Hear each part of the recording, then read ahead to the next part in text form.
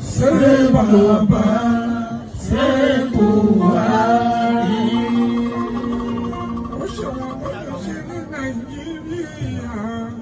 Say Baba, say Buhari.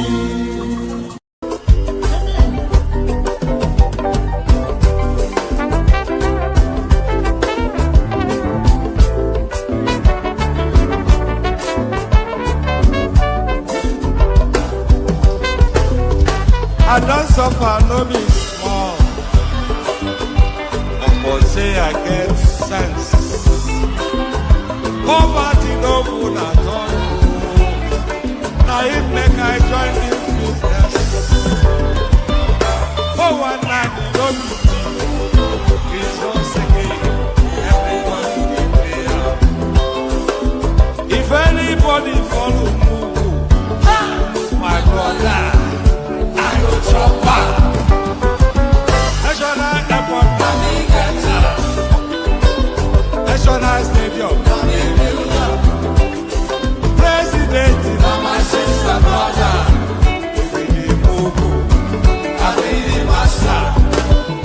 Oh, Iboma, I go chop your dollar, I go take your money, disappear.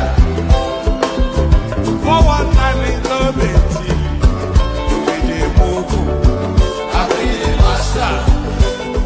The refinery, navigator, the contract, now you white. But you won't pay me some more money, they can't bring up. I pay the master.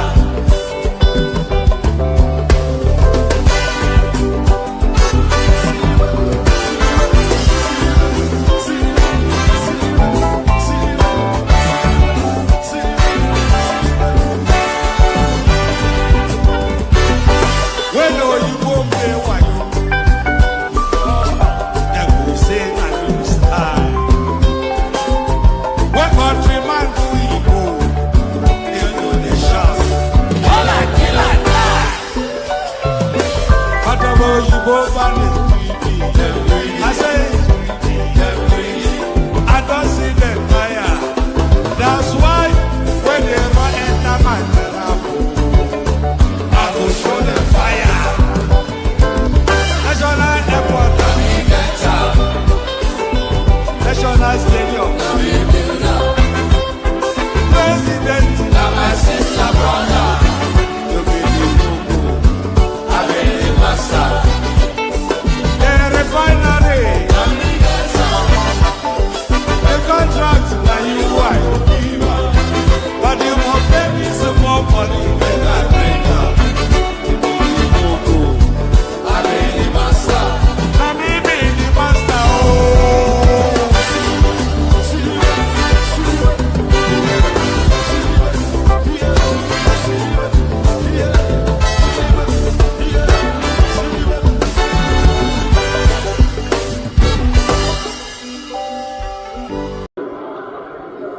Tí ò bá sí àwa èmi tí ń dúró wájú yìí tí ń lérí ogun tí ní òkè Buhari nìṣó ká máa bá lọ.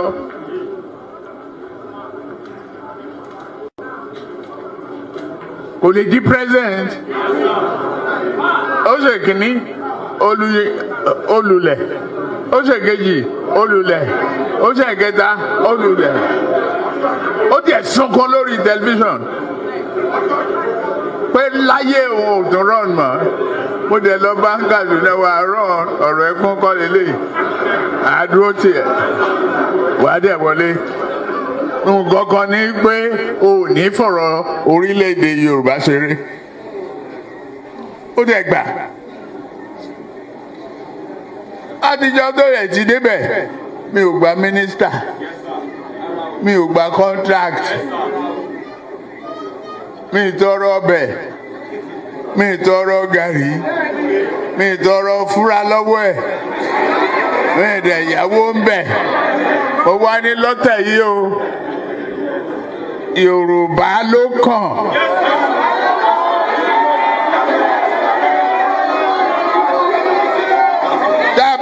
àṣà Yorùbá náà èmi ló kàn.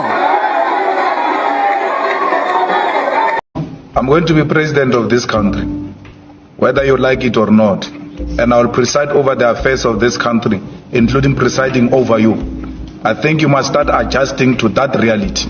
The sooner you do that, the less chest pains you'll have when that reality comes.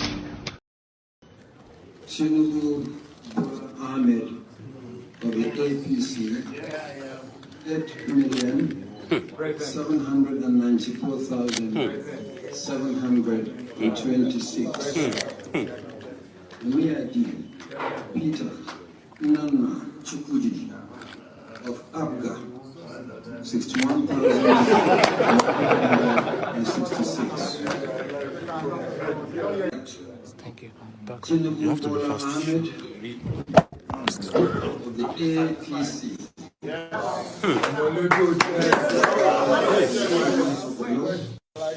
Is hereby declared the winner and is returned elected.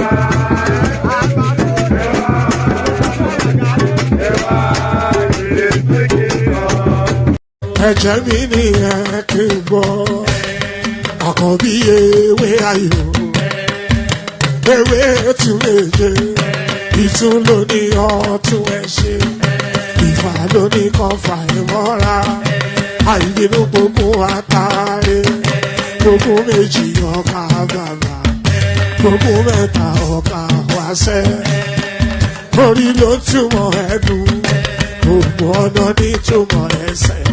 Akọni ìmọ̀ tú ìmọ̀ ọjọ́, ìmọ̀ èmi ni wọn kì í dálẹ̀. Wọ́n bá lọ mẹ́lẹ́mọ́, wọ́n á fi jó ẹlẹ́mọ́. Akọni wọ́n bá lọ gbé fèrè, wọ́n á fi jó ẹrùkù. Bọ́wọ́ wọn bá tẹ̀ mí, wọ́n á fi jó aláré. Àwọn mẹ́tẹ̀ẹ̀ta parapọ̀, wọ́n wá jọ ń pẹ́ mọ́, ẹ̀ẹ́mọ́ olóko jẹ. Wọ́n pa Akíntọ́lá, Akíntọ́lá ọmọ Ògún. Wọ́n pàdé Ìyọ̀dà, ọmọ Àtàlàbọ̀bà. Àkọ́bí wọ́n pàdé Ṣàtàdàdẹ, ọmọ ọba Ìjẹ̀bú Mèrè. Aṣíwájú odò gbólùkẹrẹ, ajagun lólòdì ọ̀run. Tó o bá ṣe pé tìyẹ, tó o bá ṣe pé tìyẹ, náà bá ń darí jọ wí. Àgbèrò ni kò ń gbọ́wọ́, ọ̀gọ́ ti ṣìgìdì máa gbé, àbẹ́tì ló máa ń gbé, àyàn ti ìlàyàn ewúrẹ́. Ọlọ́run dákun má padà lẹ́yìn ẹ̀, ó má gbàgbé ọ̀rọ̀ tẹ́. Aṣíwájú Ọlọ́run dákun má padà lẹ́yìn ẹ̀. Àkọ́bí Ọlọ́run dákun má padà lẹ́yìn ẹ̀. Ọkọ̀ olúrẹ̀mí Ọlọ́run dákun má padà lẹ́yìn ẹ̀. Òdòlé sọ bẹ́ẹ̀, gómìnà sọ bẹ́ẹ̀. There it is right there. So there it is right there. Olorun padà lẹ́yìn ẹ, may God never depart from you. I cannot think of a prayer more profound than that. So Ọlọ́run padà lẹ́yìn ẹ, Ọlọ́run padà lẹ́yìn mi, Ọlọ́run padà lẹ́yìn gbogbo wa. Amen. Àdúrà ẹ̀ pọ̀ o, àdúrà ẹ̀ pọ̀. Amen to that on behalf of myself and of course you, my friends. So amen to that on behalf of myself and you, my friends.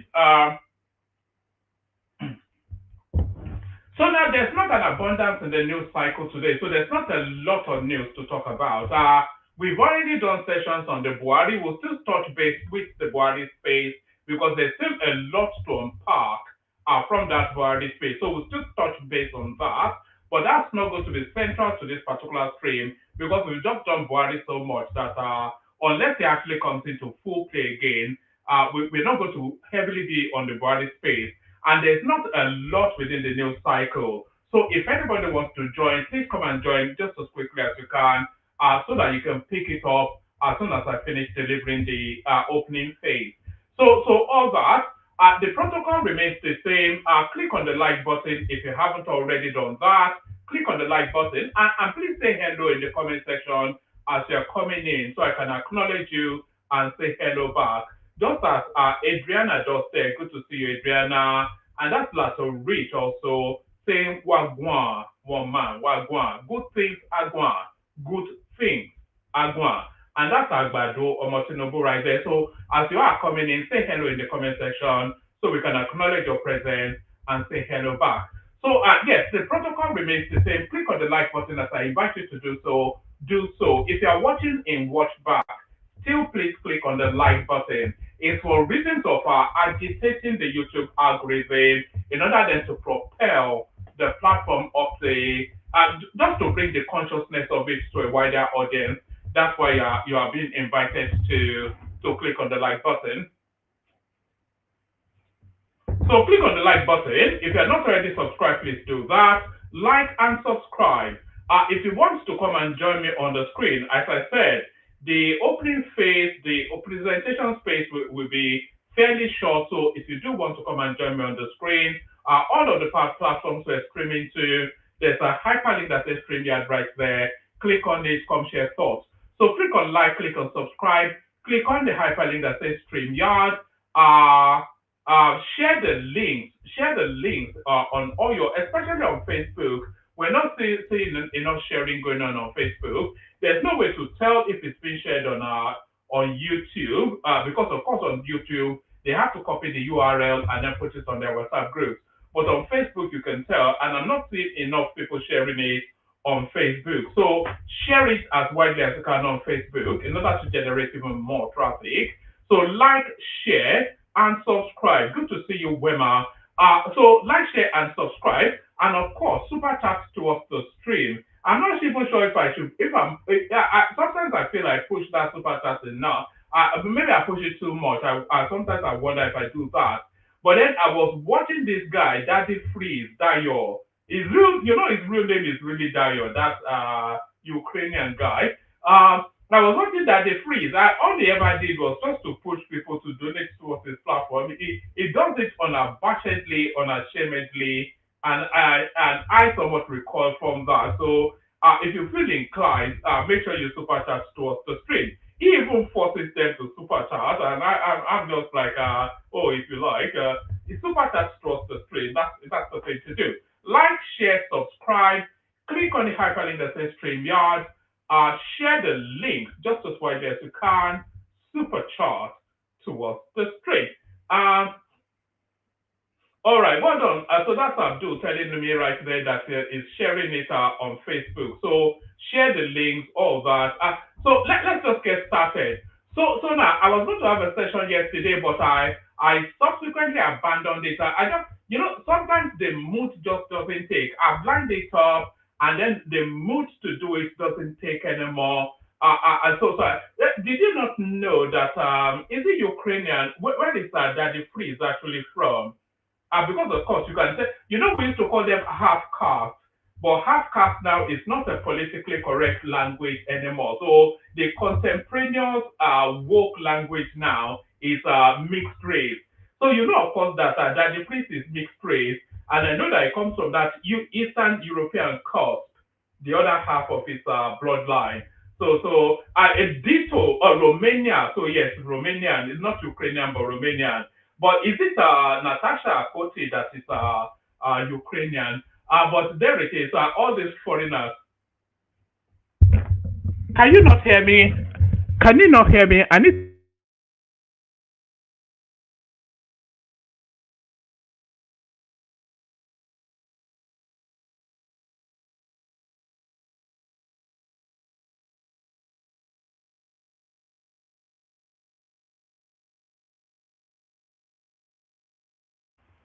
Can you hear me? Let me know if you can hear me okay. People keep telling me that I sound somewhat distant from the from. Can you hear me clearly? Yes. Apologies. I'm going to get a new mic tomorrow. Because this one has been bashed. You know, I have this set up, but then my kids come in here and they just smash up the whole thing. So anyway, I'll get a new mic tomorrow. But we have to endure with this one. But let's just get started. I was just talking about all the foreigners now that have taken over the Nigerian space. And one of those foreigners there, Natasha Akoti, Akpabio appeals court order recalling suspended Natasha. So yes, there has been a court judgment reinstating her that she should resume her position in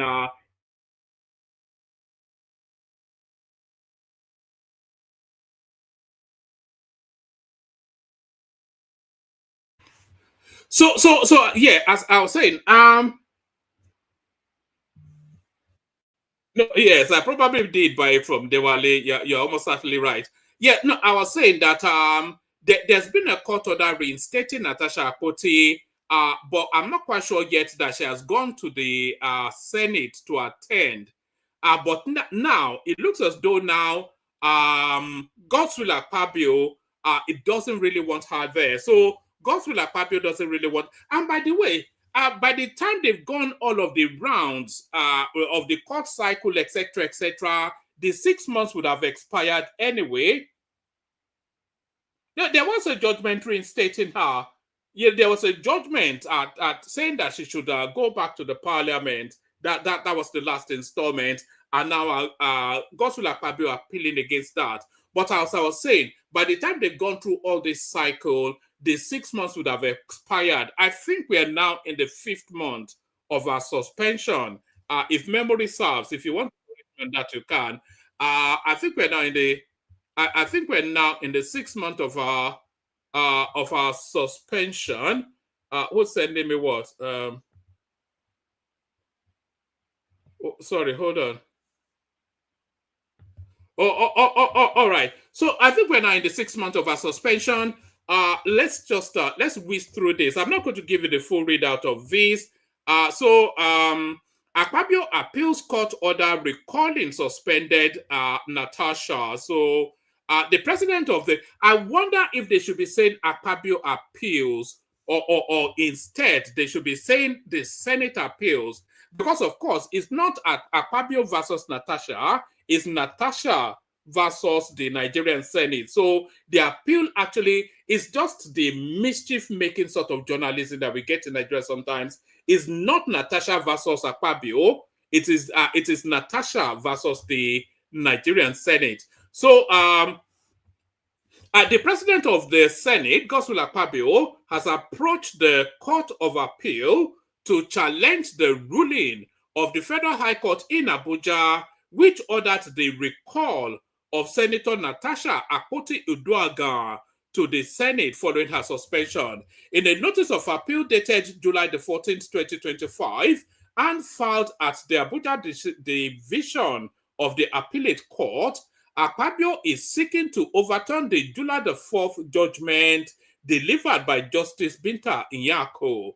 The High Court had described Akpoti-Uduaghan's 6-month suspension as excessive and without legal justification. The appeal, marked XYZ, arises from suit number, whatever that number is, which was instituted by Senator Akpoti-Uduaghan to challenge her suspension from the Red Chambers. Akpabio's legal team is contesting the High Court's jurisdiction. insisting that the matter concerns internal affairs of the National Assembly and falls outside of the judicial purview as provided under Section 251 of the 1999 Constitution. So the argument being presented by the I'm not going to be saying that the argument being presented by Natasha, because the argument is not being presented by Natasha, it's being presented by the Nigerian Senate. So the argument being presented by the Nigerian Senate,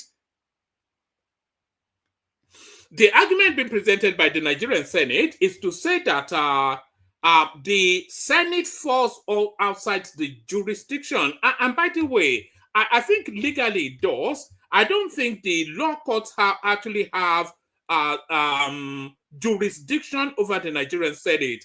And that is what's been presented by the Senate argument right there, that the law court, the chambers, the red chambers, the Nigerian Senate, it falls outside of the purview of the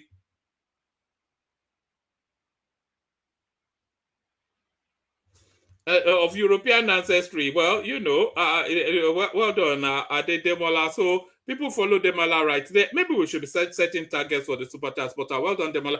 But the Nigerian Senate falls outside of the purview of the Nigerian judiciary. That's why that's why you are able to say anything within the red chambers that has no recourse in law. And I think that that actually applies in all parliaments globally, that you have immunity within the red chambers, and the red chambers are the Nigerian Senate, that is, actually falls outside of the purview of the Nigerian judiciary, unless a lawyer wants to come in and correct me or challenge me on that. That's the broad understanding, and that is what's been put forward then by the Nigerian Senate legal position, not an Akpabio legal position. It says Akpabio's legal team. Why will Akpabio be personally investing in a matter between states and a lawmaker? So it's not Akpabio's legal team, but the legal team of the Nigerian Senate. Is just the mischief making of the sort of journalism that we get in Nigeria. Akpabio's legal team is contesting the High Court's jurisdiction, insisting that the matter concerns the internal affairs of the National Assembly and falls outside the judicial purview as provided under Section 251 of the 1999 Constitution. In the 11th ground appeal, Akpabio faulted the lower court for dismissing his preliminary objection and for issuing orders affecting parliamentary procedures protected by law. He argued that the issues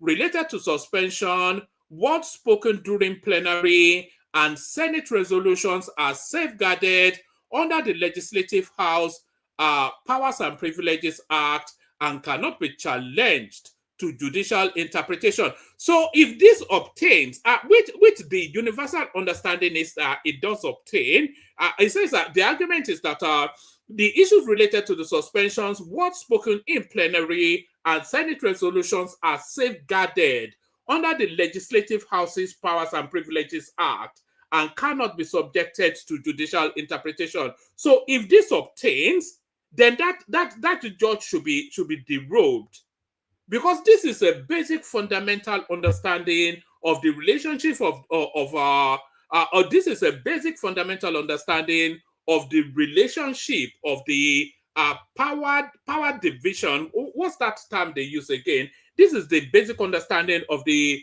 power divisions within a democratic structure, the power independence. So the judiciary independent from the legislature, the legislature independent from the executive, etc. So those are the autonomies that grants the balance of power.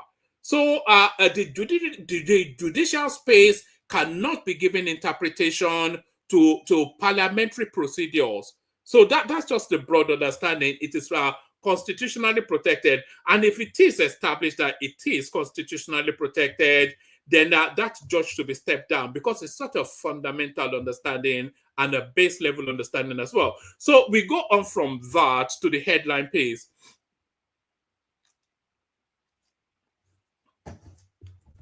So if you hear me pause, I'm only pausing to have a sip of water. And by the way, let me send the link again.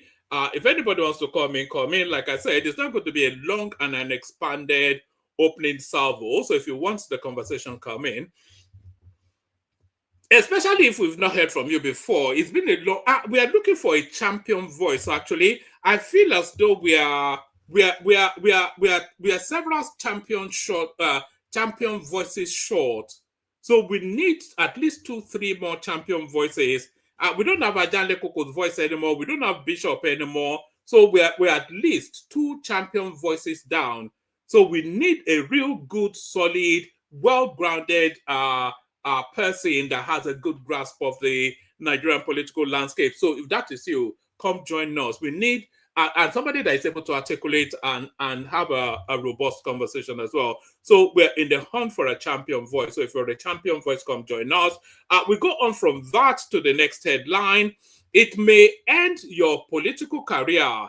ADC sends strong warning to Peter Obi over reports of dumping a coalition. So there it is right there. Peter Obi, there's almost yes, I do recall Kulata. Kulata is Kulata will be back, but it's not happy with us still fully yet. But Kulata will be back, so I'm not going to count Kulata amongst the missing. Kulata fans already in the comment section right there. So now, yes, there's every possibility that Peter Obi will not be on the ballot in 2027. Do you understand? For all of the hewing and crying that we have been hearing since 2023 February till date, there is all of the possibility that Peter Obi would not be on the ballot come 2027. In fact, if Peter Obi is on the ballot, I will be surprised. He's been going around telling us he'll be contesting, but we'll see. It may end your political career. ADC sends strong warning. I'll explain why I said that in a moment, but let's go through this article first. It may end your political career. ADC sends strong warning to Peter Obi over reports of dumping coalition. The opposition coalition has warned former Labour Party presidential candidate Peter Obi against leaving the African Democratic Congress (ADC) ahead of the 2027 election. So I'm not even sure that Peter Obi is a member of the ADC. Never mind leaving it, because he has not formally declared that he's a member of that party. He said it's in a broad coalition with them, which is to say that he's not fully invested in it yet. So I'm not quite sure. The opposition coalition has warned former Labour Party presidential candidate Peter Obi against leaving the African Democratic Congress (ADC) ahead of the 2027 elections. The coalition warned that leaving the ADC might mark the end of Obi's political trajectory. Correspondents report that the warning comes on the heels of the revelation on Monday by the Director General of the Obedient Movement, Yanusa Tanko, that Peter Obi will contest the 2027 presidential election with or without the coalition ticket of the ADC. He also urged the ADC coalition to zone its presidential ticket to the south rather than to the north. So there is no zoning taking place within the ADC. They are running an open ballot, which is to say, come as you are and contend to your strength. So that is what the Atiku has been going around telling us that he's going to be president, or is even already describing his administration to the people that are willing to listen. Is even described his administration to people that are willing to listen. So Atiku will be on that ballot. So forget about zoning. There'll be no zoning taking place in the ADC. They will contest the primary. Of course, you heard even Peter Obi's right-hand man on Rice TV just the other day. I'm talking about Dati Baba Ahmed. He was telling us then that Atiku runs a coalition, Atiku runs a primary, Atiku wins that primary with all of the dollars flying around. So Peter Obi cannot compete to the level of Atiku Abubakar. That was why he ran away from the PDP. And this is the deja vu of it again in the ADC. So the ADC are going to run an open primary. Peter Obi is welcome to contest for that ticket. But the moment he loses, that ends his political career. And if he pulls out of the ADC coalition, or if he pulls out of that coalition space, then he goes back to the Labour Party. The Labour Party already are opening the exit door for him. So there's all of the possibility that Obi will be partyless, unless he wants to go and deputize to Atiku Abubakar in the ADC. And even that is not guaranteed, because Rotimi Amechi also wants the ADC ticket, and the fallback of that is to get the ADC vice presidential slot. So there are no guarantees for him, even for the vice presidential slot in the ADC. There's all of the possibility that Obi will not be on the ballot unless he goes back to Labour Party and kneels down in front of Julius Abure, because that guy wants him out of that party. The guy just wants, he doesn't even want the noise anymore. He knows Obi is not going to win the election, and he can't not really handle the noise of, I'm talking about Julius Abure. The guy wants to be out of Labour Party. He knows Obi won't win, and he cannot tolerate the noise of the obedient movement anymore. He just wants peace, and he wants them out of his party. We've seen none of the body movement. We even saw Julius Abure fraternizing with Yemsen Wike just the other day. So Labour Party want him out, and the ADC are not going to give him a ticket. So where does he go? Maybe he'll go to SDP and go and slug it out with Prince Adebayo and what's it called? That short little guy from Kaduna State. Maybe that's what. But Peter Obi might not be on the ballot. There's all of the possibility that would happen. Peter Obi has been played in a game that is bigger than him. That's just what's happened. Peter Obi has been diddled in a game that is bigger than him. Let me just go through it one more time. This time at speed. The opposition coalition has won former Labour Party presidential candidate Peter Obi against leaving the African Democratic Congress ADC ahead of the 2027 elections. The coalition warned that leaving the ADC might mark the end of Obi's political trajectory. Correspondents report that the warning comes on the heels of the revelation on Monday by the Director General of the Obedient Movement, Yamis Atanko, that Peter Obi will contest the 2027 presidential election with or without the coalition ticket of the ADC. He also urged the ADC coalition to zone its presidential ticket to the south rather than to the north. However, in a swift response, Comrade Abayomi Bello of the so they already have all of these structures in place, of the ADC Youth Vanguard, stated that if Tanko's submission truly represents Obi's position, the former Anambra State governor may be looking at the end of his political trajectory if he walks away from the coalition due to losing the party's 2027 presidential ticket. Bello added in a statement on Tuesday that such action will portray Obi as another self-interested politician who is only interested in his personal ambitions and not nation building. He urged that rather than dump the coalition, the Labour Party chieftain, who has a history of moving from one party to another, should rather embrace the opportunity to mentor new leaders and build long-term political structures. Obi is not interested in nurturing anybody because nobody came out as his protege in the 8 years that he was governor of Anambra State. We all know Atiku's proteges. Atiku's proteges, especially people like Dino Melaye, good or bad, you have that association. We all know Tinubu's proteges. Tinubu's proteges, we all know the list, the former vice president, all of the ex-governors of Lagos State, etc., etc. So Peter Obi has no interest in nurturing anybody. It's just, if it doesn't serve his interest, he just walks away. We've seen that from his political bed hopping from one party to another.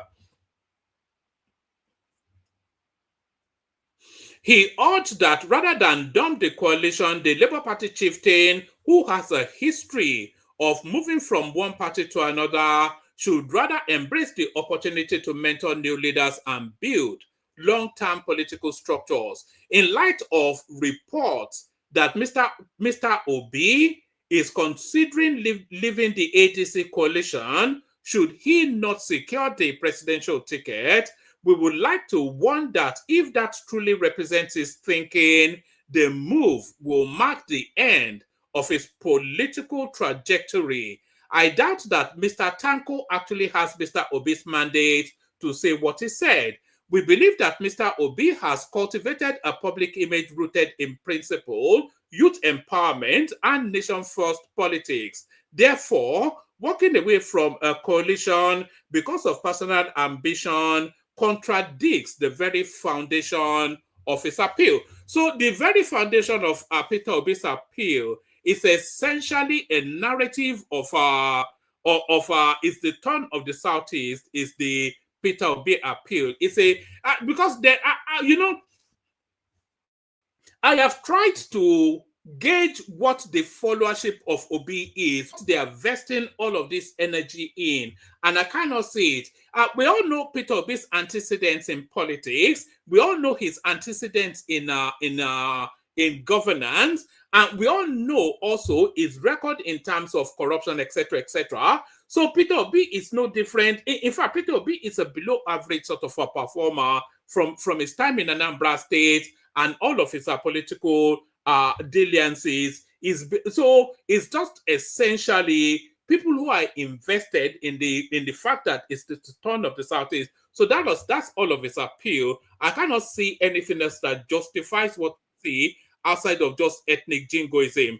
In light of reports that Mr. Obi is considering leaving the ADC coalition should he not secure the presidential ticket, we would like to warn that if this truly represents his thinking, the move will mark the end of his political trajectory. We doubt that Mr. Tanko actually has Mr. Obi's mandate to say what he said. We believe that Mr. Obi has cultivated a public image rooted in principle, youth empowerment, and nation-first politics. Therefore, walking away from a coalition because of personal ambition contradicts the very foundation of his appeal. With a history of multiple party change from APGA to PDP to Labour, and now potentially another exit. So it cannot exit where you have not yet entered now. So Peter Obi, although what he has described is a loose association with the coalition, and I'm not quite sure he's a registered member of the ADC. I'm not even sure any of them are registered members of the ADC, because of course, for all that we understand, Atiku is still a member of the PDP. He has not formally written to the PDP to say, I am leaving, and he has not formally been registered as a member of the ADC. So he's just straddling some middle of nowhere space in the politics. Ditto Obi as well. So he cannot leave where he has not entered now, can he? With the history of multiple party changes from APGA to PDP to Labour, and now potentially another exit, Nigerians may begin to see Mr. Obi not as a visionary reformer, but yet another self-interest politician.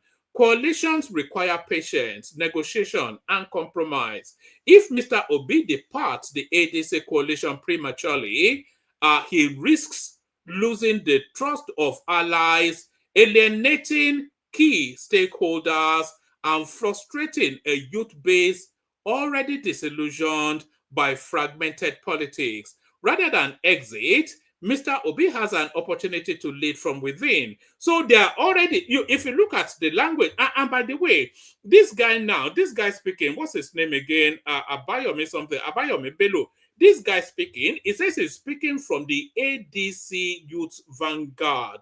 So that is then a cross-party, non-aligned to any candidate sort of, that is what that body should represent.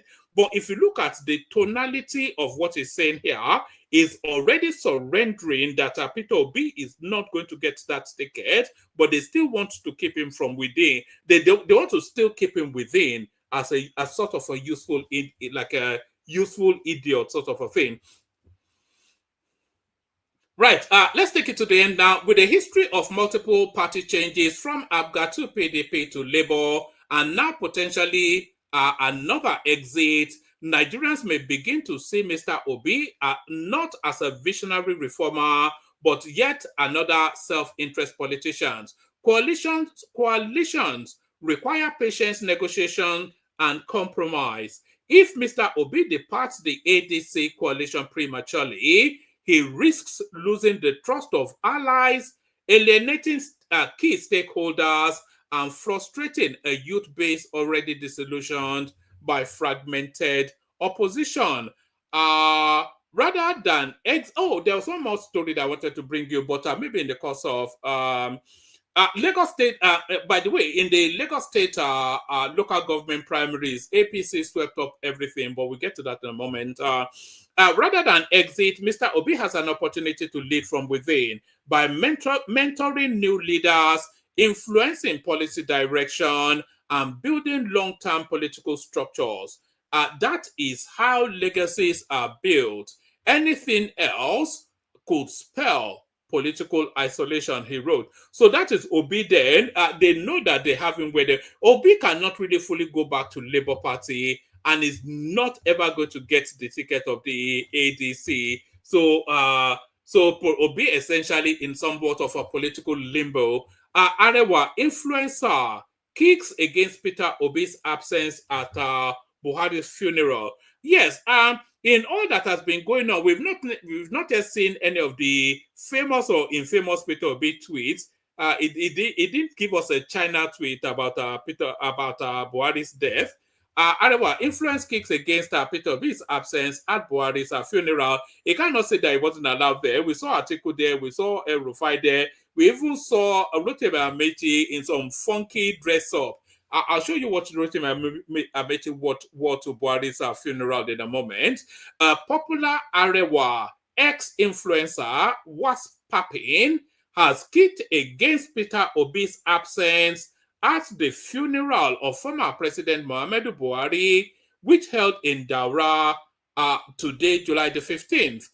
In his post, the ex-user stated he would wait to see how Obi will win an election without the vote of Northern people. His post should suggest that Obi should have attended the funeral so as to win their support towards the 2027 general elections. Peter Obi did not attend President Muhammadu Buhari's burial. This is the same man who expects Northerners to hand over Nigeria to him. Let's see how his plans to become president. Let's see how he plans to become president without our vote. So that's Was Papin, a character known as Saki on Twitter. So there he is right there, Was Papin. So that's Was Papin right there. So from Was Papin, let's go on to this one. I'll only just give you a few paragraphs on this. It's just an embellishment of what we just previously read. So it's still the way they are trying to maneuver Obi and corner him. They've already cornered him anyway. So the next move that Obi makes is going to make him look silly. If he says he's abandoning this coalition and is sticking with Labour Party, it will look silly. If he goes into the coalition, it will look even sillier. So they've just cornered him now. He's been politically outmaneuvered by brains superior to him. People more wily, people more adept, people more fox-like. So this is not. I was speaking to a madman, and the madman, forget all that. These are sharp operators that you're dealing with now. 2027, I'll support Peter Obi's presidential bid again if he gets the ADC ticket. This is a lawmaker, so he's never going to get the ADC ticket. I don't even think.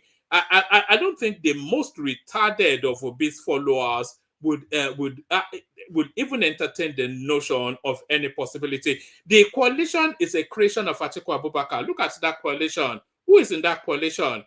We saw Atiku going to Osun State to go and romance Aregbesola, who is now the secretary to that party. We know David Mark is an Atiku man. El Rufai is an Atiku man. The coalition is an Atiku coalition. Atiku has a long-standing, decades-old aspiration to be the Nigerian president. The last opportunity for him is this one coming up now. So there's nobody getting that ADC ticket apart from Atiku. Even the biggest fool on this planet knows that. So they know that Obi is not going to get that ticket, but they'll pull him in, primary him at the ADC, hand the ticket to Atiku, and then invite him then to come and support the party. Otherwise, he would look disloyal and all that. They've cornered him. He's been outmaneuvered by brains bigger than him. As 2027 general elections draw near, a member representing Okwe, something of the Sapele constituency, Honorable Benedict, something of the Labour Party, has vowed to mobilize support and openly campaign for the presidential bid of Peter Obi if he secures the coalition ADC presidential tickets to contest. The lawmaker, who made this known during a media parley yesterday at the party secretariat somewhere in Delta State, said he believes and shares in the vision and mission of Peter Obi for a better Nigeria, while stating that many Nigerians may not have known the brilliant ideas of the two-time Anambra State governor to better the lot of Nigerians. The lawmaker, if Nigerians don't still know the plans of Obi has already run an electoral cycle. In fact, Obi has run this is his second electoral cycle. The 2027 will be his third. The first one was running as deputy for Atiku, which he campaigned vigorously, aggressively under. The other one was running under his own steam, which he campaigned even more forcefully, and he's been campaigning since. So if Nigerians still don't know what brilliant ideas Peter Obi has, then they never will. While stating that many Nigerians may not have known the brilliant ideas the two-time Anambra governor possessed to better the lots of Nigerians, the lawmaker noted that he has absolute confidence in both the administrative competence and visionary leadership. Obi has not been able to articulate the most that Obi will ever say. He'll say, I will do it in an organized manner, which is not a vision, and which that hardly inspires confidence. They say, what is your plan for Nigeria? I will do it in an organized manner. It has no meaning. While stating that many Nigerians may not have known the brilliant ideas the two-time Anambra governor possessed to better the lot of Nigerians, the lawmaker noted that he has absolute confidence in both the administrative competence and visionary leadership Mr. Obi have to offer in moving the nation forward. So that's the lawmaker then telling us that if Obi gets the ADC tickets, that he will back him, which is to tell you then that he has no intentions of backing Obi. So let me send the link again. Actually, the room needs populating. If you want the conversation, you have to come on. If you want the conversation, you have to come on, because we're getting to the end of the read. In fact, this is the last one of the. There's just two more headlines to flash up for you. So let me show you this one now. So when I saw this one, it was news to me, but and it surprised me somewhat as well. It says Nigeria has the second largest road network in Africa and the 28th largest in the world. So in terms of the way the country, and they keep talking about infrastructure, they're not talking about the quality, but they're talking about the existence of that. Nigeria has the second largest road network in Africa. I wonder who truly has the largest. Does it go on to tell us? It doesn't go on to tell us, but it says, yes, it says South Africa has the largest road network in Africa and the 11th largest in the world. So So I did suspect that it will be South Africa. So I say that this aerial view shows the Umaru Musa Yar'Adua Expressway, also known as Airport Road in Abuja, Nigeria. It is a major 10-lane highway leading to the Nnamdi Azikiwe International Airport.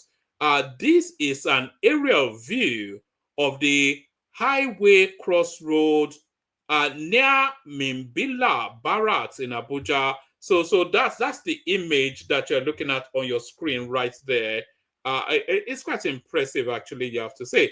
But if only they keep the quality. But I think they are building better quality stuff in Abuja. So from that to this, Aliko Dangote, Africa's richest man, has submitted paperwork to build Nigeria's largest seaport in Olokola in Ogun State. So, Nigeria should never break up, because if Nigeria ever does break up, the biggest loser will be Atiku, all of his assets in the south. So all of his assets in the south.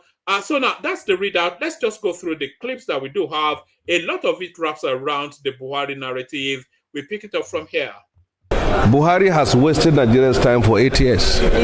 He has employed people, he has appointed people who failed, and he kept on extending their period in office. That's very wrong. He has accused all governments of corruption and pilferings. All the ills of Nigeria, he accused all the previous government. Here, his government has proven one of the worst in the history of Nigeria. So, to our leaders, Nigeria can be a united nation. Nigeria can be a prosperous nation if you lead with the fear of God and with a determination and commitment to fulfill your pledges. So there it is. I'm not quite sure how they are able to rebrand this Buhari, as though we did not all live through the experience. The rebranding of Buhari is only superseded by the rebranding of Peter Obi, as though people don't actually know who these people are. And they're telling you, are looking at a black screen, and somebody is telling you are looking at a white screen, and they all gather and tell you it's white. And then you are doubting your own eyes. So Buhari was a demon. Some people said I should write a book. I don't think I will ever write a book. Mainly, I don't want to hurt anybody. Hurting in the sense that there are certain people that I cannot resist abusing.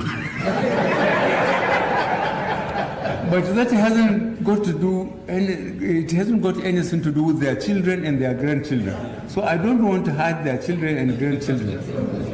So for the sake of their children and grandchildren, I have left them. So there it is right there. If there was ever anything that was missing, I would have loved to have seen Buhari's memoirs, just really to document his take on the Nigerian Biafran war, how he was outmaneuvered by Babangida in that coup, why he did the coup against Shagari, his tenure as the chairman of the Petroleum Trust Fund under Abacha, is coming back, is 3 cycles of elections, those experiences, his victory in 2015, and then his tenure there's a lot that Buhari could have and would have loved to have, because everybody writes their own perspective on it, but it would have been good to have heard it from the horse's mouth. But then that goes with him. So that goes with him. Still on the Buhari funeral thing, here is a Remi Tinubu patronizing the short little former ex-vice president Yemi Osinbajo. Excellency, akọ̀rọ̀ ni a kó ara fẹ́ra lọ́nà méjì. Lọ́nà méjì gbogbo àdúgbò sọ́dọ̀.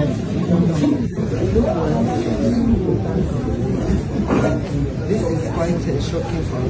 Very sad.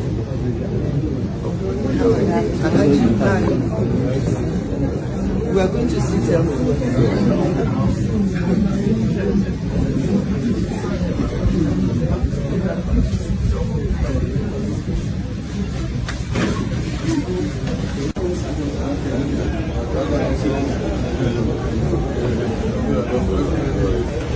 Excellency, sir. Thank you. So that was Remi Tinubu right there. Ekwa Faraku.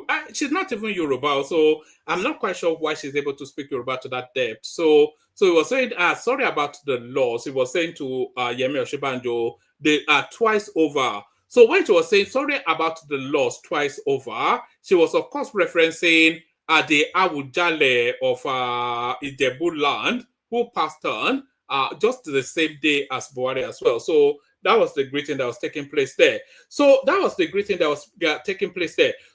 the next clip now is the final goodbye, both from Tinubu and by extension, because he's the embodiment of the Nigerian state. This is the final goodbye of Nigeria to Malam Buhari. But Tinubu is a very humble man. They talk about Peter Obi being humble. Tinubu is a very humble man, and he has this tendency. I don't know, maybe it's because he's somewhat a bit insecure. He has this tendency of always bowing to everybody. We've seen him actually in a meeting when he ran into Remi Oshibanjo long after the primaries, when he was president. This was sometime earlier this year. He actually bowed his head for Yemi Oshibanjo. We've seen him bow his head to people like that. It's an embodiment of the Nigerian state. And when he bows, the Nigerian state is bowing too. So this is the final goodbye that Tinubu said to the Mala from Daura.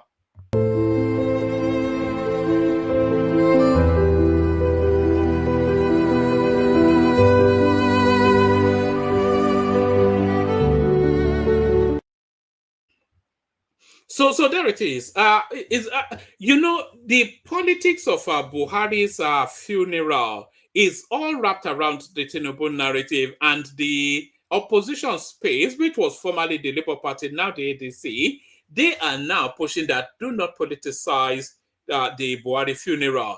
I'm not quite sure that we've had yet a more stately funeral than we've had for Buhari. It was the most stately of funerals that we've had, maybe ever. Somebody was saying the only comparison would have been the Abiola funeral, but it's one of the most stately funerals we've ever had.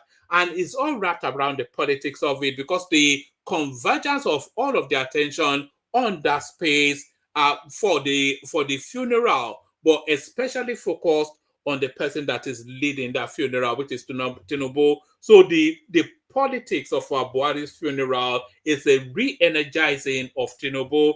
We saw Yusuf Buhari there. We saw the whole clan gathered. We saw Tinubu sitting in supervision of all of it. And as a final mark of the politics of it, he bows to the... we even saw him when Buhari's body was being delivered at the Daura airport. Tinubu was adjusting the Nigerian flag around the coffin. And if you go on Twitter now, you'll say, oh, thank you, all coming out of the north. So the politics of Buhari's funeral is a victory for Tinubu, I would suggest. But still within that Buhari space. So Buhari, of course, he did not get any of his treatments from Nigeria. And his spokesperson then telling us then that if he did get his treatment from Nigeria, he'll be long dead. Watch this. Like I said, he always had his medicals in London, even when he was not in office. So it was not about the time he was president alone. He had always had it in London. And then you have to be alive first to get certain things changed or corrected in your country. If he had said, I'll do my medicals in Nigeria just as a show-off or something, he could have long been dead, because there may not be the expertise needed in the country. But he needed to be alive to be able to lead the country to a point where we will have that expertise. So those who glibly talk of going abroad, they don't know that a man needs to be alive first before he can effect a change.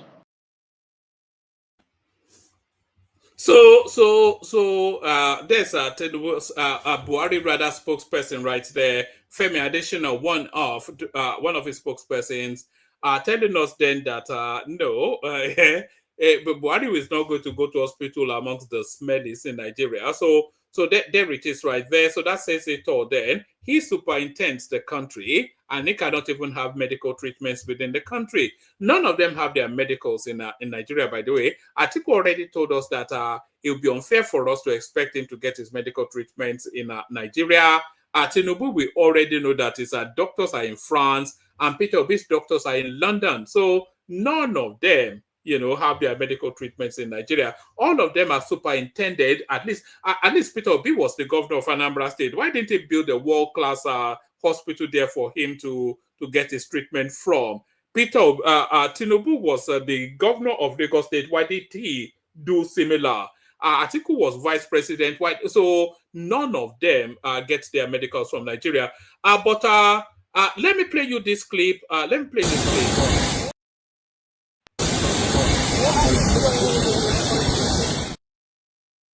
All right, so that's what I was referencing earlier on. So that's Tinubu adjusting the Nigerian colors. So these are the images they are going to be putting out, by the way. So that's why I'm saying that this Buhari funeral, certainly a victory for Tinubu. Here is Tinubu adjusting the Nigerian colors around the Buhari coffin.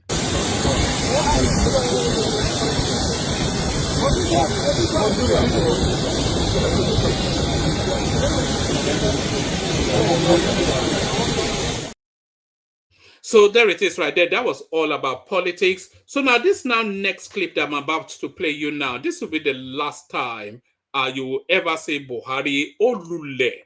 Olule. Inna lillahi wa inna ilayhi raji'un. Inna lillahi wa inna ilayhi raji'un. Inna lillahi wa inna ilayhi raji'un. Inna lillahi wa inna ilayhi raji'un. Inna lillahi wa inna ilayhi raji'un. Inna lillahi wa inna ilayhi raji'un. Inna lillahi wa inna ilayhi.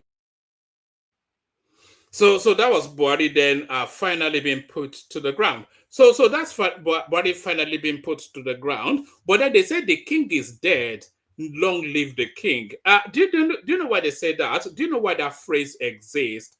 They say the king is dead, long lives the king, which is a metaphor to say that there should never and there would never will be a vacuum in power.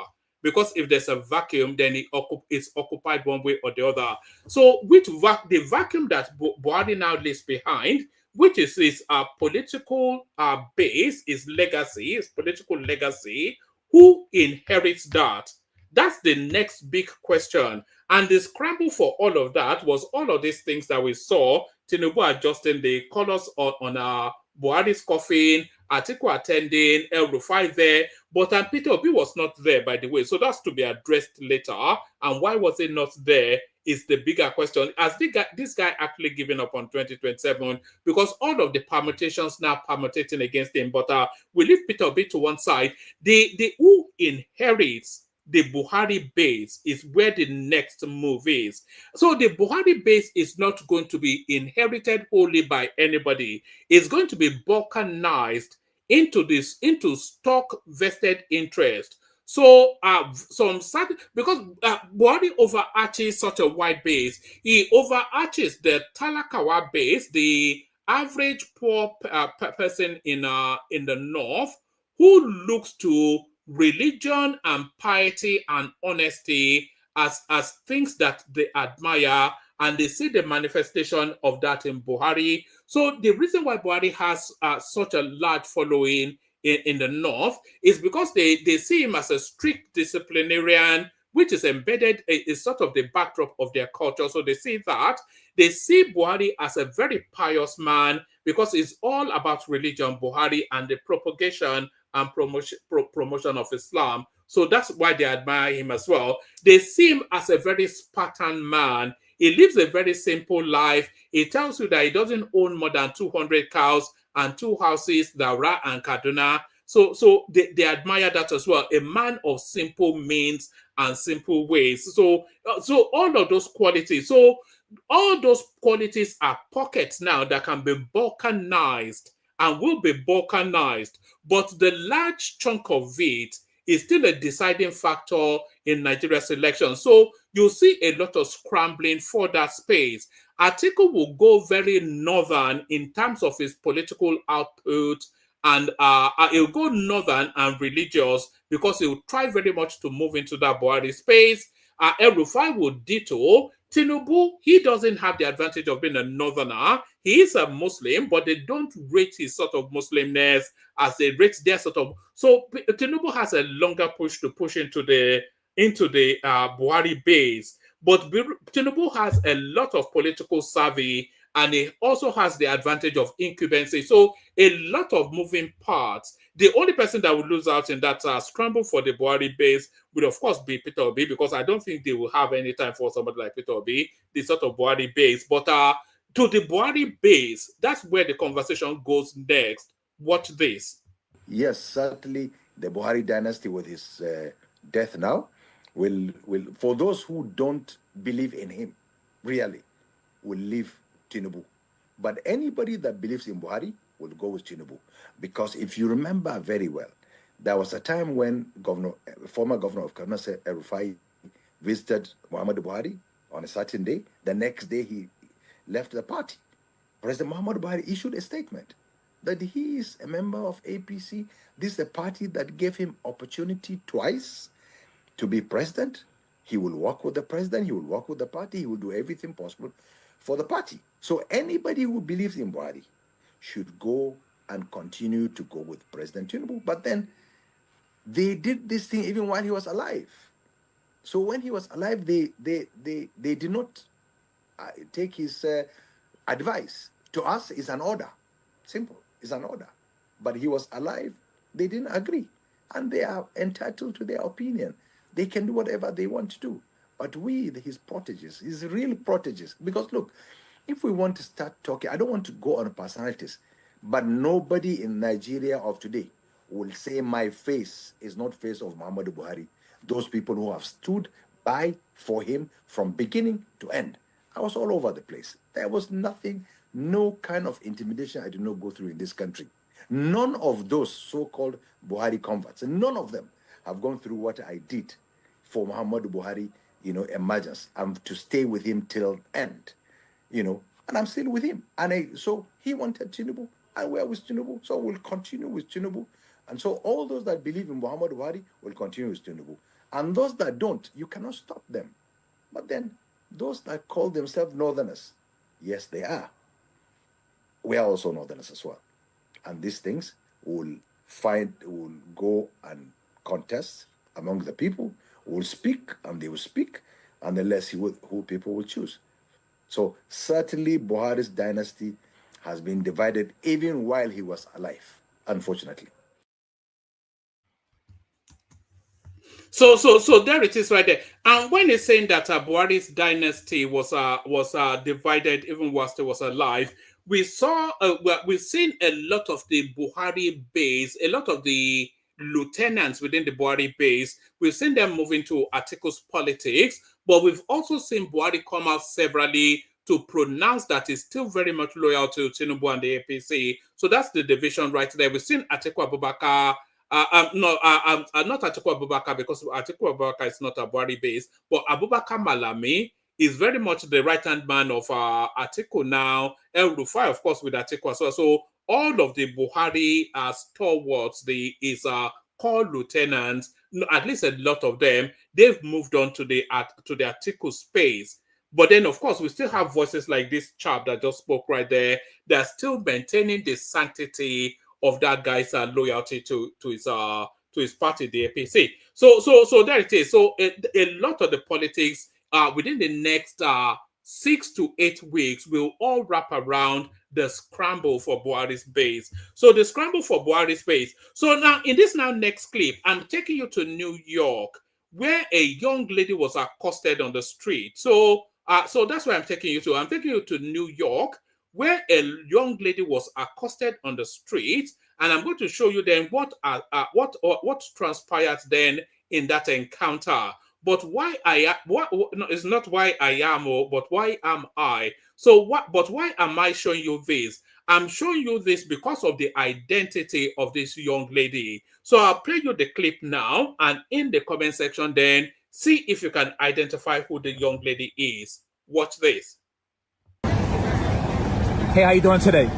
I'm well, how are you? I'm fine. What's your name and where you from? I'm Oyinda. I'm Nigerian, but I grew up in London. London's in the house. Stop playing with her. Let's get it. Niger girl. Yeah. Okay. You see the fit. Describe it today. I don't know, I was a bit moody, but I know we're celebrating menswear tonight, so I wanted to be decked out in oversized looks.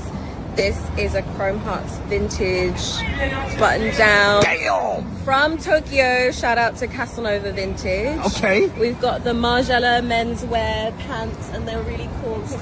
Stop playing with her. Let's go. I got these shorts too, by the way. You feel me? They're so great. So you great. can tie it anywhere and button it, so it's really love nice. Love it. Love it. And then I've got the Andrew Munamista boots. Damn. Very cozy, and my little Margiela bag. Stop like a playing with her. Okay. And then the rings. Yours truly, streetwear. So, oh, cool. Yeah. Okay. Oh, and Pancanessa earring.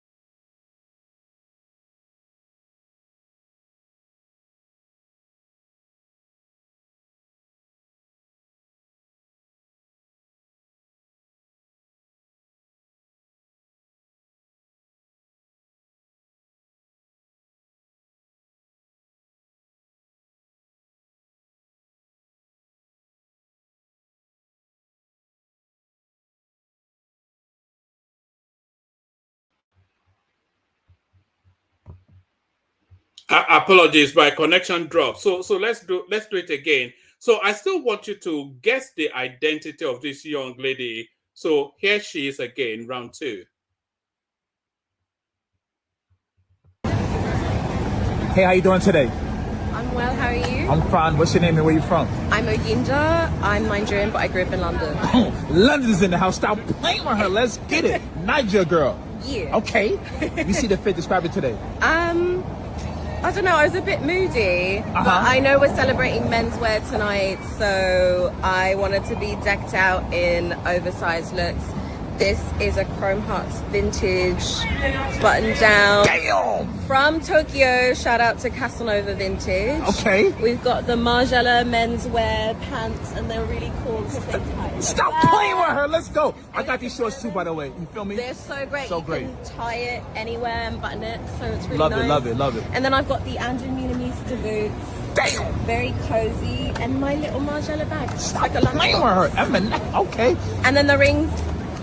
Yours truly, streetwear. So, cool. Yeah. Okay. Oh, and Pancanessa earring. You see the shades? Oh, these? Don't worry about it. Okay. So, yeah. If you gave anybody a styling tip, what would it be? Be cozy. I get overwhelmed in a room, especially when it's packed, and if I'm comfortable, then the look speaks for itself. Okay, we love that. What's your favorite song at the moment? Ooh, you know what? I've been blasting Infinity Club 2, Bambi's record, so shout out to her. Okay. Fire. What's your favorite meal? Oh, something donabe. Okay. That's really hard to say. There's a really lovely recipe that I am obsessed with. It's like buttered scallop daikon rice with a little bit of scallions on top. Okay, we love that. What's your zodiac sign? Ooh, I'm a cusp baby. Oh. Libra Scorpio. Okay, big Scorpio. You see her. Thank you so much for your time. Appreciate you. Thank you very much. All right. Do you know the name of that young lady? Her name is Oyinda. Do you know who she is? That is the daughter of your president. So that's Tinubu's daughter right there, spending your dollars on some garish, gothic-looking sort of clothing. Still, as a final pattern from Buhari, Here is one of his pronouncements right there, a very controversial man. So this is Buhari on an outing on Al Jazeera TV. This is what he had to say about the Southeast. Let's also look at another problem that seems to be emerging under your presidency. You've only been in power 9 months, but this problem in the southeast of the country, we're seeing the Indigenous Peoples Organisation of Biafra, IPOB. They are protesting peacefully for the most part on a regular basis. And there has been video, I could show you some video that's been posted of a very... No, thank you. These are the images the president didn't want to see. They're on the internet and we can't verify exactly what they show, but it appears as though security forces were shooting at unarmed protesters in the southeastern state of Abia. This is footage I can't personally verify, but it looks as though the security forces have gone in very heavy-handedly shooting, and there were reported to be 7 deaths. I'm wondering, how are you planning to deal with this issue of Biafra? You, of course, have first-hand experience. After a 30-month civil war, at least 2 million Nigerians were killed. And for somebody to wake up, maybe he wasn't born when there was just fighting in Biafra and said he wants Biafra again. We have multi-party democratic system now. Let them organize themselves and vote for to have a state within a state. But to try and interfere with movement of troops, with economy, looking for Biafra, after losing 2 million people, I think they are joking with Nigerian security, and Nigeria will not tolerate it. Why don't you invite them for talks? Why should we invite them? For the most part, they appear to be young people, as you say, with no recollection they didn't know what of what the war, happened. the 1967-70 war. But these are disaffected young men for the most part, but young women as well, who are protesting, it would appear, against their reduced economic opportunities. Government allocations to state governments in that region have been reduced by something like 50%. These people want How much jobs. was oil costing? For the last 16 years, it was costing from over $140 per barrel, now to sometimes under 30. So the system of allocation has to correspondingly be reduced. So why shouldn't it affect them if it's affecting the whole of Nigeria? From where do we get the money to give them? Okay, Mr. President, I think that our time is up, and I need to thank you very much indeed for taking the time to speak. So there it is right there. With all of the many regrets that Buhari would have had as it leaves this world for another one, for all of the regrets that Buhari would have had, probably one of the regrets was that he did not just have Nnamdi Kanu shot in Kenya rather than having renditioned. I think he probably regrets that. So there it is. And the other thing, Buhari in his pomp, when he was of full health, he actually speaks better than Tinubu. He has in fact, maybe only Atiku speaks better than him in the field. You know, he speaks.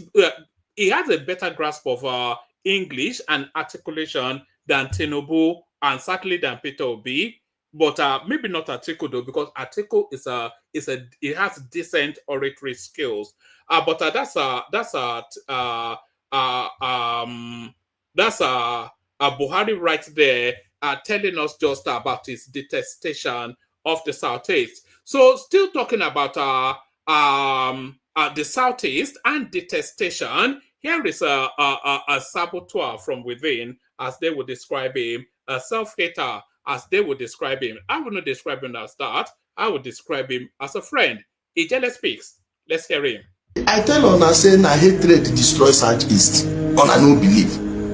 The hate where they don't put for their heart against other people, then they will tell you, oh, those people will say they come. They come, oh, they don't buy person for inside bush for Ulio. Now they buy them.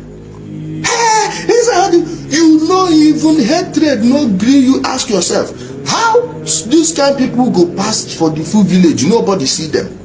Only this ESN they see them.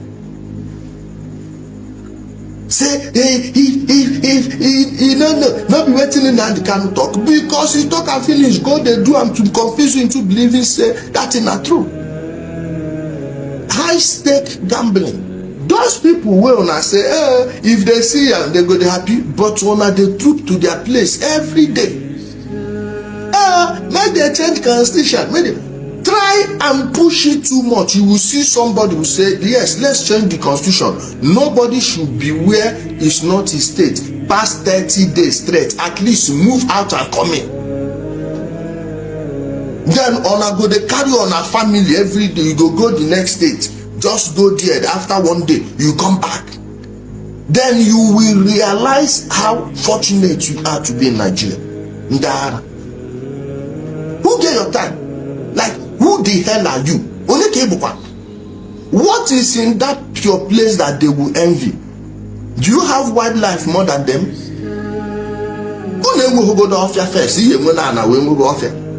You don't have wildlife more than them. All the buildings so that they build, where them fit go do logging for the southeast now, which place wood still remain? Now from their bushes so that they go they buy wood.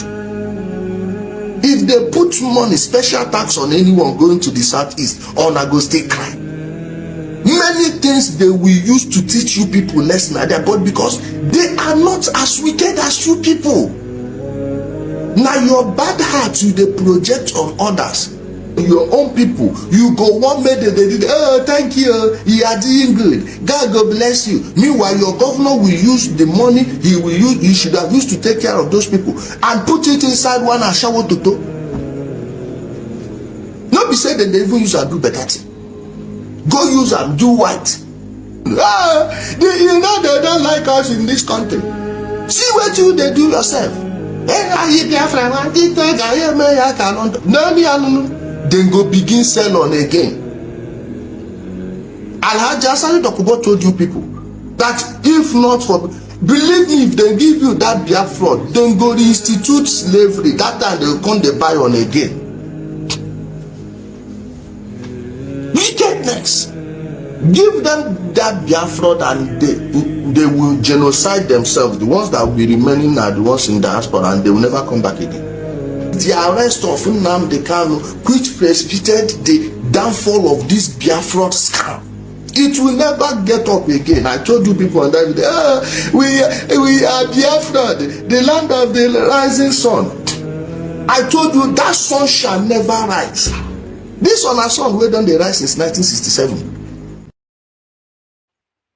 So there he is right there. That's a jealous pigs, the scourge of the Okoros and the Okonkwas. So there it is right there. A jealous pigs. So a jealous pigs, does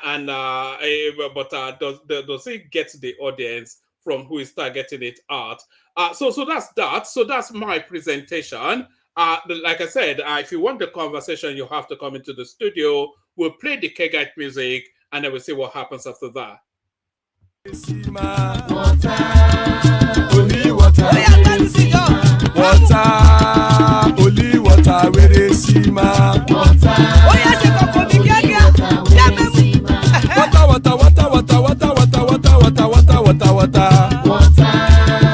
only water, where they see my Hapa oh night oh, Hapa oh night oh, Hapa you don't come oh, Hapa oh night oh. Hapa oh night oh.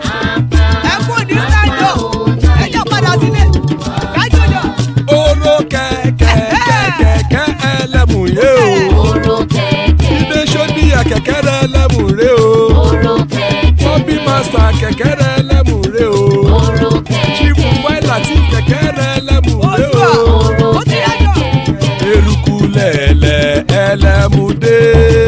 Eruku lele. Erukulele ẹgbẹ́ ẹlẹ́mu dòdò jàre o.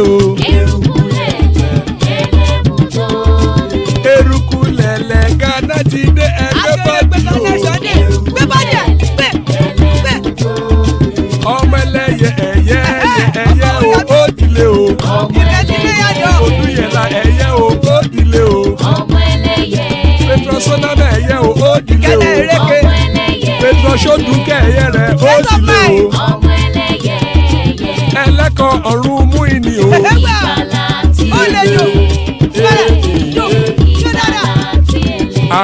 ọ̀run mẹ́kọ̀.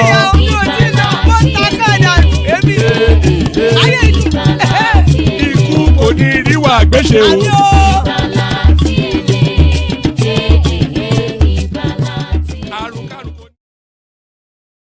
And there it is right there. Iku koniriwa agbeche, may death have nothing to do with us. So, amen to that on behalf of myself and you, my friends. Amen to that on behalf of myself and you, my friends. Joining us, Baba. Always a delight when Baba is here. That's our Tony right there to give us a psychedelic, funky perspective on things. And there is the star right there, regular on the platform as well. Still plenty of room. Anybody that wants to join. We start it off, kick it off with Baba, who we've not heard of. We've heard of him, but not heard from him in a while. Baba, good to see you. Yes, thank you very much, one man, for the privilege and the opportunity. And I salute you, co-panelists. Hope you're having a very good evening. And people of the commentariat, I see you all favorites, except our favorite women. I hope they are still on the way. They will join us shortly. I welcome your opinion and respect it. I hope you will respect mine too. And for our esteemed viewers, I formally welcome you too. I hope you remember to click the like button, which is most important. And whilst at it, don't forget to share and also subscribe if you haven't done so long ago. And for the eavesdropper who come listen, acquire knowledge, broaden their scope without acknowledging the platform, please do repent. Thank you, woman. And let me start first because I hope maybe at least I'll have 10 minutes before, and every other person will have 10 minutes because we are not so many. That will just be about 40 minutes totally. I hear every time. Tinubu has done nothing. He has wasted 2 years doing nothing. And those that try to articulate the things he has done, maybe the question meets them with some element of disgust. They don't mention maybe 1, 2, and things like that. So I will start at the risk of wasting my 10 minutes to put it out what Tinubu has done that has never been done before in the last 24 months. Tinubu has been paying salaries promptly without owing any worker. 2, the FAC allocation has been steady without stoppage to all parties. Our foreign reserve, which he make feel faked at 30-something when they left, in fact, it was encumbrance, and we had only about 4 million we can access. Today, it is back up there. The NEL fund is there. Loans to MSME, that is micro, small, and medium enterprises, are there for them to tap into. Local government autonomy and the AFTAC, that is African Development Trade, blah, blah, blah, he has reduced to a flat rate of 10% tariff just to encourage inter-African trade to conserve foreign exchange. Reduction in our PMS imports from 60,000 million liters every day to almost 0 as we speak. In fact, Dangote talked about we just consuming about 33 million liters every day. So those that have been fleecing us with about 30 million liters every day, that's not happening anymore. So you can understand why they are crying And produce export has increased. Our balance of trade is doing very, very well. Cocoa export is there, cassava, urea, and all the likes. We are making some progress, no doubt about that, except if one just doesn't want to acknowledge it. And the Zonal Development Commission, we have the Southeast now have their own, West have their own, Northeast. Every zone now have a development commission, and they are giving them startup funds. Some development commission in some states got as far as 25 billion naira as startup capital. Good. So Cocoa Board has been established. So it's like the time of yore. When you, as a farmer, just produce. Don't worry whether it will be sold internationally or not. Go to the cocoa bed, get your pods measured. I mean, your seed dry this thing measured, and collect your money. Leave the rest to the government to export. That is cocoa. More universities have been created. So that will be, I think, about the 4th generation university in Nigeria. It takes time. Universities like a local government area, it takes about 25-year cycle to mature. So don't come here to say, oh, they are nothing, they are glorified secondary school. They will mature eventually. And the CNG culture is taking root. Almost all states now are importing CNG buses. And of course, the legacy projects are there, ongoing. Even Dangote imported about 4,000 of them. CNG, so the legacy projects are going. And of course, there is a new sheriff in town in NNPCL. And of course, we know what is happening there right away. We are accountable. They are accountable now to Nigerians. And of course, for the first time, 2 months in this year alone, we met our quota, OPEC quota of 1.5 million without derivatives. 1.5 needs crude exports twice already. And then no university shut down, no ASU strike, no non-strike. 4 years is now 4 years. We should be happy about that. In the last 40 years or thereabouts, nobody has graduated 4 years. It's about averagely about 6 years for a 4 years course because of strikes. This is happening in this time, and we should be happy about that also. He has reduced our national debt from 108 to 94. Forget those adabra mathematics they are doing using Naira of yesterday to now, and then compared to Naira of today, and multiply it with a debt not denominated in dollar. That is disingenuous. Debt today is about $94 billion. Though the debt to GDP ratio is not looking good, income per capita is not looking good, but that is mainly because our economy is bigger than the ratings we have at the moment. And the Bretton Woods Institute have articulated that. And that's why we are rebasing. We are overdue. 12 years or so, there about 11, we have not rebased our economy. Everybody has rebased, even in the United States of America. So when we rebase our economy, we will know the true measure, the strength of our economy. I will not go further than that. And then the tax reform. Of course, we're all happy about the tax reforms, and that will take us somewhere.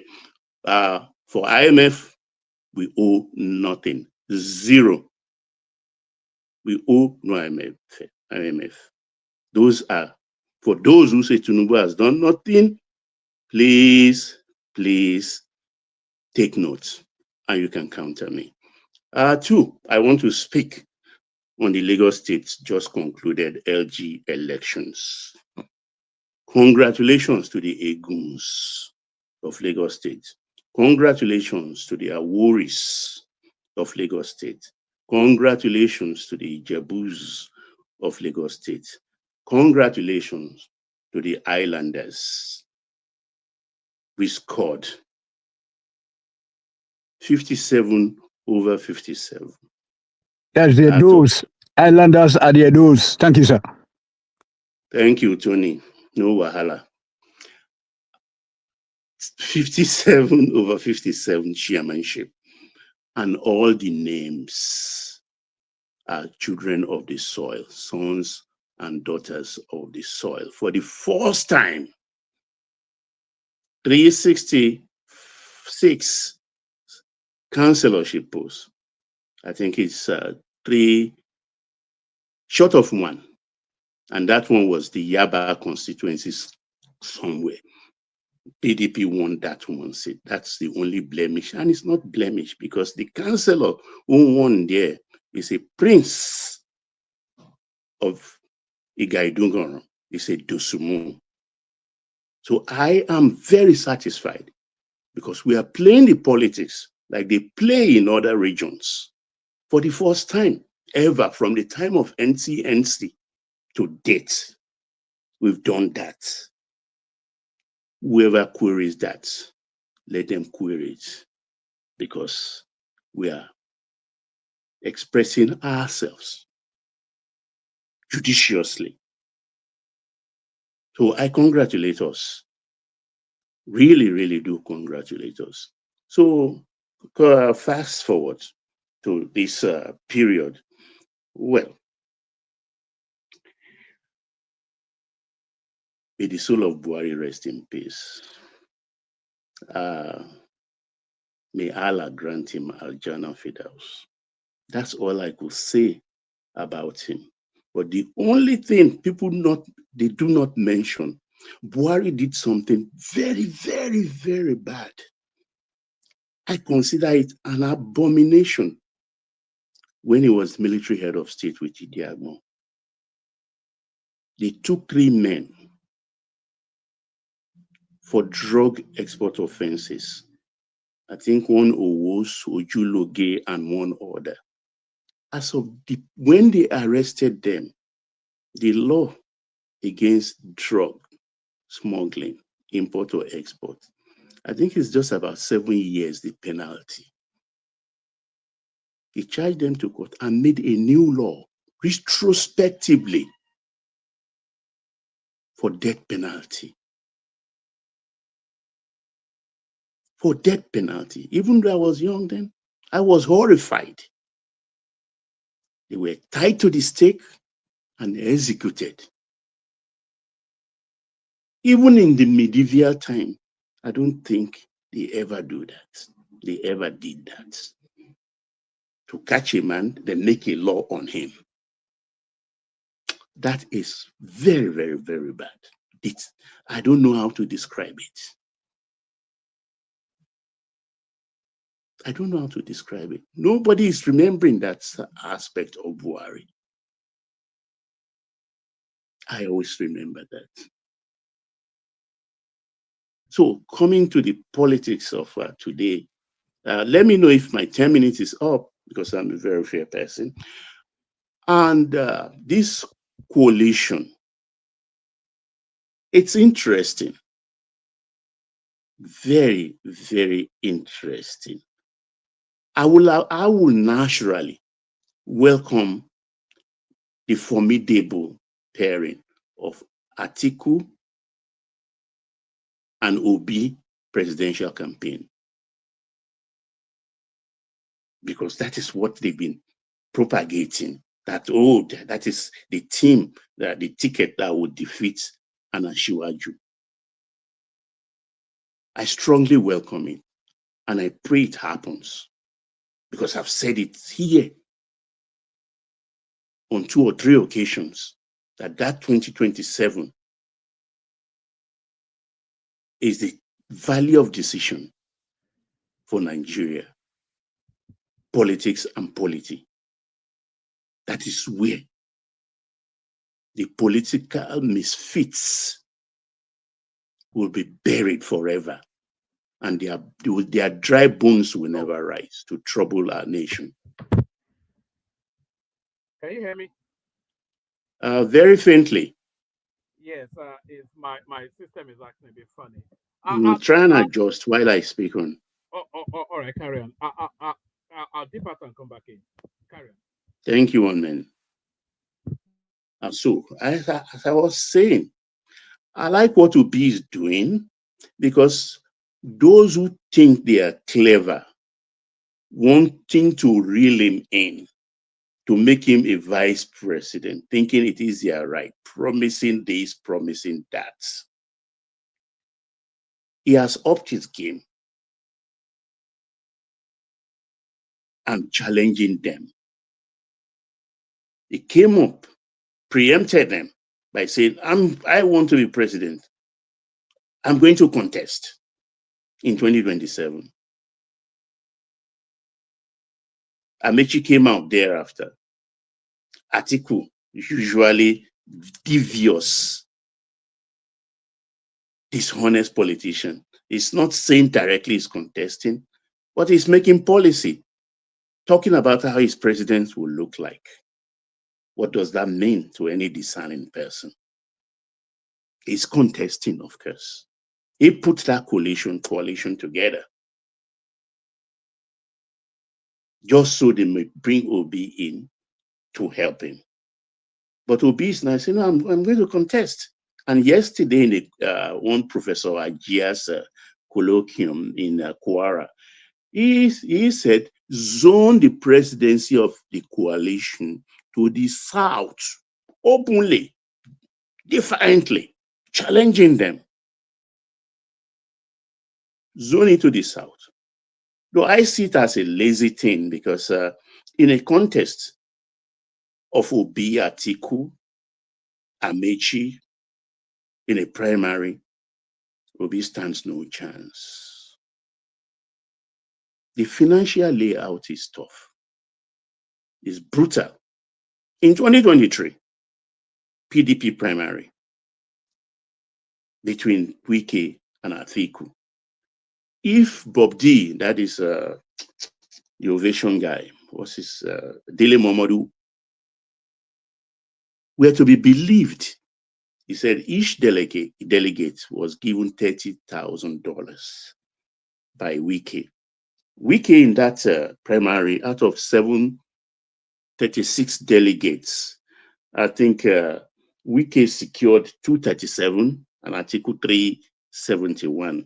So if you multiply, let's assume, okay, fair, 237 by $30,000, that is about $7 million plus. Awoof, wasted from pocket change. And that can't be the only amount. So averagely, we'll have spent in that 2023 primary about $10 million for a failed bid. That is just for primary. And the stake is higher this time around. The stake is higher. And I don't think Obi can stand that. He will be bruised. He will be bruised. So he's ducking away also. Ducking away from that primary. He doesn't want to do a primary. So what does that say? The simple arithmetic is that that coalition is a non-starter. It's a non-starter because with Obi, it is the tail wagging the dog. The obedience are in control. He is not in control. They went in just to test the water, not because they went there full-heartedly into that jamboree, that outing. A couple of days back, they just went there to test the water, and what they saw explicitly, as narrated by Dati Baba Ahmed, speaks volume. They are no more interested in that coalition. So they are harassing the hierarchy, the Atiku camp, by putting it forward that they are going to contest and zone it to the South. We've had all Atiku boys or men or chiefs in the coalition saying we will go to primary. we will determine it by primary. Zoning is not fair. They are bringing all kind of English qualification to it. It's democracy. It is this, it is that. All balderdash, humbug.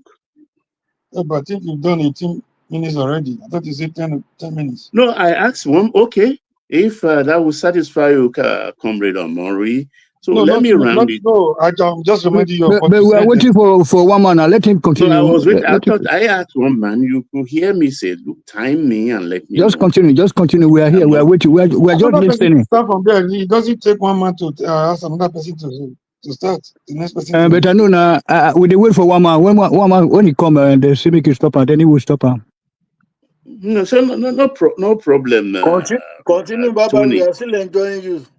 No, it's not about Baba now. Fair is exactly. fair. So let him speak so that we can have something to counter him later, which is good. We are enjoying Baba really. Mr. Star, how are now? You know how far? Hey, my brother, Massimo. I really enjoyed your. Yeah, man. I respect. Sorry, I really enjoyed your. Before yesterday's show. Thank you very much. It was nice listening to you. You're so fair. You're so objective. Let me round up by saying, look, No, it's okay. Nami be supposed to come or start. I don't know. But no wahala now. No, you just continue. No, I think when I entered, I think I met Comrade Omori. You know, so me, I want to give him a chance to speak fair because when I enter the house, the place would be in order. Okay, gentlemen of the panel. So let me just round up by saying, look, Obi needs to up its game. The obedience are factionalized right now. Because I listened to Professor, I can't remember his name, the bearded, bushy bearded gentleman from Igbuzo, was saying that his own faction of the obedience have already committed to the coalition. They said that over the weekend. So it means the obedience themselves as a group is already factionalized. And I remember what a top politician told me a couple of months back. To put it, the bottom line of what he said is that at the end of the day, the obedience are there to be purchased. They will go to the highest bidder. And with this on clear ground, political ground, people are treading now. Because I wonder if Obi is not contesting on the platform of ADC as a presidential candidate, as a standalone person, where will he go? To Labour Party, whose factional chairman, Aburi, was fraternizing with Nyesom Wike a few days ago. So I understand when one man said, I don't think Obi will contest in 2027. He will contest, of course, he will still be pushed. But if I were to advise him, I think he should man up and take control of the movement called obedience. If he fails to control them and they are controlling him, that's a disaster waiting to happen. That's a disaster waiting to happen in 2020. Everything will blow up in his face. And of course, if he failed in 2027, that is the end of his political career. Like the ADC youth wing or something guys talk about. So one man is back. I rest my case. In the meantime, let other voices come in. Thank you very much.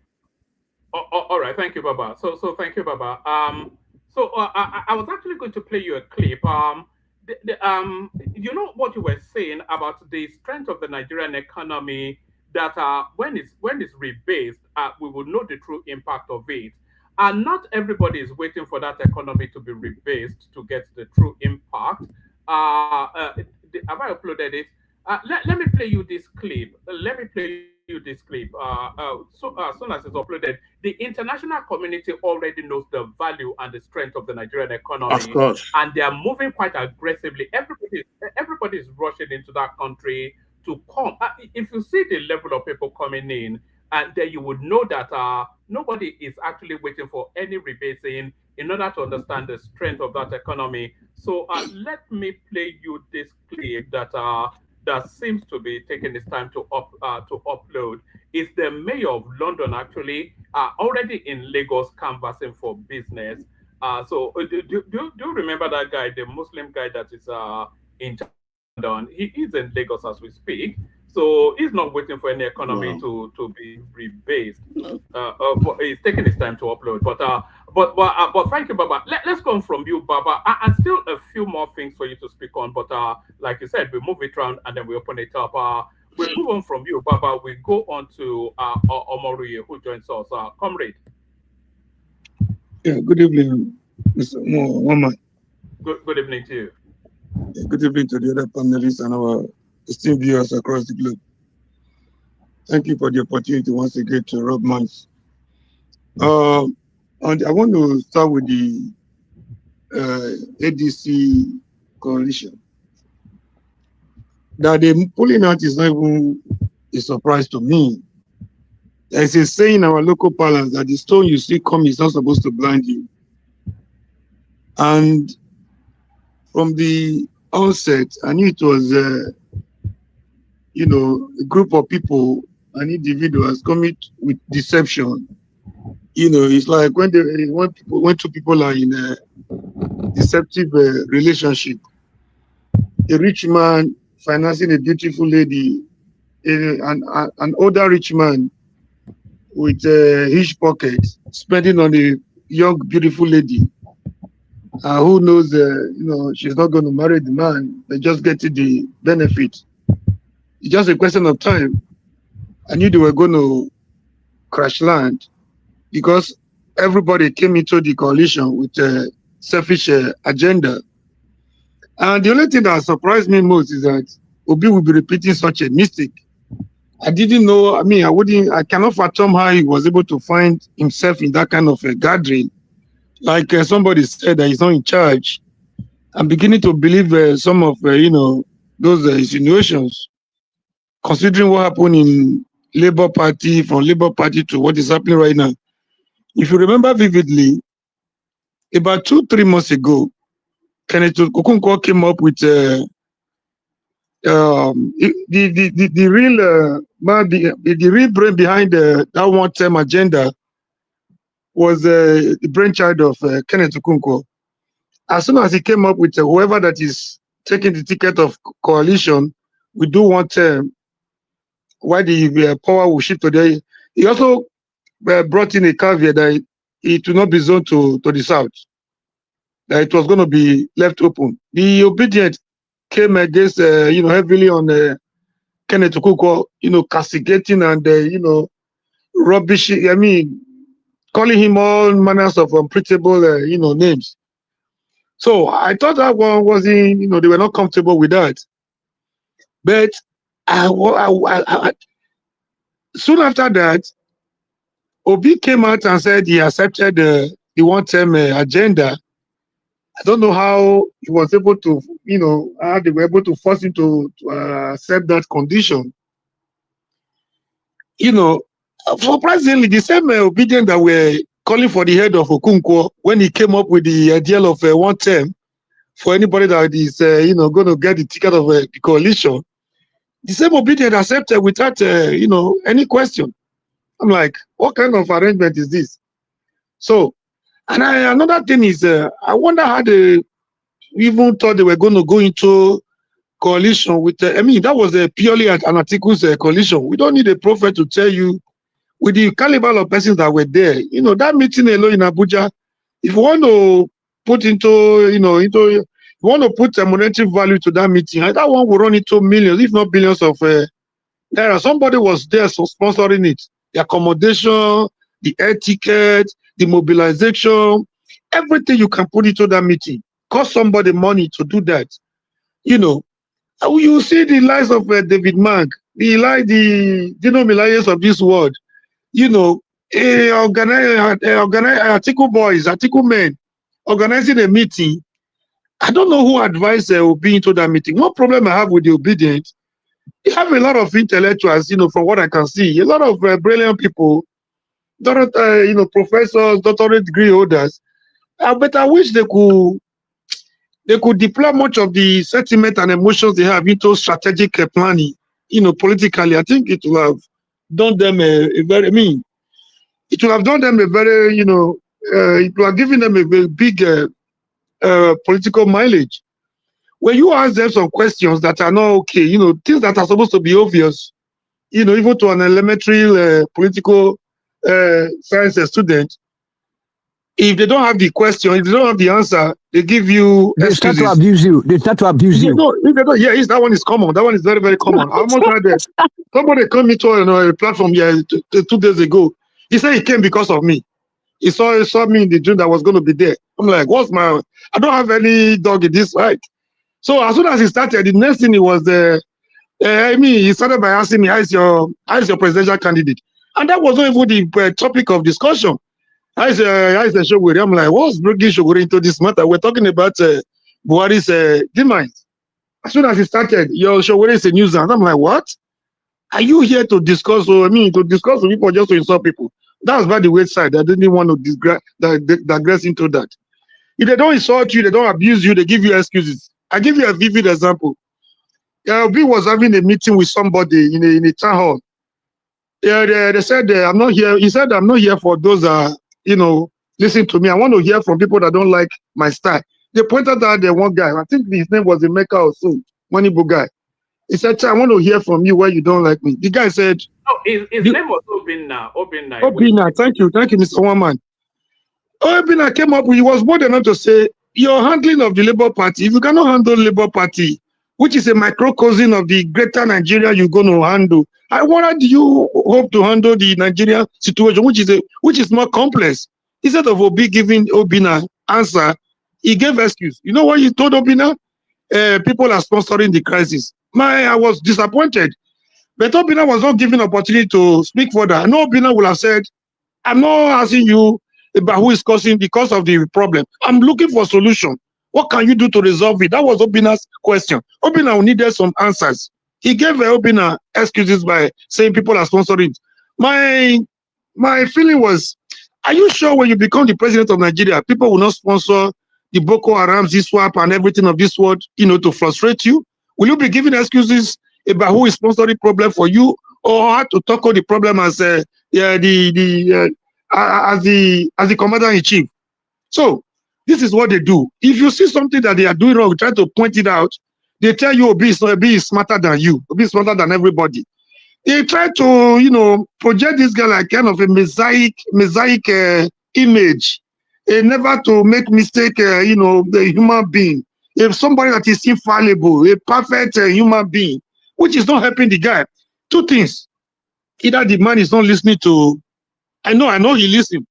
I know he wants to listen to the obedient because he's scared, he's not in charge. He just came from nowhere, he didn't pay for it. He organic, reaction from, what people think is the leadership, lacuna in Nigeria. So I think he's being careful. If you either take charge or either you stand up for something or you fall for everything that comes your way. So I think that was one of the reasons why he found himself in that coalition. Considering the way he left PDP in 2023, nobody would have expected Obi to find himself in the same room negotiating for primary with the likes of articles of this world. So, I think in as much as I want a formidable and credible opposition, because if not for anything, to keep the government in power on its toes, like a multi-party system like ours in Nigeria, a formidable opposition is necessary, but certainly not the way they're going about it. It's like there's no opposition. No, the coalition is neither here nor there. You're going into an arrangement with Atiku, hoping Atiku will organize. If you look at the way most of them talk, they want Atiku to organize a coalition that is centered around Atiku, This is the last chance. After now, I don't think he want to contest again, except the guy is mentally. Well, Atiku is 78 years old, according to what he declares. And Atiku has been pursuing this this presidency, that seat, since 1992. So this is his last chance now. So I mean, you'd have to be a really retarded person to think that he would give up that ticket. Why would he? He created that coalition to give himself a ticket now. So why would he give it up to? They are bringing Obi in to run as vice to Atiku, and even that vice. Sorry, Omori, I know it's your slot. Even that vice is not guaranteed for Obi because Rotimi Amechi is in play too. So Rotimi Amechi either wants that ticket or the vice. So even the vice to Atiku is not guaranteed in that ADC. But now it's in that ADC, he has to play it out. They are going to, they've outmaneuvered him anyway, but he doesn't know it yet. But the game that they are playing is bigger than him. But sorry, carry on. Yeah, a very dangerous one at that. That was the point I was coming to. You know, I think there are things, either Obi is not sincere with the movement, he has accepted certain things. He goes behind to accept certain things, but he doesn't know how to come out, you know, to the obedient to tell them this is what I want to do. And it's not good for a leader. You know, a lot of people were even having the insinuation at the point that he must have accepted the vice leadership, vice presidential ticket. He must have agreed with Atiku, you know, behind the scene. But when he came to the obedient were not willing to fall for that. Everybody in the coalition wanted the ticket. There can only be one ticket from a political party. You cannot have more than one ticket. So Atiku is going for the ticket. Obi and his obedient movement want the ticket either by hook or by crook, or either Obi or nothing else. Sorry, Mr. Omori. That comrade Omori, you change from Mr. to comrade. Let me ask you a question. Can you foresee a scenario that Obi is not on the ballot in 2027? Because I was saying that in the opening phase, the Labour Party want him out. We are seeing the body language, even the public pronouncements of Julius Abure. We saw him fraternizing with Wike just a few days ago. So they want him out because they are fed up with the noise and all of that, and is not likely to get the ADC ticket. So he may well not even have a vehicle for 2027 if it's not careful. I already said that one about 6 months ago, and they accused me and they insulted me. When I saw the way the crisis in labor, it was neither solving the crisis in labor nor looking for a bigger platform. I suggested the one of their platform. I said, the way you guys are going, you guys will soon go into political oblivion, a journey of no return. I mean, I projected that. I suggested something for them. I said, you know, they don't want to hear anything from us. They know you are close to Showore. They feel you are a mole, or somebody is telling you to come and speak. Why are you drinking Panadol in another person's ethic? They don't want to hear anything from. They don't think anything that is not coming from them or it's not coming from Obi. The thing is irrelevant. The thing is senseless to them. I said, okay, get a platform instead of waiting for the legal booby traps. Waiting for the outcome of the legal booby traps that were already set in labor. There is no way you can overcome this. Get another platform. Like with YPP, that was one thing. One man I respected so much in Anambra State, the late Senator Ifeanyi. You know, despite the popularity of ABGA, PDP, you saw what he could do with YPP. That is the hallmark of a leader. You saw how he could handle his YPP. If not for his demise, he would have been getting the ticket, the governorship ticket for Anambra, and nobody would have stopped him. With the kind of politics he was able to play. He might educate, academically, he might not be at par with Obi, but the way he was able to play his politics, you could see the quality of a good politician. You could see his strategic moves, you know, to get whatever he wanted to get. Despite their popularity, the Anambra that was known for Abga to PDP. That is how to play politics. Not by emotion, not by crying, not by, you know, insulting people on social media. I suggested to them, like, get another platform. Just the way Shogore is doing. Even when you want to negotiate later, you will be negotiating from the position of strength. You know, you will become, whether you call it a merger, whether you call it a coalition, you will be more formidable now to speak. People will be looking for you. No, you going to Atiku's coalition, you know, to, you know, beg for one or two things that somebody has prepared. Nobody, nobody gives you political power a la carte. Nobody gives you political power on on a platter of gold. You fight for it. You strategize for it. Do you know how long Jagaban has been fighting for this? He used liberty to test the political powers. Comrade, 3 more minutes. Carry on. All right. He used article no matter how, to test the political water. Because he knew the time was not right for it. He, at a point when people thought he wasn't going to be in the same political room, negotiating political power with Buhari, he damned all the consequences and invited Buhari because he saw what was behind Buhari. He knew he wasn't going to get it alone. Now, in that ticket, he was supposed to be the vice. They advised him that, he said the Saraki faction and the other faction said, we cannot get the president, the vice, and the Senate presidency. He has to gentility that. That was why he recommended Osinbajo. When he was tapping his chest to tell people, Emiloko, Yoruba Loko, he knew what he was talking about because he has laid his formidable foundation. When you talk to these people, they are just everywhere, no direction. Oh, yeah, a lot of, motion, a lot of motion. I mean, how do they say it? A lot of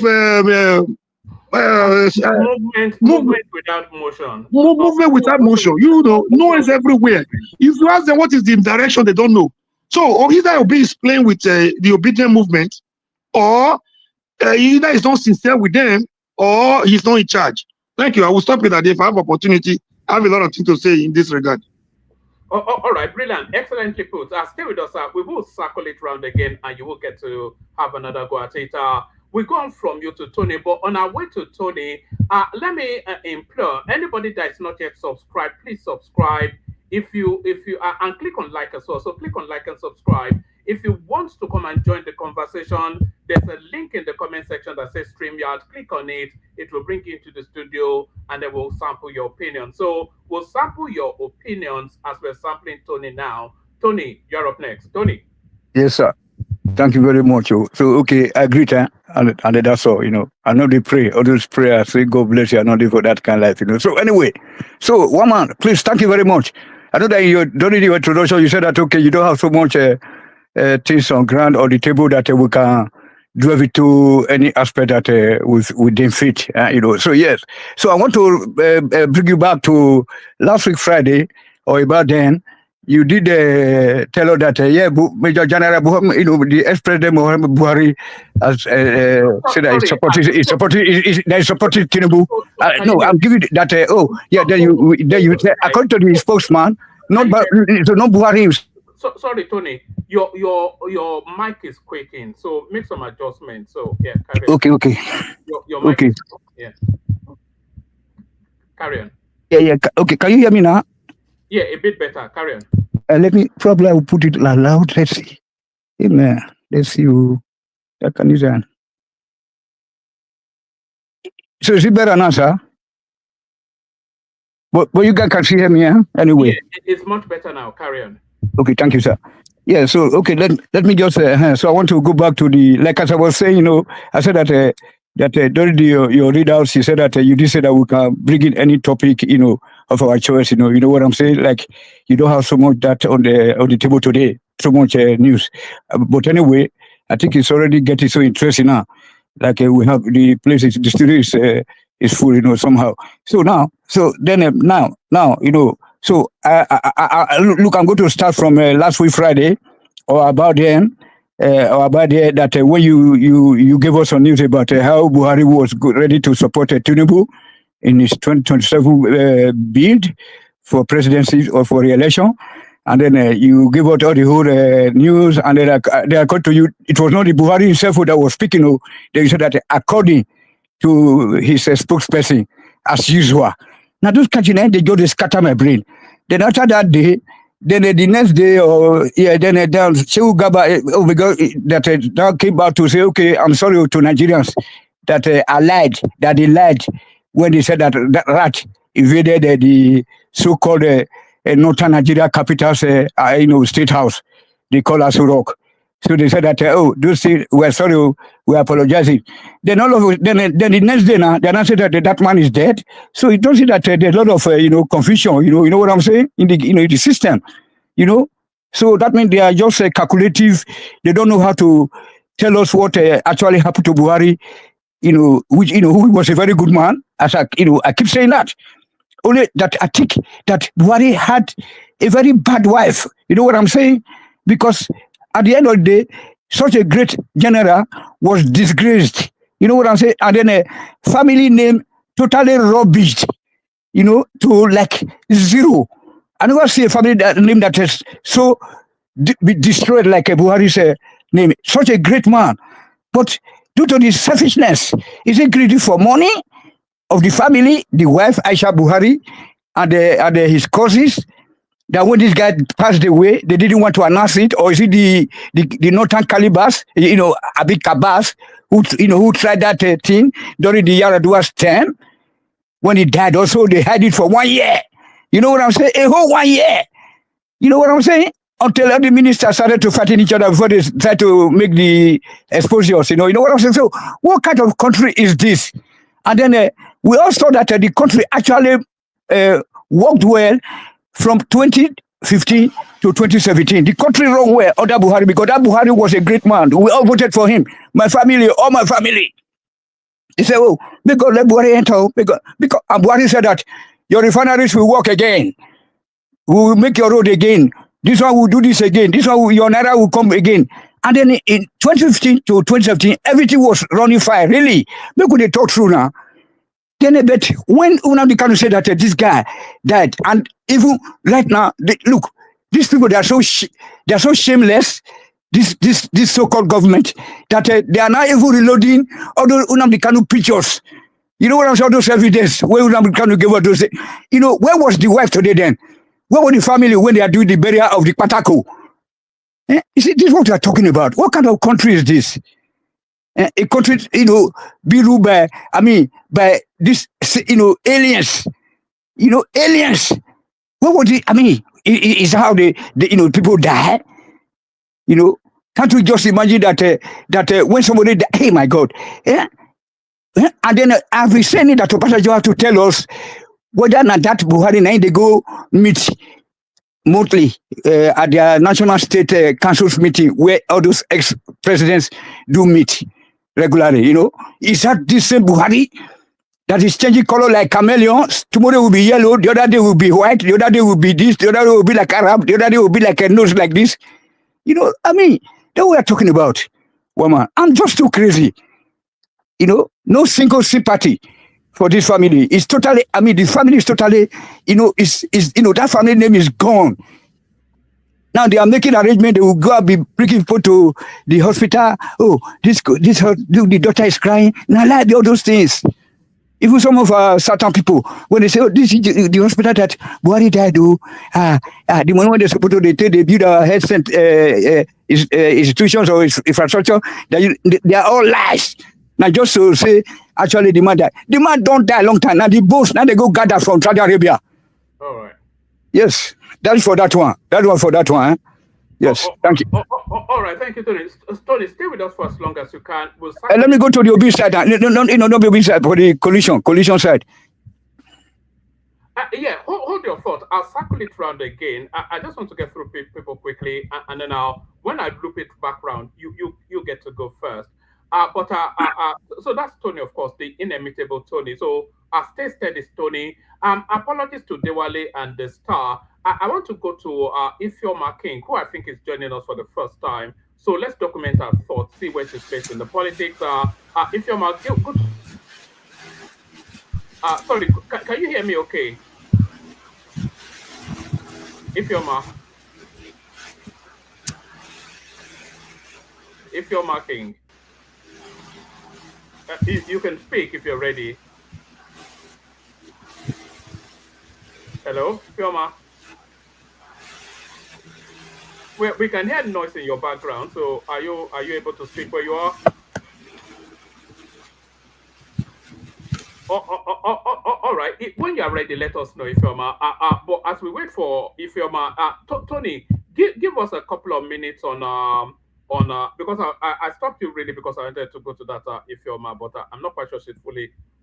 Tony has now dropped, and there it is. I was clearing the deck for Ifeoma, and now we've lost Tony. So Tony, come back when you're ready. We go on then to the Star, who's with us. So the Star, to the conversation, your contribution, the Star. If Tony is ready, let him come back so that I will have my own time too. No, Tony dropped, so I think he'll be back. Yeah, so you take it. Okay. Yeah. Let me go to the Buhari burial today.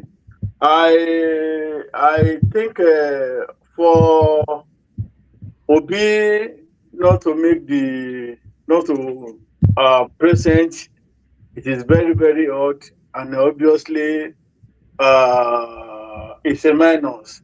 And again, I should think there is a wide gap, communication of a wide gap between him and Atiku, because one, I am quite sure that the presidency, they will not carry me along, and Atiku, they are out of carry me along. I think Atiku too is now taking positions with Amechi, because otherwise there is no way Obi wouldn't have made that make that attendance today. So invariably, Atiku is saying indirectly that he's already making up his mind that he's going to use Amechi as vice presidential candidate. That is what is going to happen. So unfortunately now, Obi may not have LP party available for him. One, I've been saying this. The governor of Abia, Oti, I think he himself too does not want Obi play into his hands too. He does not want to be around, because he wants to be. He does not want to be a leader that will be breathing on his neck. He wants to be the factor in that space. It's either he remain in the LP, and he negotiated his way with Aburi camp, or he will decamp to APC. That is what is going to happen at the end of the day.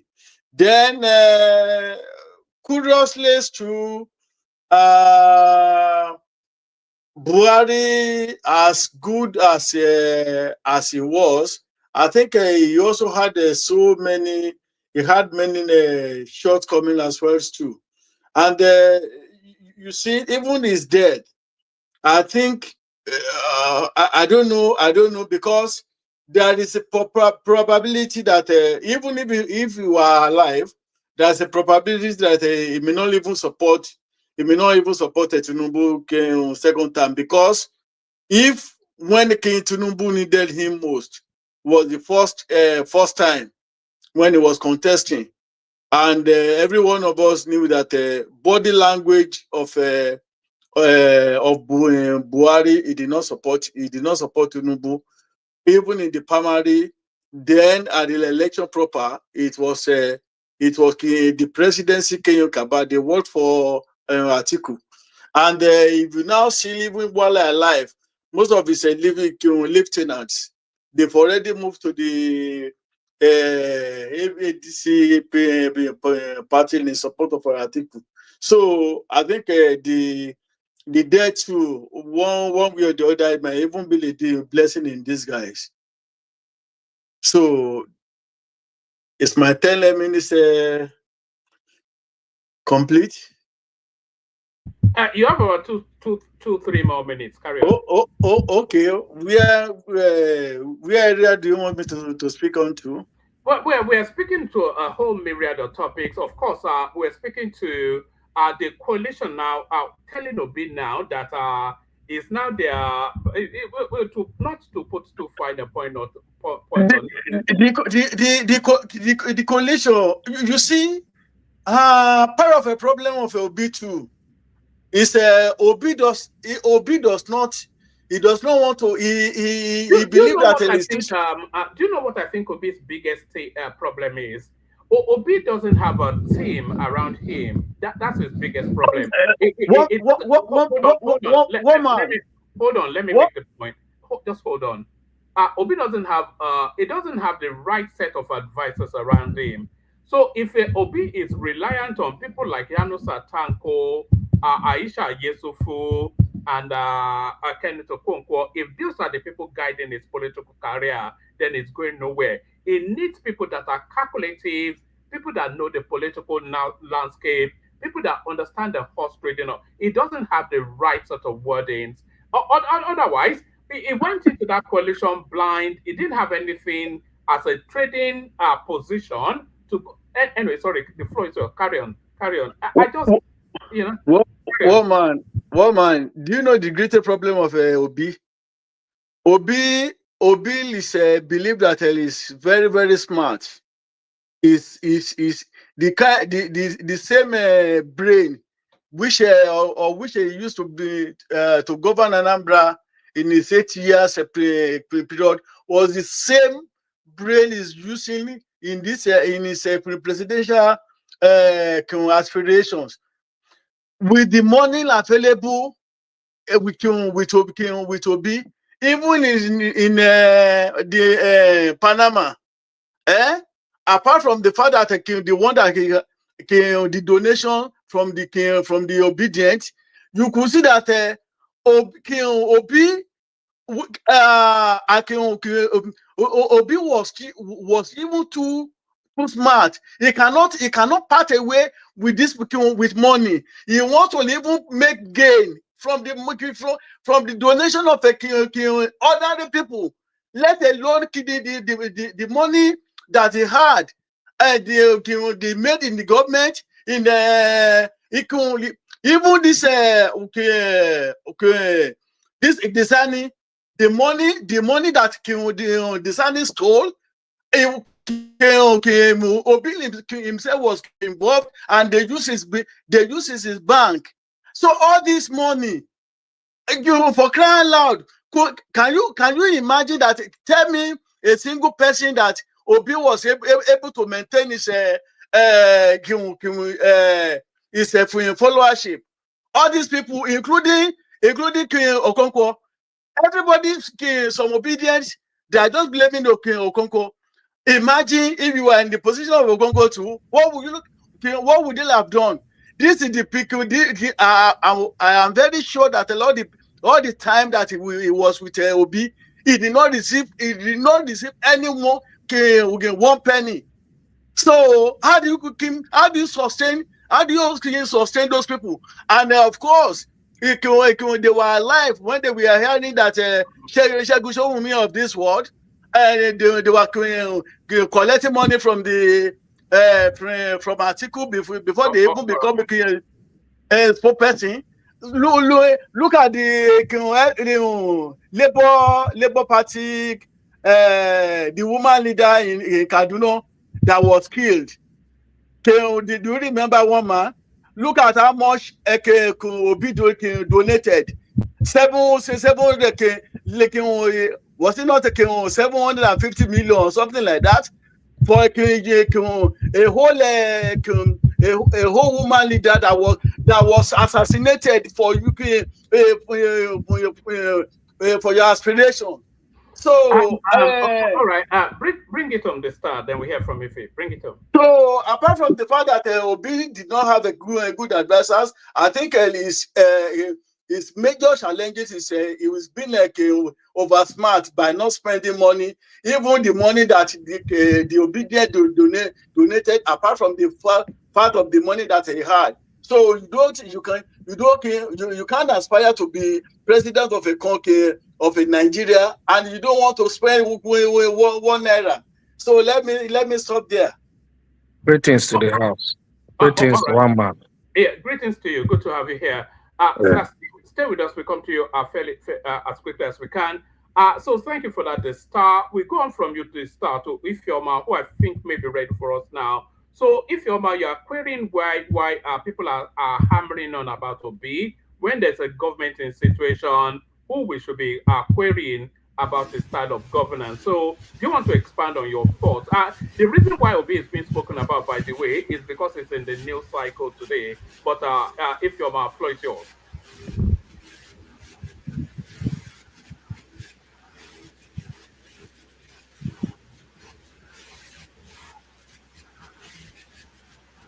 Okay. You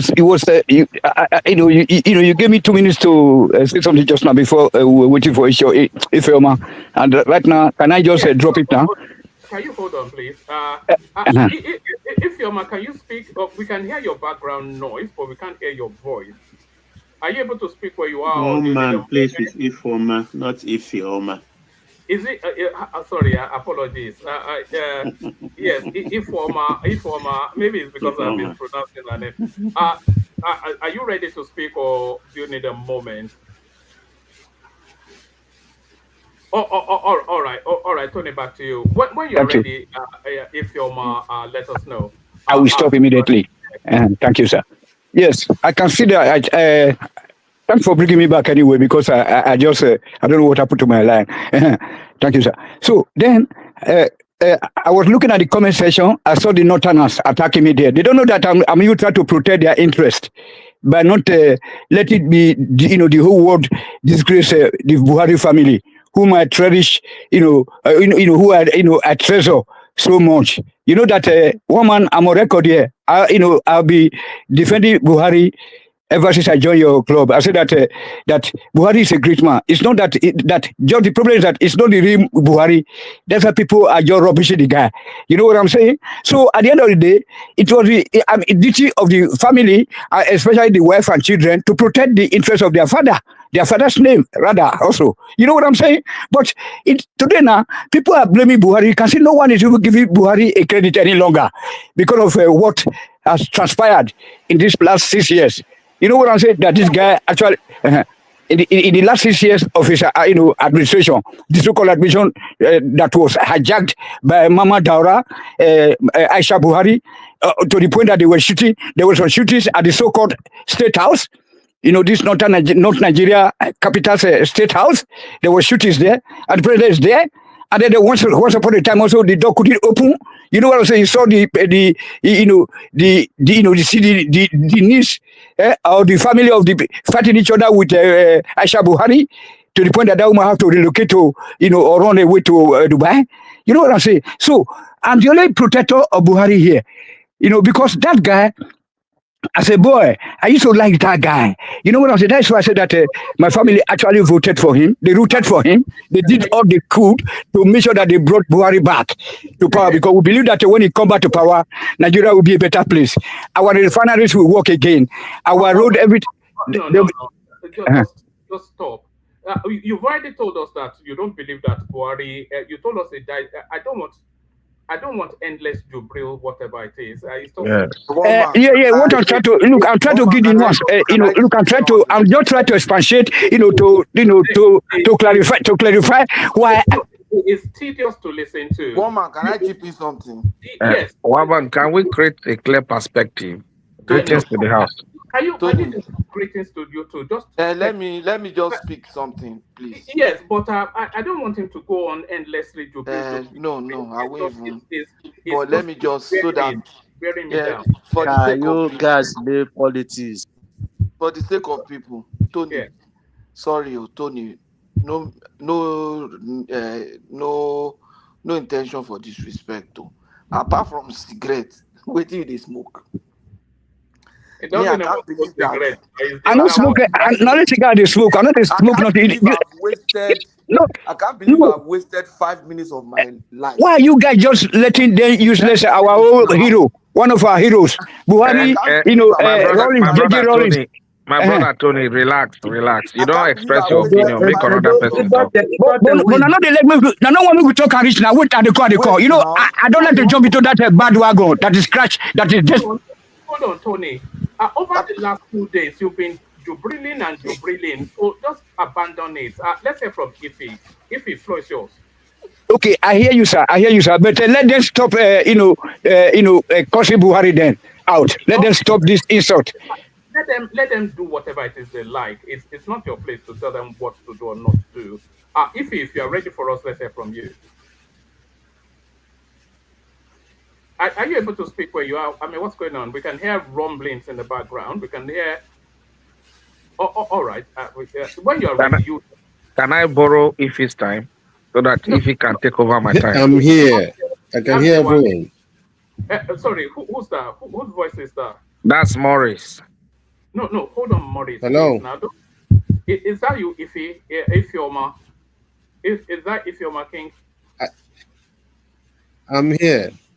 All right, the floor is yours. You have a female name. We thought you were a girl. But yeah, floor is yours. Let's hear from you. 5 minutes monologue from you. Yeah, I'm here. Yeah, carry on. Let's hear from you. Yeah, it's Ifeoma talking, yes. Is that not a girl's name, by the way?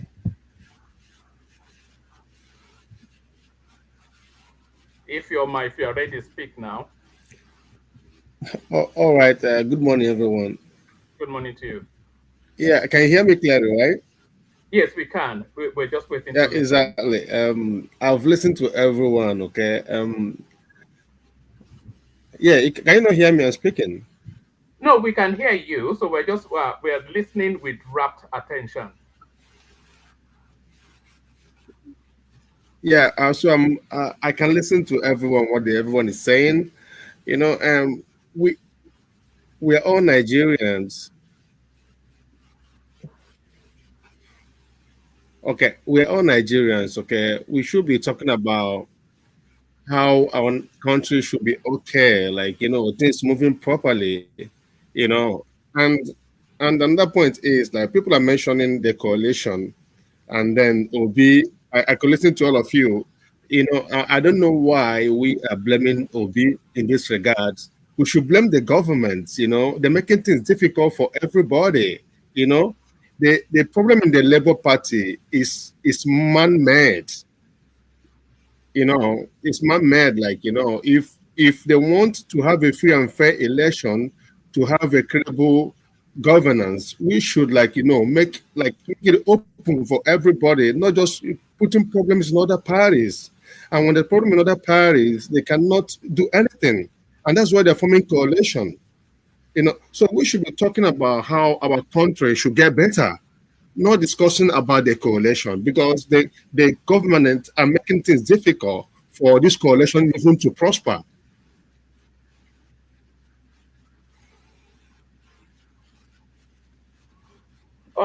All right. So how do you see the country getting better then? What do you think should be done and it's not being done? And so we cannot be individual discussing the people that form the coalition. Even talking about the present government, Right. Exactly. We should be talking about the electoral reforms. Nobody's mentioning all this. We're here talking about Atiku, Obi, head of fire. It doesn't make sense. It doesn't make sense. Electoral reforms will bring the right person. What sort of electoral reforms are you agitating for? What do you think needs to be reformed within the electoral structure? I think it's off again. Okay, yeah, I get a question. We saw what happened in the last election. Okay, they said the beavers is going to do the magic. They spent all the money getting the beavers, and at the end of the day, what happened? It was switched off. This is corruption, The beavers was never switched off. What do you mean the beavers was switched off? Are you talking about the transmission of results? That was what the controversy was with that last election. That they say that the results were not transmitted in real time. They say glitch. It's exactly my point. Now you get what I'm talking about. Even with what is going on, the coalition is not going to even go ahead the way I'm saying it. Hold on, that's not a reform though. That's more a technical issue rather than a policy issue. If they're saying there was a glitch in the beavers or they couldn't transmit the elections in real time. That's not a reformation of elections. That's more of them tightening up their technical whatever it is more. So that's a technical issue. We should forget about this technical stuff. Like we knew what happened. That's not a policy issue, though. If your lack of transparency is is what you have to tell one man. Tell one man, please. Lack of transparency. Exactly. In the system. Lack of transparency. In the system. Look at all the ambiguities. Look at all the it's not clear. What happened to president? What happened to people? The do election that they're asking the candidate to come and read the visuals. Allow the man on the floor to finish so we can create. I'm just guiding him. I'm guiding him because a newcomer. Okay, I'm also guiding you too because let me ask him a question. You are Can I continue what I'm saying? No, can I ask you a question? Hold on. Take a question from Patrick and then and carry. Informer, let me ask you this question. You said that they should do reform. So what I'm saying is this, right? It's supposed to sit here. It's supposed to sit here and talk about, like that Obi is not going to succeed or Fire is this bad, and then what's his name? Atiku is not going to make it. It doesn't help anybody. And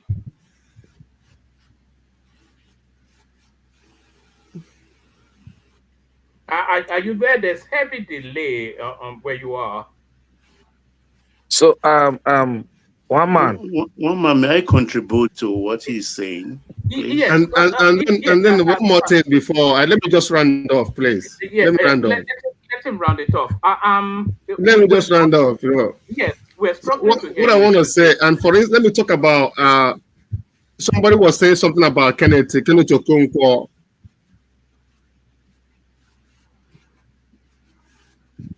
Okay, yeah.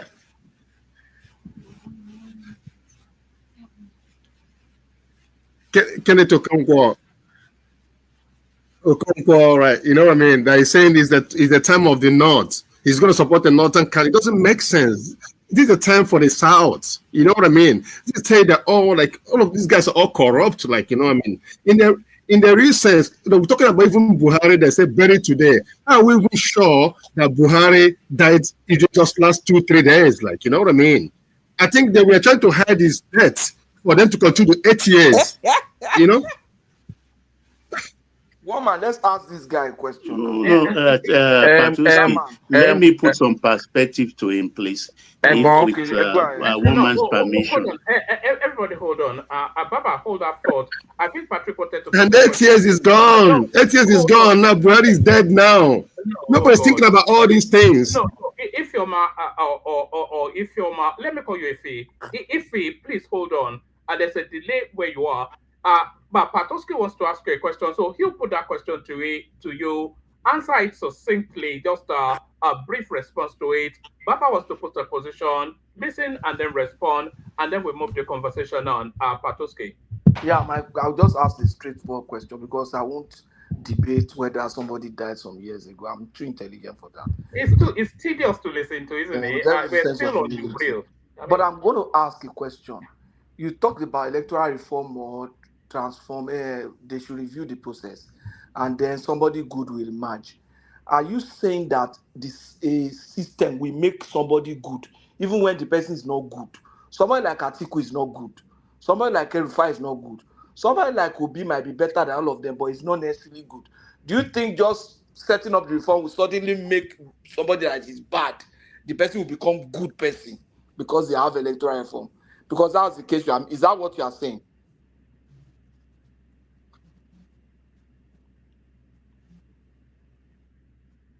What sort of question are you asking, Patoski? What kind of question is that? I'm not asking you. I'm asking. I know you're not asking me. That question sounds. My question is this. Now it's disappeared somewhat. I think we just have to move on. I'm not sure that. Yeah. I saw my own comment, please. One man on that. Are you back? He's not back. He's not back. Yeah, Maurice, I'm going to need you to stay muted until I call you. If you're are you there? Are you back? Do you want to I'm respond to here. what. So, Yes, I'm here. yes, respond to what Patoski put to you. I am here. I can hear you. I'm back. Yes, respond to what Patoski put to you. Yeah, I'm here. I'm here. Right. I'm here. Are you? Where are you? Are you in Nigeria somewhere? No, I'm not in Nigeria. No, I'm not in Nigeria. What sort of a third world connection do you have? All this heavy delay. Did you hear what Patoski put to you? And are you able to respond to it? Because we need to move the conversation on. No, I'm not in Nigeria. It's not a third world corrector. It's listen. Sorry. We have to respect each other when we're talking to each other. All right. I have a fan. I have a fan in the house here on. Like the weather is hot. Like what I mean. So, I can't just off the fan. All right. Did you hear the question that Patrick put to you? And do you have a response to it?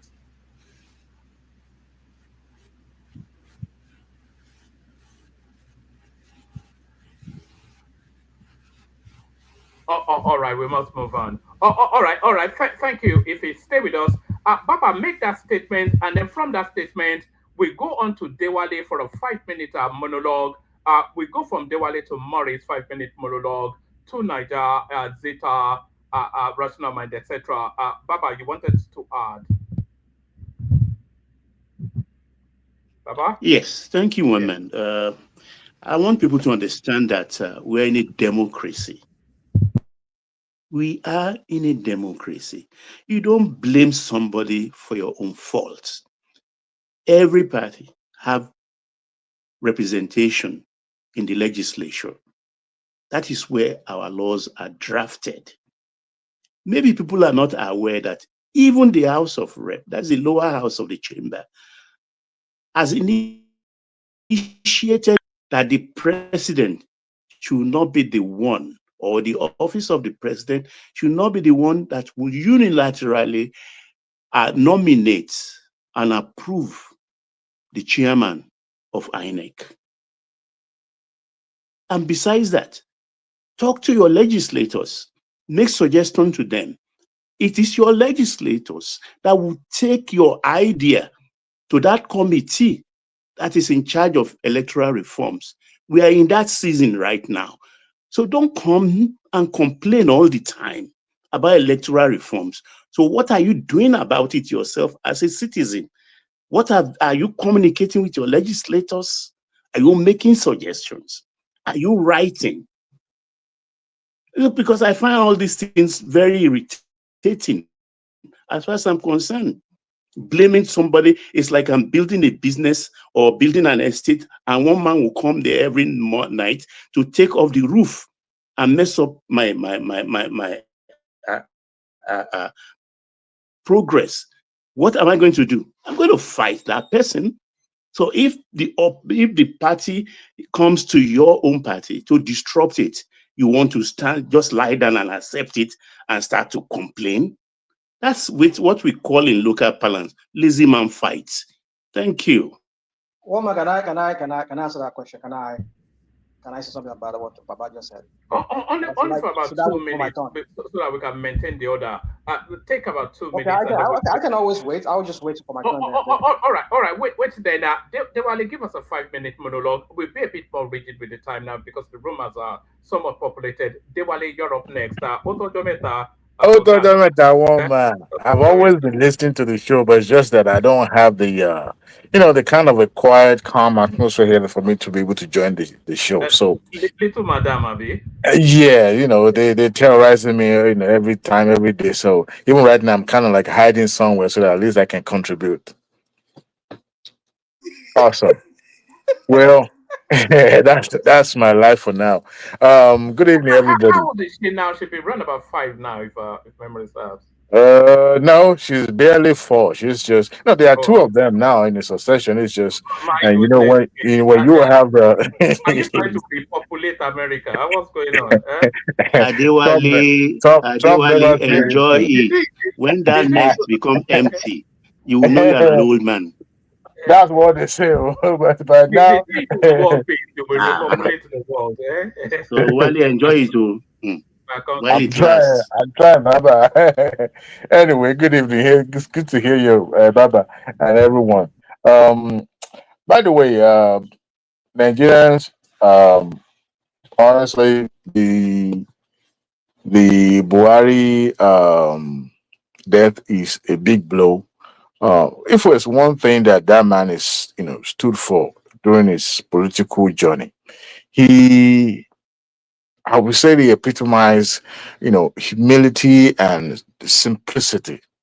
But when I go online and I read some of these things that, some of these obedience are saying about the man, I try every time I come across a negative comment, I try to look at the profile of the individuals just to have a little to profile the person first and to see where they're coming from. Most of the time, majority of them have always been these millennium kind of a young fellows, and it seems some of them have no idea except this recent time that some of them are exposed to political atmosphere. But what the man has did in the past, I think will speak for him. Unfortunately, he's no more. And I saw the picture of Tinubu in Castina. I must salute President Tinubu for one, he his tribute, his contribution towards the burial and the arrangement and all that. Honestly, it speaks volume, and I salute him for not looking the other way around. And other political players too, they all turn up. Atiku came back. I was told that Atiku was not even in Nigeria, but he came around. The likes of El Rufai were all there, but Peter Obi wasn't there, and I wonder why he chose not to attend that burial. I don't know. It might be for personal reason or maybe for the personal engagement. But no matter what it is, I expect him to have put at least a statement out now. To have, I don't think he has put any statement even on the social media or Twitter or anything. Just to condole with the family and all that. But even if you have any political difference with the president, I expect him as not leader, but somebody who is a big player in our political space to at least say something about the death of Buhari. But I think it is not about now. It's going to be about the future. They say that Tinubu is, showing face just because of election of 2027, and I'm kind of wonder, do we have to play this? Game of showing faces because you want to contest election. I mean, the last time Tinubu was in the public office was in 2007. And yet his name has been in the mouth of every person that is politically conscious in Nigeria. So he doesn't need, such outings to make himself relevant or to be popular. But the fact that he's paying his last respect, and I like what he did when he personally received the body of the former president and then follow him to Daura and stood there, be in the forefront. And I think that speaks volume. There's no other respect you can pay to, anyone, especially someone who, whether we said again he was against him, his candidacy or no, he played a huge role. And they worked together. They were together in the same movement that ushered Buhari into the presidency. Even Tinubu himself. So the fact that he was able to play that huge role, speaks volume. It says a lot. And I believe the Northerners will not forget, what he did because in a way he really, really come out and he show out. And it can't be more than that for any head of state or any, especially. Dewale, I cannot recall a grander state funeral in Nigeria. People were saying that Abiola got something similar, but I have no memory of a state funeral at that scale ever been held in Nigeria. Yeah, Abiola Hone was the atmosphere of which Abiola was, died was quite different from now. I mean, the Southwest were grieved, but unlike now, this one, people were crying. Even the governor, Castina State governor, was crying because they adore this man, and he himself even asked for forgiveness. Who never done anything wrong? Nigeria is a very complex country. And I pity whoever those who think it's just a walk in the park that think, well, 4 years is enough for them to change. Look, you can't change the country overnight. To change the orientation of Nigerians are the enemy of themselves, not the leader. Because among the people, the leaders were selected or chosen or voted for. And you only pick among the worst, among the best. And for now, those who we have in our political field are those ones that replicate who we are. We are greedy, we are nasty, we are just whatever you want to call it. Okay? And Buhari himself, as simple as it was, he never said it was perfect. And some, especially those obedient, think he's the devil that ever, somebody that is dead. It's no longer facing pain that you are facing. It is you now that are supposed to, take your life and see what direction you're gonna go. The man has paid his own road and he has gone, but yet you are speaking evil of the dead. Well, maybe you will not die, or your own father will not die. No, that is where I see the rational mind. No matter what the man has done, when I see the comment of You only see obedient comment. You didn't see no, Northerners comment. You didn't see the video from there are some comments that are just You didn't off see the Agbado. key. Hold on. You didn't see Agbado comment. Even Tinubu's comment before now. You didn't see that one. All you came Let me- here to talk, you just to talk about the obedience. Rational What mind, did rational mind. what did the Rational Tinubu what mind did the needs to rule. what did the Tinubu say? The negative comments are mostly coming from the obedient, I and beg that's what we you, are you are talking What getting did the about. into what did the Tinubu say in his comment? Sure. He Which eulogized the comment is man. negative? What did the Tell us. criminal did not say? Rational mind, rational Mm, mind, mm. rational mind, rational Hold on. mind. You and I, we are both Yorubas, right? You and I know that no matter what somebody has done to us, when somebody by do we speak evil of that person? History is still there. The man finishes just 2 years ago. And it's not even the time to adjust this man's positions on issues and what he did during his time. Even this democratic system, it's going to take decades. And for those who can't see beyond their nose now and thinking because of or what happens to them or their candidate doesn't win, I cannot imagine if their candidate had won that election, would they still be talking about the performance of this man? Two, would they even be asking about the reform if their candidate had won this election? So all these things is coming from a point of self-interest. Human beings always look at things from certain mirror. Okay, if it doesn't favor me, if I'm not in control, their thinking error is palpable. If you look at it, everybody is mindset is about self-interest. If it doesn't favor me, that means it's bad. But if it favors me, it's good. So what I would say is that it's just disheartening to see those comments online. Sometimes I see some comment, read some comment, I was like, well, the man just died, and they're still going with this narrative that the man died 7, 8 years ago, and well, God, it's So mind it's the obedient. It's the mind obedient that said boggling. that now. It's the obedient that said that. It's like that 7 years ago, right? Now it's the Look at obedient the that said that. profile of those people that are propagating I these beg these you. these these, You these people are very stories. good at what you do. These are obedient. You are Mostly very I'm good at what you do. obedient. Just go on and talk. Can you Just talk. imagine Talk. the same Buhari has been pie for since almost 7 years ago? And here is a man who just died a few days ago. And they are still that story is now coming back again on social media. Are you saying that is the people that support Tinubu are the ones propagating it? No, it's these crooked-minded people that are just got into politics today and they think they knows everything. It's unfortunate, but unfortunately, we have Are you social doing media everything that to is spread this helping them lie? to spread this rumor. It's quite unfortunate, woman. Thank you. All right, brilliant. Excellently put. Well done, Dewale. Good to have you back. And understand why you can't join because even sometimes when you join, we can hear little madam wrestling the microphone with you. But that's Dewale, of course, saying that for the good or bad of Buhari, respect the dead. So thank you, Dewale. Stay with us.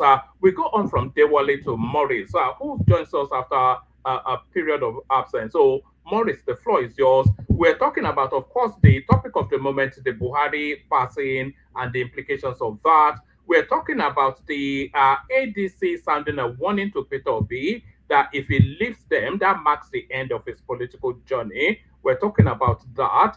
And then we were also talking about Akpabio going to the Court of Appeal to hold back the reinstatement of Natasha Akpoti. So that or whatever else interests you, a 5 minutes monologue from you, Maurice. Thank you very much. Let me profoundly extend my warm greetings to everybody in the house. Baba, Adewale, Patoski, etc., etc. First and foremost, my deepest condolence to our late leader, two-time president of the Federal Republic of Nigeria, His Excellency Muhammadu Buhari. May his gentle soul rest in perfect peace. Babangida Buhari has come and contributed his own quota to the growth and well-being of Nigeria as a sovereignty state. Buhari died at 82. Let us not use 8 years of his reign as a civilian president to adjudge him. When I was growing up, Buhari was seen as a sterling leader with fierce quality of discipline and maturity. A very modest Nigerian that is not ostentatious in his lifestyle. If we go further, Buhari was a man who was able to locate Tunde Diagbon.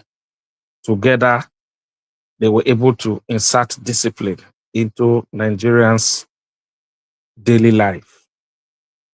Unfortunately, he's coming back as a civilian president. The kind of authority he controlled as a military man was not available because of the democratic values and ethics in democracy. So those who work with him were people who he thought were representing his vision. And as a result, he gave them the free hand to operate with a strong belief that these are people who he knows and will be able to deliver their job as expected. You know, in the military settings, you give orders, and those orders are carried out to the letter. But in a democratic setting, because of the existence of the parliament, if you give order, there are other things that comes with it. So those who are his close allies, those who are his close aides, those who are his close officers working with him, he was too sure that they were doing the job as expected. And don't forget, as a president, you can never be. There's no way you can be everywhere. You can only, give orders and expecting that the people working with you will carry, the instruction as expected. Having said that, I want to advise Nigerians. The man is already dead. Let us respect the dead. And let us also put ourselves in the shoes of his family. You know what a father signifies. For his family, he is their hero. For some Nigerians, he is their mentor. So please, we must sincerely be very careful with the way we try to use derogatory language to address our former president. Having said that, I wish to go straight to talk about the issue of the coalition. 3-4 days ago, I was on the platform here where I had the opportunity to give my sincere view about the coalition. And this is a follow-up of one of our member here, A1, the lady who spoke and gave her own sincere, candid opinion about her own assessment of Peter Obi as a person. And that gave me an ample opportunity to also express my own feelings about him. Politics is not done on the papers, on newspapers and social media platforms. Because what I've observed about those who are ranting, the ones they call themselves the obedient, they only stay in the comfort of their room and be shouting. That does not metaphors into political support, political vote, and political mobilization. Politics is beyond that. So I want them to understand that if you are playing politics and you are interested in supporting a candidate, you should come all out and give your candidate the maximum support. There are so many persons in the diaspora today where we are who will be ranting and shouting. They don't even have voters card. They don't even know the number of wards. They don't even know the name of the polling unit that is within their own ancestral homes. Some have not even visited Nigeria for the past 20, 15, 10 years. They still want to help in changing governance. You understand me? And they think that is how it's been done. It is not done like that. For those who want change, must partake in the process. They must be involved in so many things that will contribute to the success of whosoever they wish, to support for 2027. But the fact is, just a brief, who are the people in the coalition?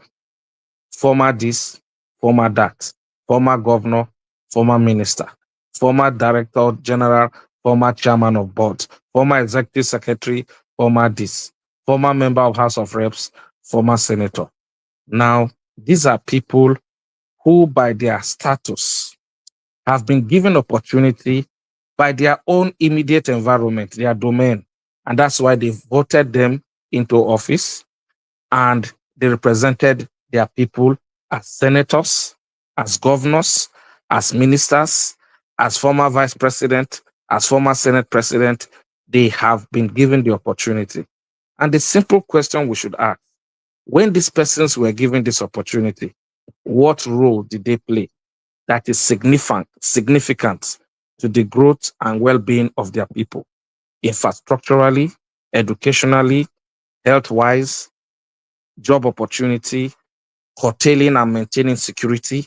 What role specifically were they able to play when they were given, the opportunity? And let me streamline it to my own state. I'm from Edo State. Who are the people championing the coalition? Our father and leader, His Excellency, former governor of Edo State, Dr. John Odige Oyego, former governor Two during more the minutes, era of Papa. SDP. Morris, 2 more minutes. Okay, former governor of the state. And I asked, he's from my local government. He's from a town called Ikoha, right?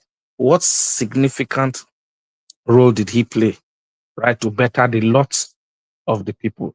Yes, there are one or two things that you can credit to him.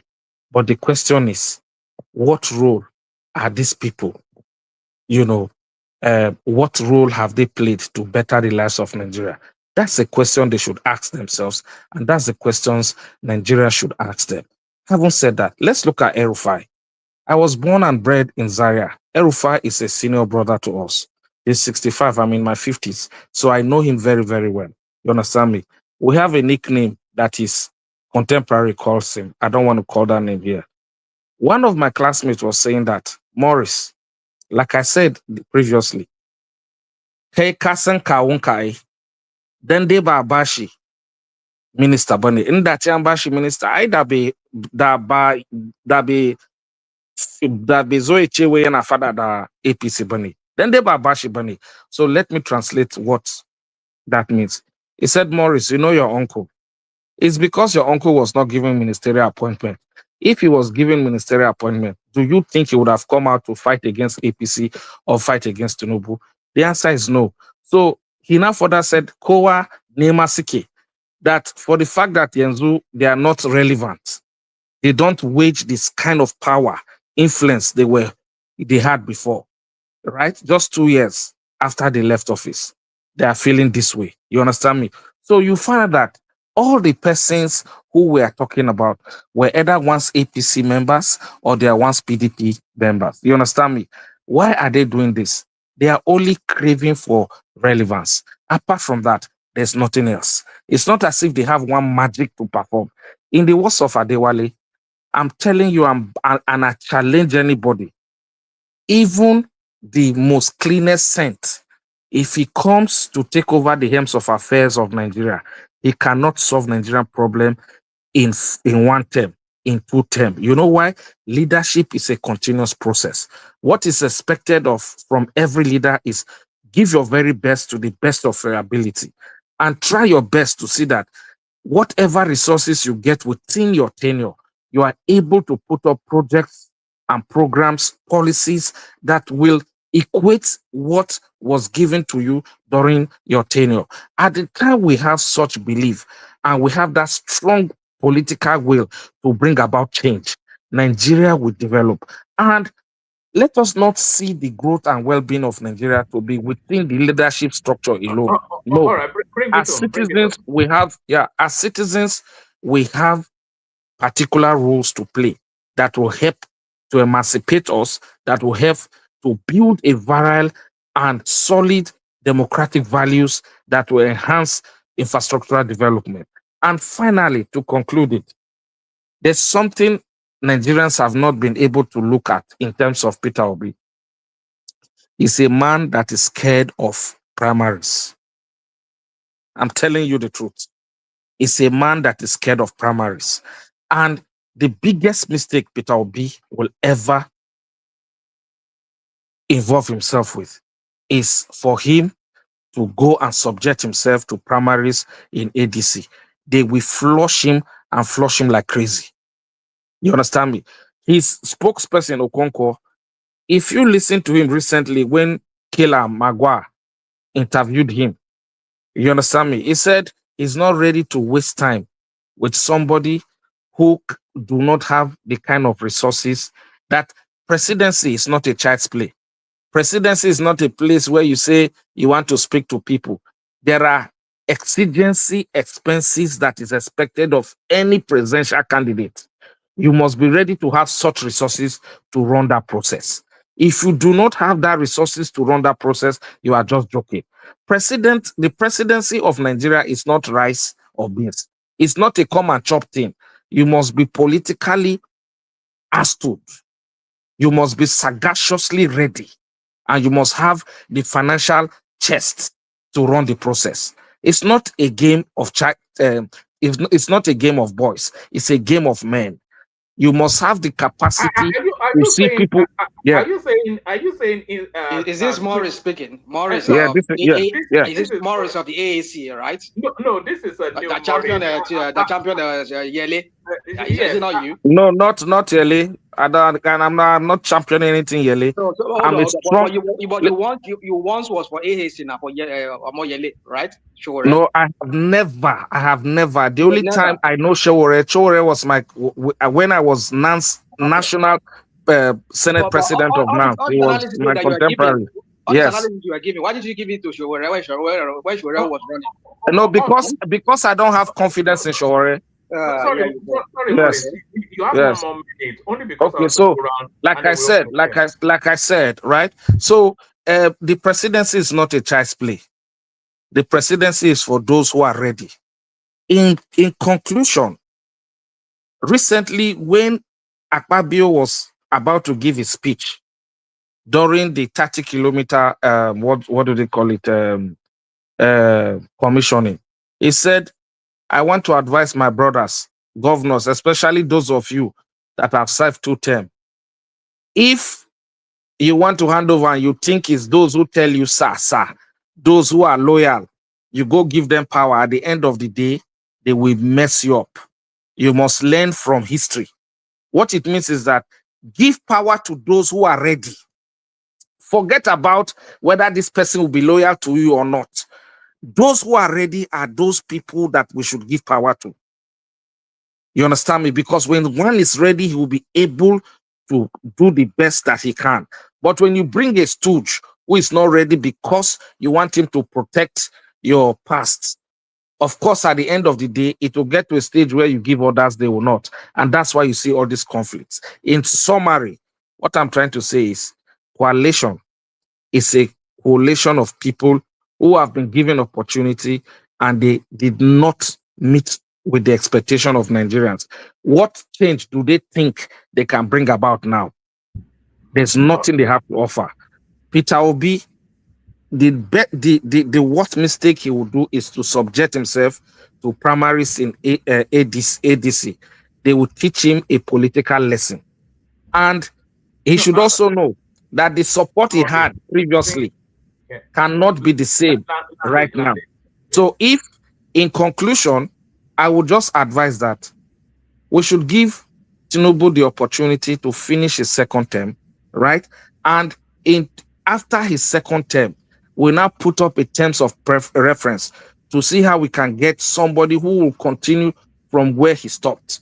Because right now, I do not see any of them that have the leverage and the political sagacity to just displace an incumbent man who, despite all odds, Maurice. was able to get to wherever he is today. All right, thank you, Maurice. So thank you, Maurice. So stay with us, Maurice. We go on from Maurice to Patoski. Patoski will be a bit rigid with the time. So Pato, floor is yours. 5 minutes monologue. We were speaking about the coalition sounding a warning to Peter Obi that if he leaves them, then that marks the end of his political career. So can you think of the reasons why they would have said this, Patoski? Actually, if you look at Peter Obi now, I really feel for him. He's actually in a political dilemma. Or, as my people in the village you say, he's in a political dilemma now. Because his leg, initially was putting one leg in Labour and one leg in ADC. And now suddenly Labour says bye-bye, that they are suspending him. Now, ADC. Sorry, Patoski. Rational Mind, check your text. Sorry, carry on. ADC is, I'm sure he's skeptical. It's like, oh, maybe they'll give me vice president. That's the mindset that I probably went to that ADC with. I'm sure he's not a small boy. He knows that they won't give him presidency there. And the way things are looking, he's also seen that, oh, this presidency, I might miss it too. The vice presidency itself, I might even miss it. So it's in a very, very tight situation. It's a very tight situation. The only my advice for him is to become selfless as it is. To say, okay, if I don't get it, but I love this country so much, let me prepare structures and process that can produce someone that is good and that can get it. And then you said something earlier on that people that probably didn't notice. Obi does not have good advisor. That can be adduced from the decisions he has been taking since this 2023. Obi is popular among some people and he is able to rally some people, but he needs good advisors and strategies to be able to sustain that system and then to expand it. He doesn't have that. You understand? The people that are around him are people who are outward looking. He needs some people who are reserved and that can do critical thinking and can say, okay, we are wrong here. But the way they have, the people that surround him are the people that never say we are wrong here. They are the people that always point and blame the system, blame process, blame other people for their problem. And they just ascribe the reason for their failure to other people. They won't say, oh, the reason why we didn't do well in the last election was because one, even when it's obvious that they didn't have agents, they won't identify that as one of the problems. Oh, we didn't have enough agents. Two, we didn't spread our tentacles to the north. And then one of the major issues that if they have sense that they should have seen is, oh, why didn't we consolidate in the south and even produce 2, 3, 4 governors? You understand? If, for example, he had presented somebody like Kenneth in Labour in Enugu, because Kenneth is from Enugu, and if Kenneth had rode on the wing of the obedient this thing, he probably would have had an APC, a Labour in Enugu, a Labour in Abia. Now you'll be struggling to put a Labour. It would have been easier for you to put a Labour in Anambra. That's 3 governors. That's a lot. Even if he's going to the coalition, he's going with something. And if he had put his time and effort and everything, that time that they were doing Lagos election, your election was gone. You have seen the result. From that 1 week, I'll stay back I'll go and stay in Lagos. Nothing will happen. They won't buy you. Let him spend the whole of that week in Lagos and push that boy through. You can imagine having Enugu, Abia, Lagos. That's a lot. That's a lot. Even if you can't succeed in getting Lagos, you wouldn't have made getting Lagos as easy for Sanwo-Olu. And people will now, some other candidates will start coming up in other places and say, no, we must make this work. It would have been easier for him to get Edo. So those are the kind of things that you will have that voting block, and you will have the able to mobilize resources. Because now people will say, oh, this party is winning election. Some people will now bring their money to go and run. Just like Oti. Oti ran with his money in Abia now. You understand? People put their money to run, then you see the party is already building up.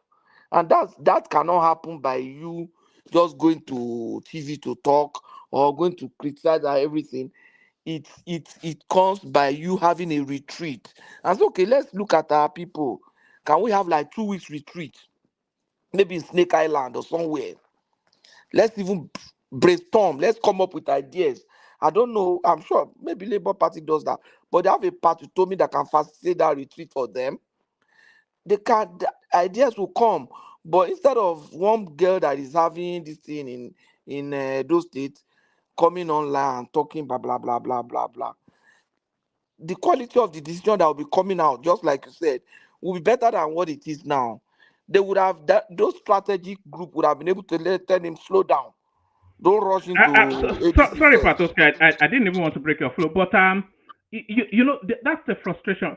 People like Aisha Yesufu, she's just a cloud chaser and an attention seeker. She'll run Yeah. around.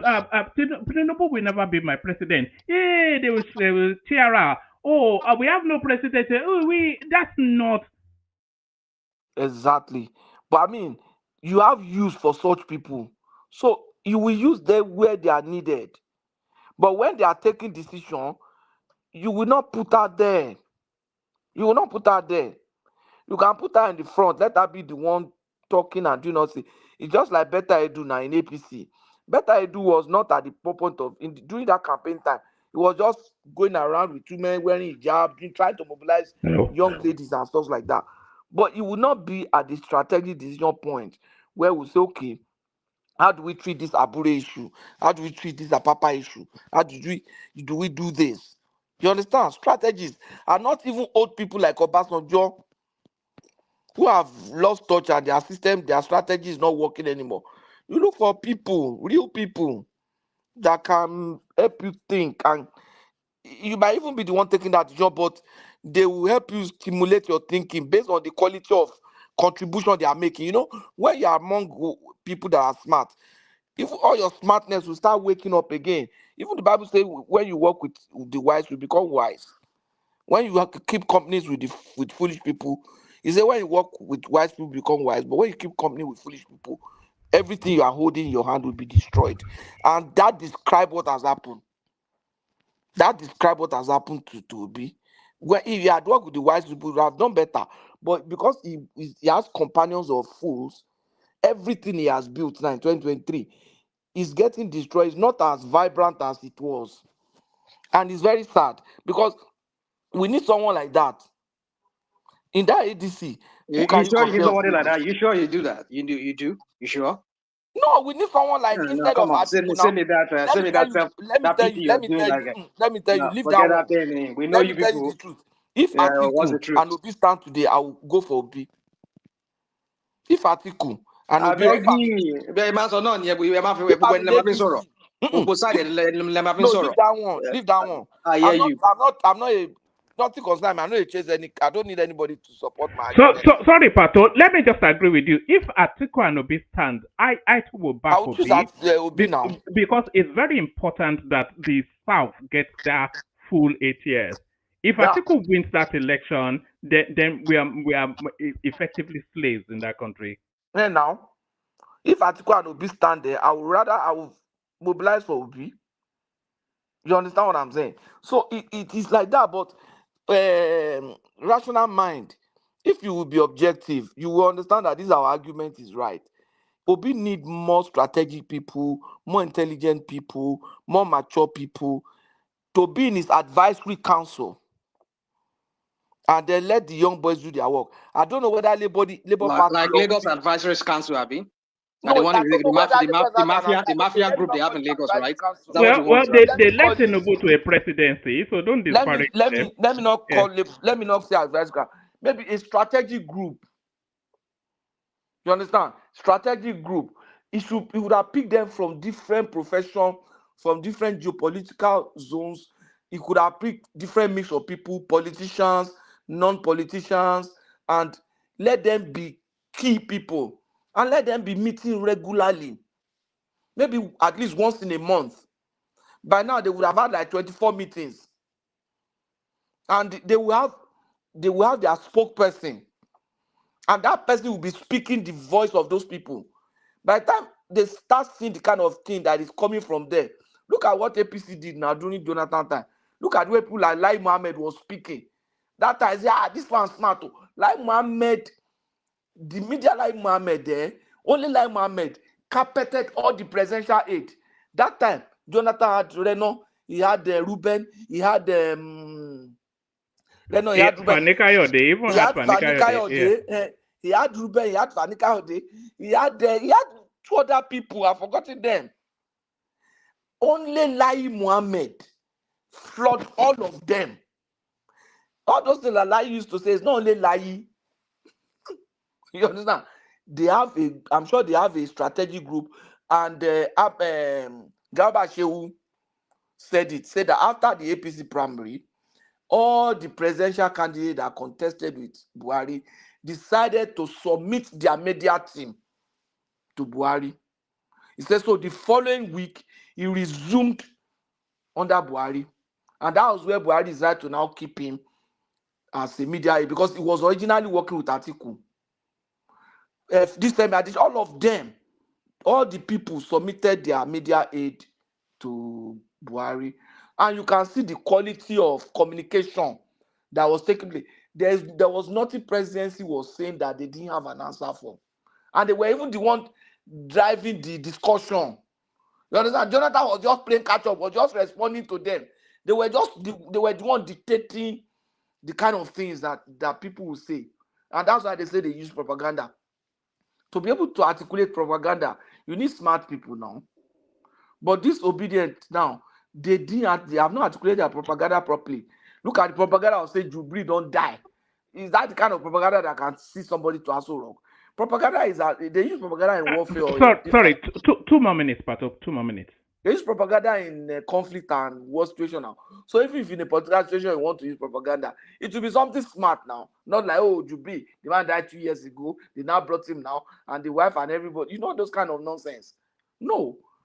Let him go, and it's not too late for him. Why are you people spinning this whole thing narrative? Like, are they the one who started the whole Jubilee thing? Are you people are now making it like, you see, when people like you come here to say you vote for him, I mean, we know you people just come here. But the Jubilee narrative is part of the broader overarch of the obedient space. No, because it was never. Let me use my 2 minutes, I beg. Don't waste it. Okay, all right, go on. They took ownership of it. It didn't originate from them, but they owned it. They suddenly when did they own it? When did they own it? When they say they own something, and when did they own it? You have been living in US for some time now. Don't you understand? Tell me now, tell us now, because don't you understand English again? Don't you understand? You see, they own it. Like they what they mean by they own it is that it's not as if they went to market to buy it and pay money. That's why I say you believe in US for some time. It means it became their narrative. That's what it simply meant. Let me just finish. Let Pat so that we can move around. So it became their narrative. Even the IPOB said no can they talk like that again. You understand? It became their narratives and stuff like that. But let me just close with that. And I'll say again, it is not too late. The only thing Obi needs to do now is become selfless and make up his mind that even if I don't get this 2027, which we don't know what God can do. God can do so many things. But humanly speaking, he's not likely to get it in 2027. When it's judged by human this thing, it's not likely. But it can make a difference in the life of that country. It can actually make a difference in the life. It can effect a revolutionary change, generational drift, a shift. If he has the right people to even advise him and make him can never do something. Patolsky, He doesn't have the Peter Obi is capacity not to an do such a hero. thing. He doesn't have Stop that saying title of that. being called an he will hero. become more useful and more popular than even a president. For where? That if they are able to help him He's create not that kind of popular. vision. Oh. The situation is what is popular. So one might yield the floor. All right, brilliant. So Patoski is the floor, and I yield as well. I'll hand over to Rational Mind. The running order, Rational Mind, you should be next, but if you want to yield Woman, I'm removing the wax in my ears. You are handing over to who? To Rational Mind. Yeah, Rational Mind is one of the is an excellent host. You'll soon see. Rational mind can be very rational when he's holding their affair. So I like him. It can be very it's more stable than some folks. Well, But I think he's better than two Niger anyway. No, far better. Nobody is better than two Niger. Rational mind can be very objective. Baba. Rational mind can be very objective when it's not contributing. Let him take up the mantle. Let's see. I have not seen him displayed. All right, but not Rational mind, don't fall my hand though, because I saw glory of you. One man, let me even tell you, by two Niger, anytime you hand over to two Niger like this, if you are using 1 hour to speak, two Niger will be the one that will speak for 15 minutes. Yes, that's just his Achilles heel. That's not just Achilles heel. It's more than Achilles heel. He will take over everything. And imposes too. All right. It's a disaster. A real disaster. Niger is an excellent host. I will not hear otherwise. So the super chat of the day, Ade Demola. So I'm not even sure that name is a proper name. How can it be Ade Demola? You know, what sort of a?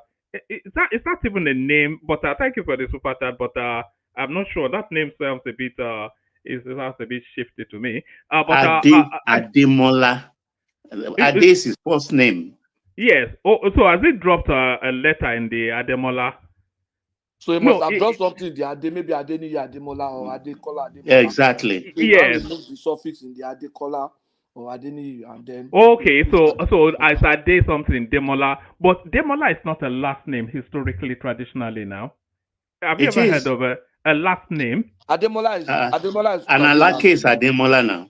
Oh, you mean okay. You mean his name is actually Ademola rather than Demola? His surname is Ademola, family name Ademola. Yes. Okay. Well, all right. Okay. So he was the super chat of the day. So well done to him. More people should be doing that. Floor goes to Rational Mind. Rational Mind, you have the floor, or you can yield the floor to Two Niger. Move it around just as quickly as you can. Prince Daddy, are you there? Have you been able to recover? Prince Daddy was attacked. Maybe he'll tell you about it when it comes to his turn. I hope not in Nigeria. Yeah, Nigeria. Yeah, exactly there. I got a funky text from you, and I thought, no, that is not Prince Daddy. I'll forward it to you, actually, the funky text. I said, no, this guy, they've gotten at this guy. So that's the running of the Rational Mind. Where was he attacked so that we would know where not to go to? Maybe if he decides to tell you, then they'll tell you. But Please, Daddy, make sure you share it. Don't go and keep quiet so that we won't be subject to the same treatment. All right. So that's the running order. To Niger, Rational Mind, you have the floor. To Niger after you, Zita, Prince Daddy, Thank you, everyone. See you tomorrow. Rational Mind. Hold on, before you go, because I know you now that you're making me this moderator, Right. I'll not be able to speak my mind because everybody will Oh, think. okay. Do you want to have your turn before I go? Very good. Yeah, I will plead the indulgence. I'll say just stay. Okay, have your turn and then I'll go. All right. To Nigeria, Mazanzit, I don't know if Baba or Baba already spoken before. Yeah, but Baba spoken. It's only you, to Niger, Zita, and the excellent Prince Daddy. So those are the. Yeah, so you will be the moderator in this instance now because for you. So you go, and then after you, I'll leave. You moderate, and then you run it through. All right. Yeah. So, Woman, real quick, I had Baba was asking that question. See, when we talk about electoral reform, the one that was done by Bubu, they were so crafty in what they did in that electoral reform. That was why the Supreme Court could poke holes at it when Atiku and maybe Obi was using it as a basis for as part of the basis for their petition as to why they won the election. And the Supreme Court has to rule. And there's no clear cut, there's no hard and fast and rule about the whole thing. That INEC can decide to turn it off themselves. They don't want to use it. No. That's not what we understood from that. But then who would accept what that ruling? Because apparently from that electoral reform, it doesn't seem like it's a solid thing there that was stated there that yes, must only be transmitted by the beavers and what was that they call it, IREF, must be displayed in real time. Anything short of it will be cancelled. There will be a rerun for that election, for that part. If that was mentioned in that electoral reform, then we understand that it's a must. If the totality of that election has to be cancelled because it was not, the IRF was not used, results were not transferred in real time, and the shenanigans they did in the Edo State and other parts of even on those states.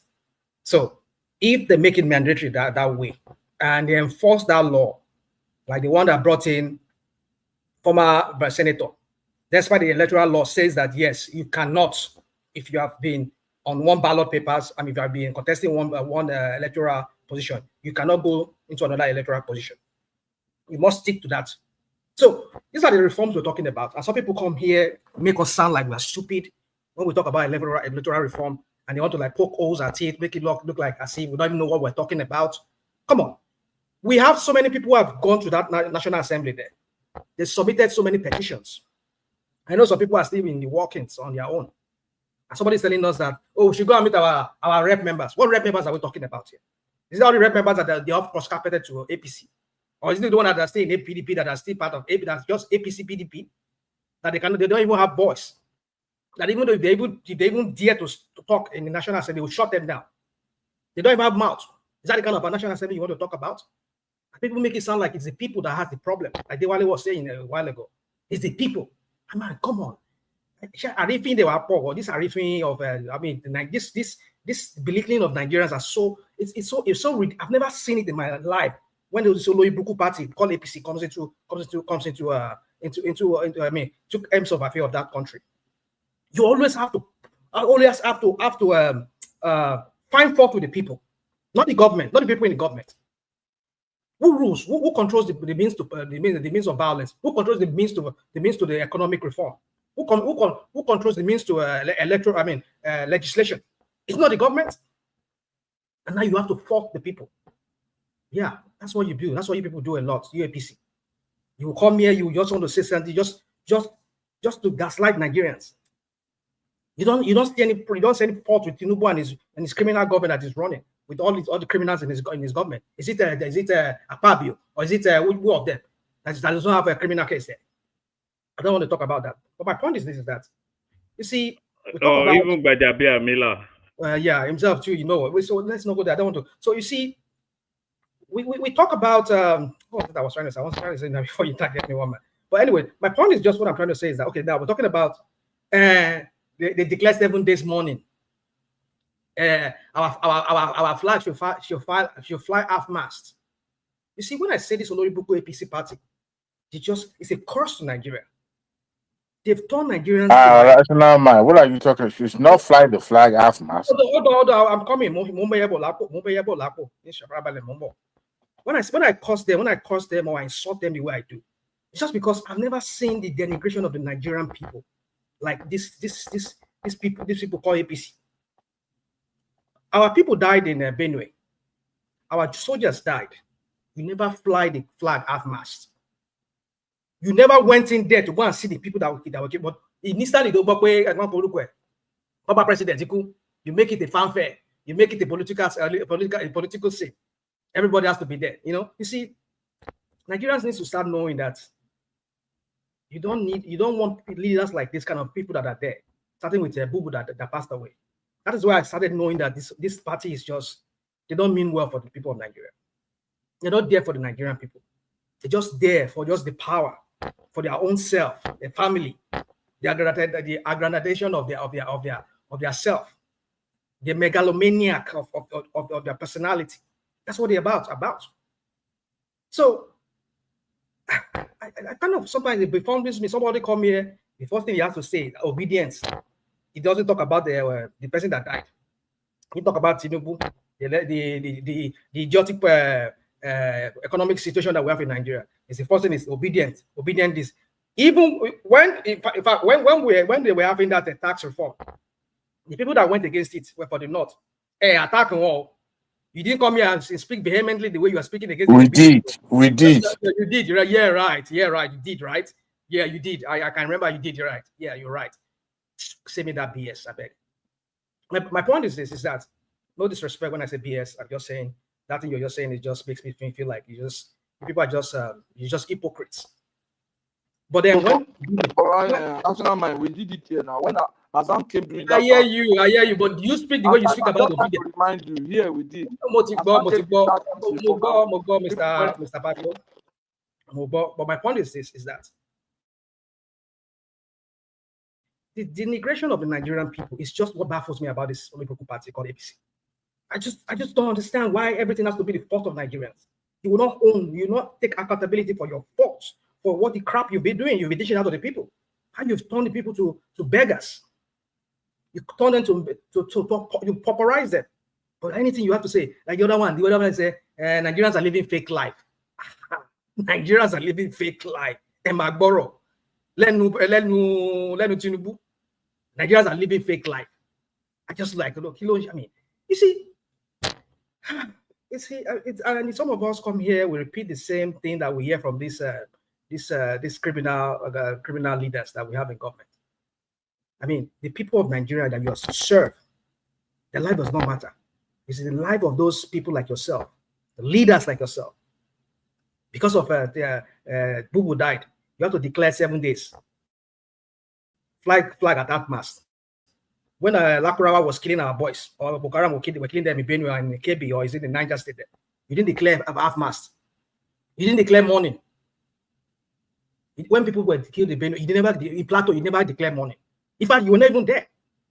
But immediately, yeah, but those were poor people now. You cannot draw the parallel between poor people and... You said the word. You see what I said? You see, poor people. What is governance all about, woman? You see, some of us come here. It's about power and privilege now. It's never for the poor people now. You see, woman, my kind of education that I received, I used to like to quote my mom. I didn't go to school. You went to school in Kutonu, that's why. I didn't go to school. I didn't let school pass through me. I passed through the school, and the school passed through me at the same time. Some of us just come here. We don't see things for how they should be seen, but we just go through the peripheral of it, and just like chop, just go through it, and just make it look like there's nothing about it. There's what they call social contract. I don't need to tell some of us here. The social contract is between the led and the leaders, the people that lead it. Have you ever heard the Yoruba idiom "Aimori Obaku"? Have you ever heard that before? Yeah.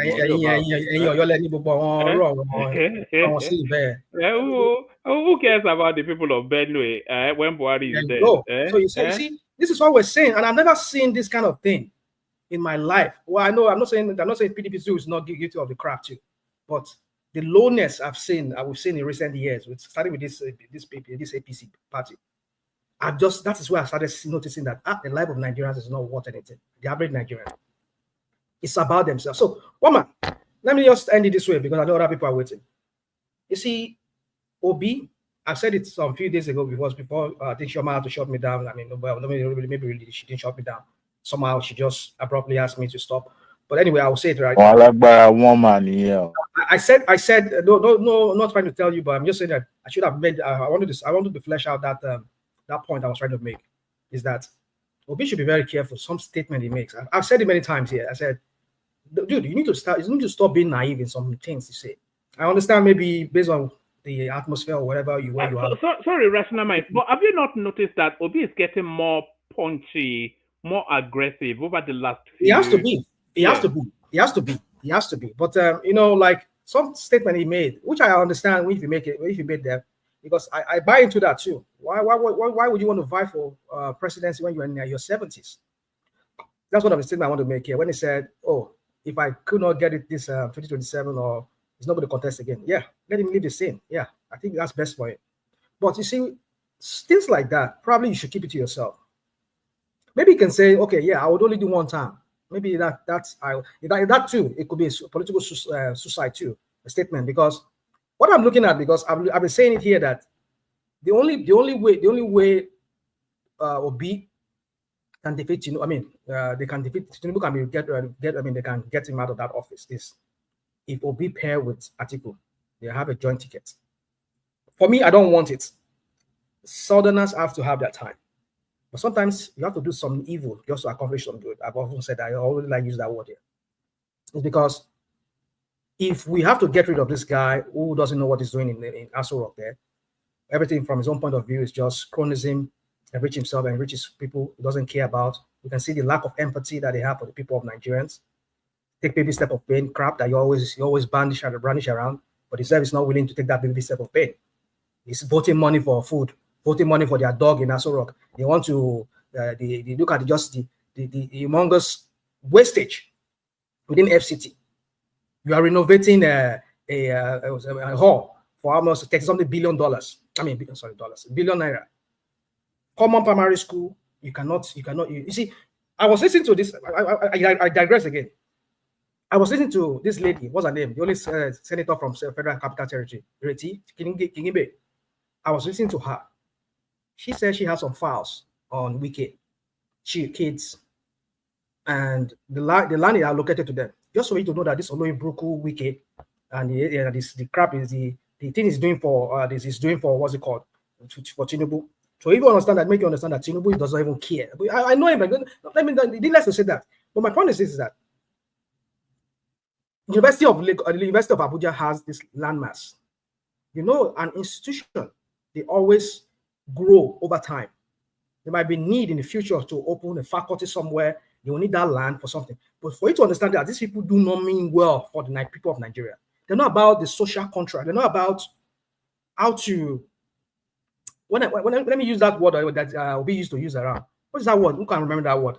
About people, investing in people. What was that word they used? I forgot. I can't even think right now.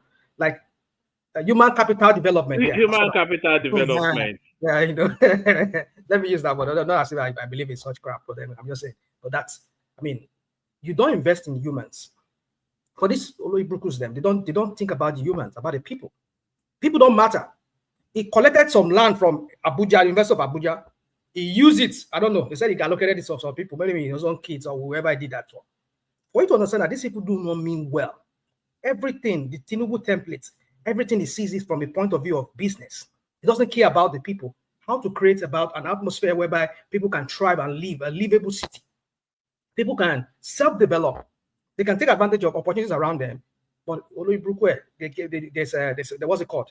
The hospital they said they were supposed to build, according to how they were supposed to build in Buhari, is it Buhari, an hospital? Here we go again. We're talking same hospital, healthcare system that we're talking about. That these people don't care about the Nigerian people. Wike suspended it, according to what King Ebe said. If I heard that well, Wike canceled that project. He wanted to build a mall or a market. Just imagine. When we say these people do not mean, these people, they're just not there for the people.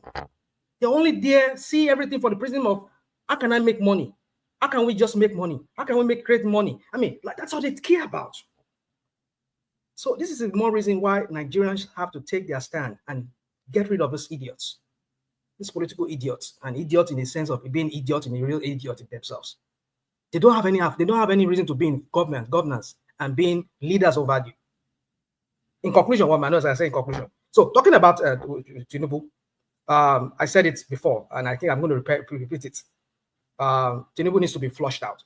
If Atiku has to do a joint ticket with him, I'm ready for that. I know it's painful that who will become the president? Who will now become the vice? Well, the only way Atiku will be able to defeat Tinubu is if he pairs with what's it called, Peter Obi. But I don't know if Peter Obi wants to take that second slot. And I think if he does, then he cannot eat his word back, because if Atiku, let's say Atiku even do 1 year after that first time, by the time Atiku will be finished, he will be like 70. And then, like he said, now you already said it now, 70, I will not go beyond 70 years. After 70, after this last election, he's not going to contest again. Then he has to eat his word at that time. Is he going to do that? Then that's going to make him another hypocrite like the other people too. Because that's why I said it's very naive in some of the statements he makes. I've often said it here. Obi needs to stop making certain pronouncements that will come back and haunt him or hit him. Rational Mike, can I interject you for a minute? Go on, please. Yeah, you made a very valid point, but then the issue is that Obi is neither here nor there. It's not good for a leader. I want to disagree with somebody that is not popular. He's very popular. There are a lot of things going in Obi's favor. I prove you wrong. That was what my brother Shomole said in 2023, that it was two people treating in a room. At the end of the day, the two people turned out to be 6.something million votes. Let's not be deluded in that direction. Having said that, I'm not here to argue with you. He's very popular. He might not be popular as a person, but a lot of things are going for him.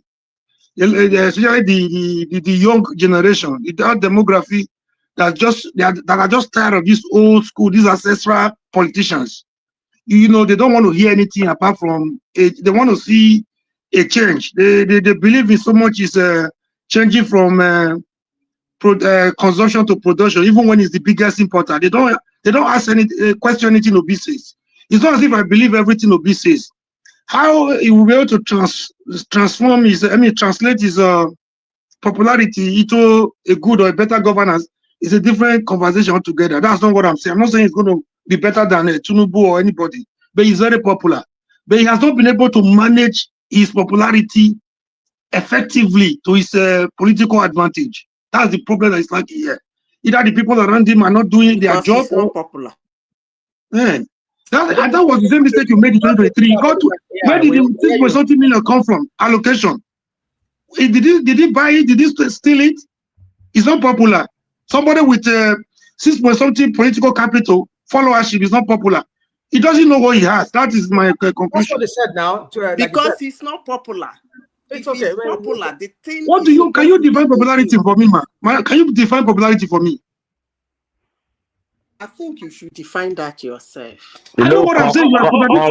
All right. So, sorry, Dewale. Let me build rational mind, and then after this, you Zita Prince Daddy, and then you can open it up. Okay. So thank you, everyone. Sis. All right. So in conclusion, let me just say this. So I think Obi needs to stop making some of this pronouncements. Omori, please just hold on. We'll come to you.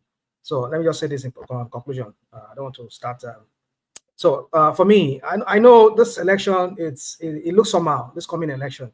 I know they've hooked him, and that statement that this ADC is threatening, this subtle threat that they're giving to him, that you're going to ruin your political career if you bail out on us. I mean, that's some kind of a threat. So if Atiku could not really convince Obi to deputize him, I think that the ticket is that whatever ADC bring up, they might gain ground in National Assembly. And maybe have some few governments. You think if Obi take vice presidential slot, his people will vote for him?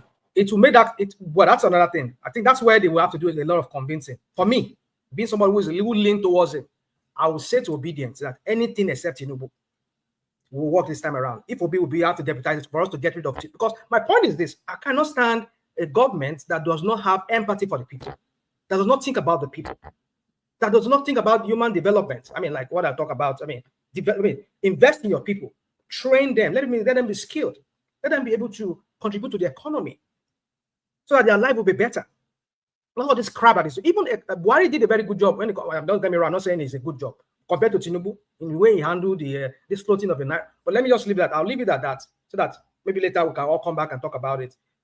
Who's next on here? I think is it Madam AI? Are you the next person? Or who is that person? Prince Daddy, are you there? Yeah, I'm here. I'm here. All right. So I think. Sorry, I'm sorry. I think it's our friend. What's his name? Tunanya. Is Tunanya here? I think it dropped already. So anyway. No, yeah. it's me. It's Go AI, on, but please. AI is not here. Let me go ahead. I don't know. Yeah. Okay, I just like a few minutes to talk. That's it.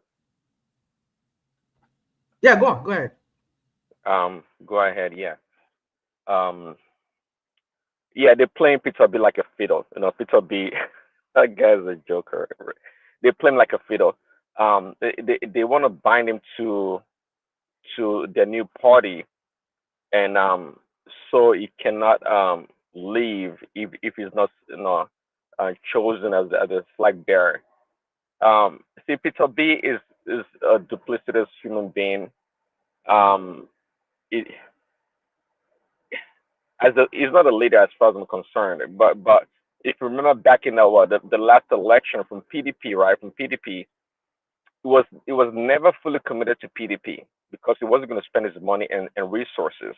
And if, as somebody said it earlier, it's a bit fierce competition. Actually, it's fierce competition. Go in there and compete with the rest of the people, and wherever the cards fall, let it be. That is not Peter B.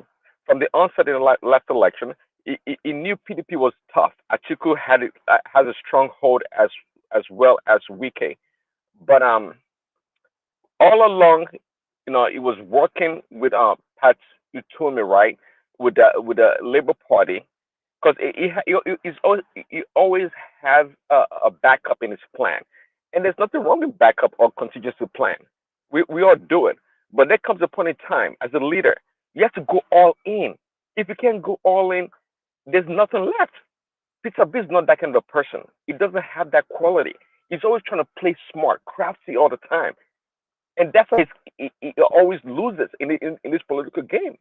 Now, my understanding that they've got him almost cornered to join the ADC party, whatever it's called, ADP party, and when they do that and is committed to it, well, Peter B, I mean, if he backs down or backs away, like someone said earlier, it's going to look like a fool or something else.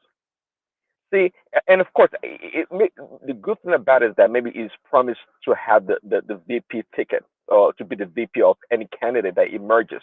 That'd be, I guess, a good deal for him. But to be the presidential candidate, I don't see it. I don't see it.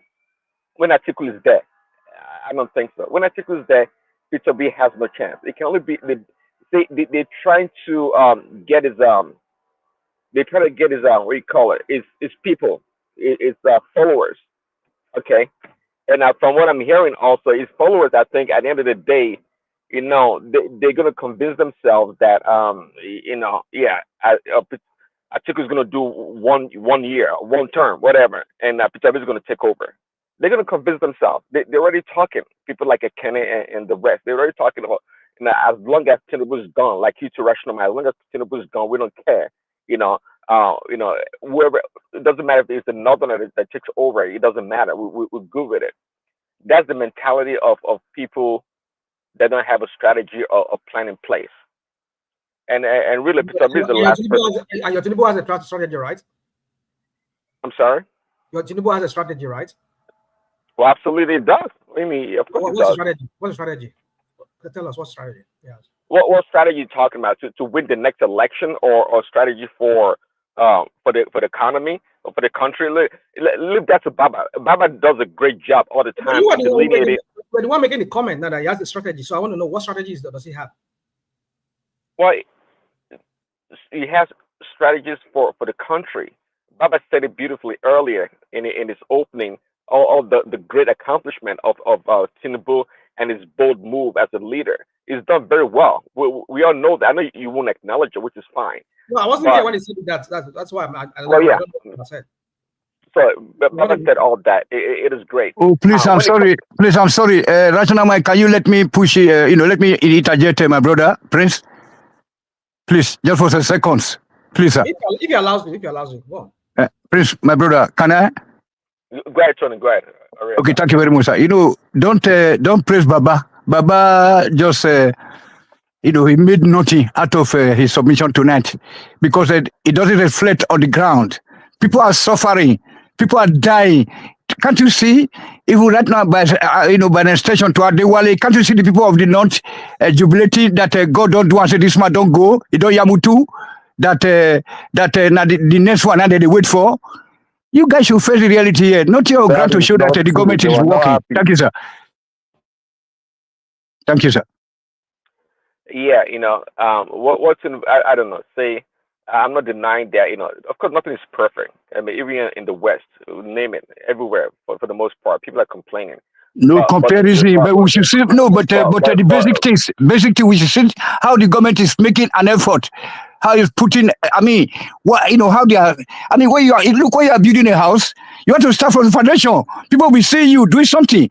Maybe some emergency refineries are grand.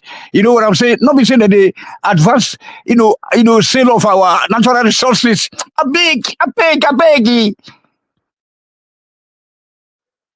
Okay, well, Tony, we all have our own perspective on Tinubu or what is going on in the country. But as far as I'm concerned, I think he's doing very well. I think the best thing about it is that he's making bold moves that other leaders, president, they fail to even embark on. So to me, in my books, Tinubu is doing very, very well. Of course, it's not perfect. Who's perfect? He has a lot of things to do. But we always say it here all the time, and a lot of people have alluded to it. The governors, what are the governors doing? My understanding is that the governors are getting a lot of money right now, double, triple what they used to have, regardless of the weakness of the dollar. What are the governors doing for their own people? What's the value of the money? What's the value of that money? What's the value? Because people like to come here. Oh, it's doubling the money. What is the value of that money that it doubled? Prince Daddy, if you can allow me to come in place. Yes, please. Yes, Baba, go ahead. Hands full. In a nation, actually, the value of the nation's currency is backed by the measure of its exports, its ability to earn foreign exchange. We don't have that in abundance at the moment. So the 1,500 average is the true value of the naira. You float the naira, test the strength of your currency. That's what world economies do. You test the value. Then after testing the value, you do things to shore it up in the medium term. And listen to me. Let me propagate my point. Let me propagate my point respectfully. You are the moderator, so you allow me to flow. So the thing is, the naira is being floated without any shoring up in the first 12 months. After the 12 months, it drifted up to 1,900 and it started dropping back. Now they shore it up by taking some money, hard-earned money, to mitigate against that free flow. And it's settled between 1,005 and 1,600. And that is the true strength of that money at the moment. So we have to start putting structures in place, institutions that will help us to export, earn enough dollars, and the naira will gain its strength. But whatever you have now is the true measure and strength of the naira. Thank you. No, Barbara, we need to subsidize so they can go back to 400. Hold on, please. Please, Daddy, please. Do you mind if I interject? Without production. Tony, hold on. Do you mind if production don't happen overnight? Tony, go ahead, Russian mind. Rational mind when it's my turn. Thank you. So I just want to it's a question I want to put to Baba. If you don't. Oh, are you? I thought you said you already spoke now. When I came to you first, you were. No, she has not. She has not. That was why I went to. She has not. I think she's the last person standing so far. Okay, please, let me but I think I met you here too. I don't know why one man even allowed me to talk before you, but it's okay. But I'll come to you after Prince Daddy. So, Baba, I want to put this. AI, please be patient. Yes, go ahead. Do you put the cart before the horse, or you put the horse before the cart. Now, hear me very well sorry, you understand. You're floating in Naira. You're floating your currency. Let me say Naira. Because you said it's done everywhere in the world. No, it's not done everywhere in the world. Have we questioned why? I was listening today somewhere, and there's somebody that played, there was this interview that Buhari granted, I think, is it Bloomberg or one of those big Al Jazeera. Maybe Al Jazeera. And they were questioning him about several times that IMF was asking to float the Naira, to devalue the Naira, that's what they use. And he said no. And later he rescinded that and he went and devalued it. And when he saw that the thing was really, what we experienced in that thing was what was happening almost at that time, he took it back. He said, no, I'm not going to do that. So have we inquired about why didn't he do it? You understand why he did not do it? Because you said every country does that. No country does that. No sane country would do that. A country will first of all show up its production, make sure that they are producing, they are self-sufficient when it comes to producing, they're exporting, then you can devalue your Naira. That's what China did. You don't devalue your Naira, you don't devalue your currency before production. Now, trying to produce while your Naira is at this stage, at this battered stage, it's going to be an Herculean task. Because number one, your value of your currency to the vis-a-vis the what's it called, the dollar, it will stifle production. It will make it almost impossible. So when we say Tinubu did something on impulse here, this guy didn't think through those policies. We're not saying those policies are really bad in themselves, but there are things you need to put in place. When we say Obi said, I'm going to structure it, these are some of the things he's talking about. You have to make your people productive first. And then based on the exporting thing, you exporting, the ones are buying it, so that you can get more foreign exchange. Then you devalue your currency. To back it up. Every country does that. But some of we come here, make it look like what Tinubu did was the right thing. No, it was the wrong way of doing it. That was why Bubu and other people before him, I hate to say they were even better economy manager than him. That's what they did. Okay, when you finish, I will have to push back. Okay, I stop at that. Okay, in the China case, you are very, very wrong. China went into listen. Points, we marshal it point by point. When China went into production, they had abundance of it, and their currency was gaining strength, and there was no market for it.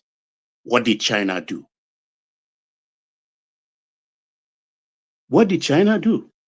They, of course, mitigated against that by reducing the weight of their currency to make it cheap. And that's the quarrel Trump has been having since 2016 against China. Because what we have, the China's currency is undervalued because of their production. Then when we talk about production, it's a process, it's not an event.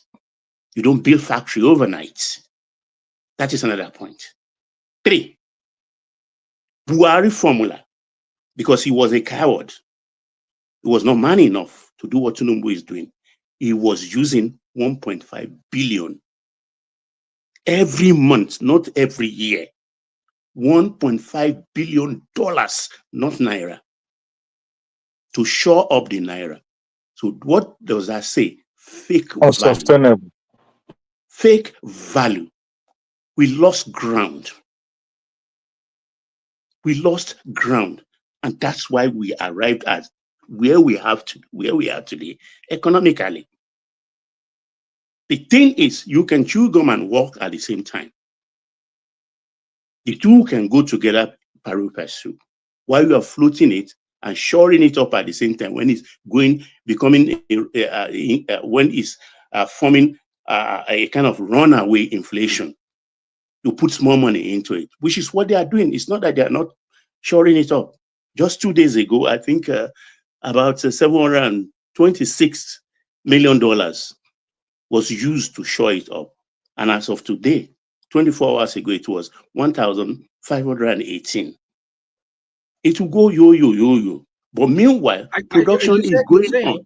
You're saying yes? shore it up. That's what you said right now. Yeah, I said 2 days ago. 2 days ago, they put $726 million. Okay. Okay. So I want you to, when you're done, I mean, when you've done, I want to, because Yeah, it's difficult to.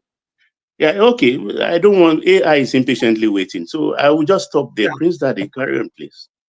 Okay, all right.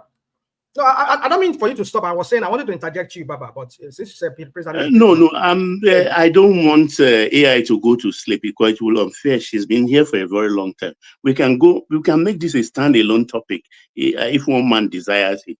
Maybe sometime during the week. Okay, let me just give you 10 more seconds to wrap it up. I was going to say, I wasn't sure if it was Baba or somebody else that did it, where they convert the cities, the Ghanaian cities at the Naira to see the true value of their purchasing power. And actually, what the Naira could buy, even at the current devalued state, had a stronger purchasing power than the cities. Exactly. Any day. You see? So that's the true value of the Naira, really, regardless of what you think the speculations are on the in the market about what the true value. So Rashomai, the way you're looking at it is quite linear. It's not really robust. Okay, you're just looking at, okay, Tinubu is giving the governors a lot of money. You're saying, what is the value of the money? The money it has value. You know, really having a strong currency like the cities. I mean, the Ghanaian economy is nothing to write home about, regardless that the city is stronger on paper than the Naira. Are you sure you know anything about the Ghanaian cities? Are you sure you know anything about the Ghanaian economy right now? Do you know how it is right now? Well, the cities is actually appreciating. But trust me. No, Prince Daddy, look, the measure, let's do it crudely. Like, let's do it like a semi-illiterate. Buy milk in Ghana, 1 tin of pig milk, the cost. And the cost of one tin of pig milk in Nigeria. And you see the difference. Even a 32 cl bottle of Coca-Cola, there is a difference. The Naira is still better in terms of purchasing power compared only to our West African brothers. I'm not saying worldwide now. We're talking about neighborhood economy. No, right, if you do this, AI won't come in today. Let's just leave it. Please, the strength of the Naira Please, Daddy, can you tell us what happened to you? What happened to you? What happened to you today? The dollar Naira also has to do with velocity, really. The Naira is more fluid than the cities. Yeah, it is. And that's part of the strength of the Naira in also. Your dream, right? But anyways, in your dream is fluid, right? In your dream. Come on. Well, Nigerians are more mobile. I mean, we spend more. We do a lot of things more than the rest of the other countries like Ghana. I mean, so in that regard, it has value. There's an intrinsic value to the Naira in that regard. But anyways, let me hang up. So, Madam. No, before you tell us what happened to you, sir. But we're happy that you are okay. That's after hours. Yeah, somebody trying to jack me up. Actually, they jacked me up, actually. But anyways. Are you okay? Are you doing where? In Lagos or where? Somebody somebody phone me all the way from Nigeria, actually. Seized my WhatsApp account. Sent told one man to send her 10 million naira, and a bunch of people in my inbox and I mean, they went into my account trying to use SendWave to send money to a bunch of. Wow. They're trying to destroy me. But anyway, thank God. Okay, we are glad that it was not a physical attack anyway. Not a physical attack, no. Okay, that's good. That was good. That was just virtual, Okay. Have you got the relevant authority involved into this so that they can help you? Because if now, Wale, you can go to Nigeria now. Don't be afraid. Wale, please. We're trying to have a conversation here, please. So, AI, please. After this, we're going to come to you. So I hope you've gotten the EFCC and all of that involved into this to help you look. If anyone on the platform actually has a contact that can use, that'd be really helpful. Because this person actually gave a name.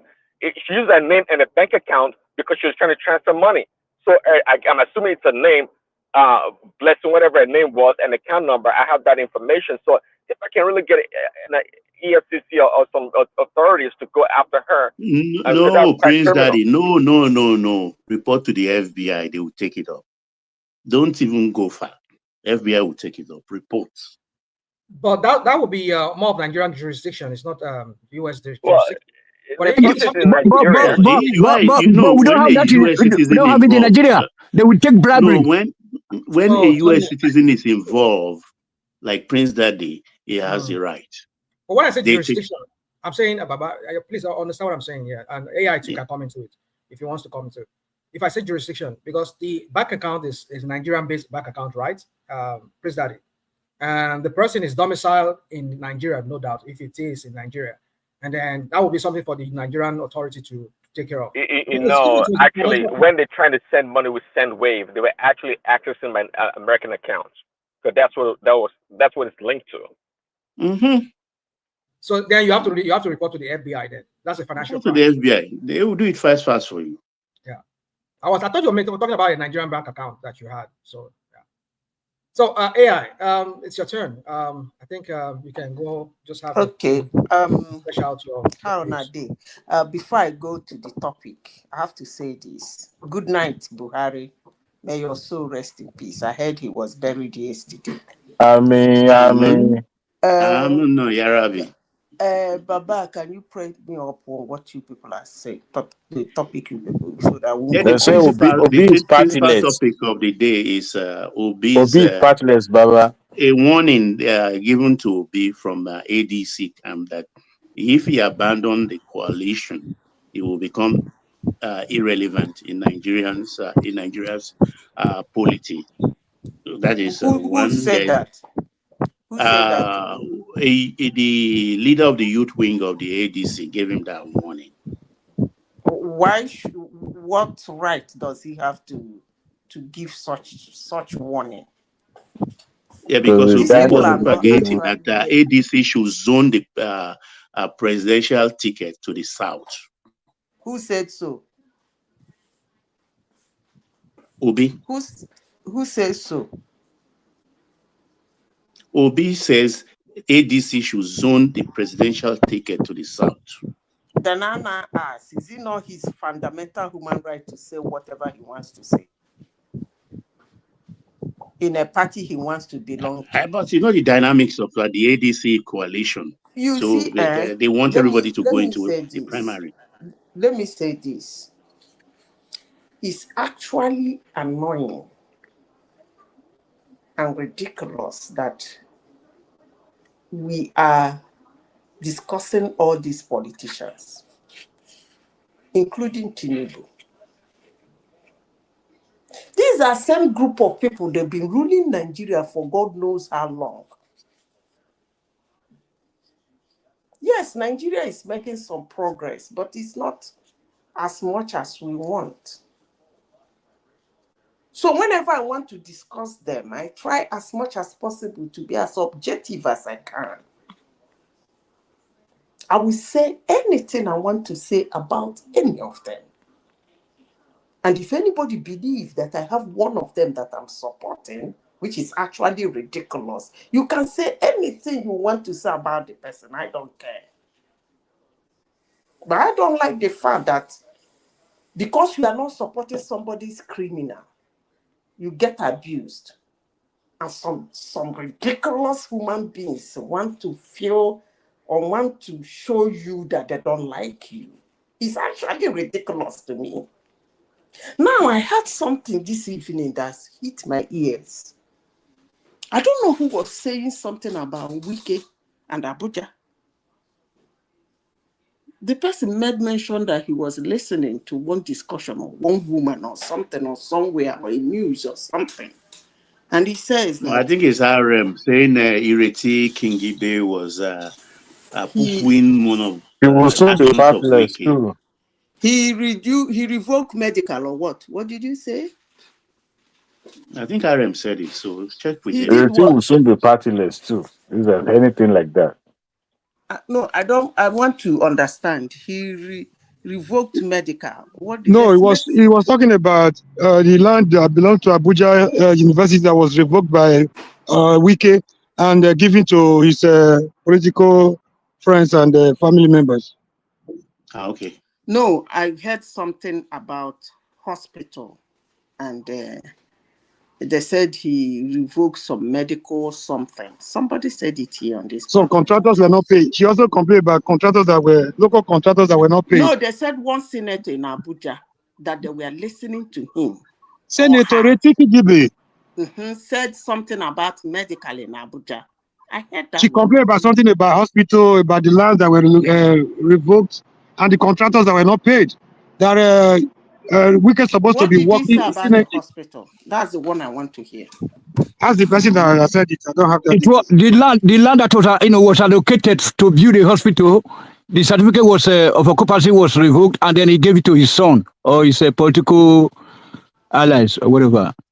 You see, Baba, I want to use you as a point of contact today. I hope if you don't mind to say whatever I don't want to mind. say. Go ahead, bounce it off me. You see,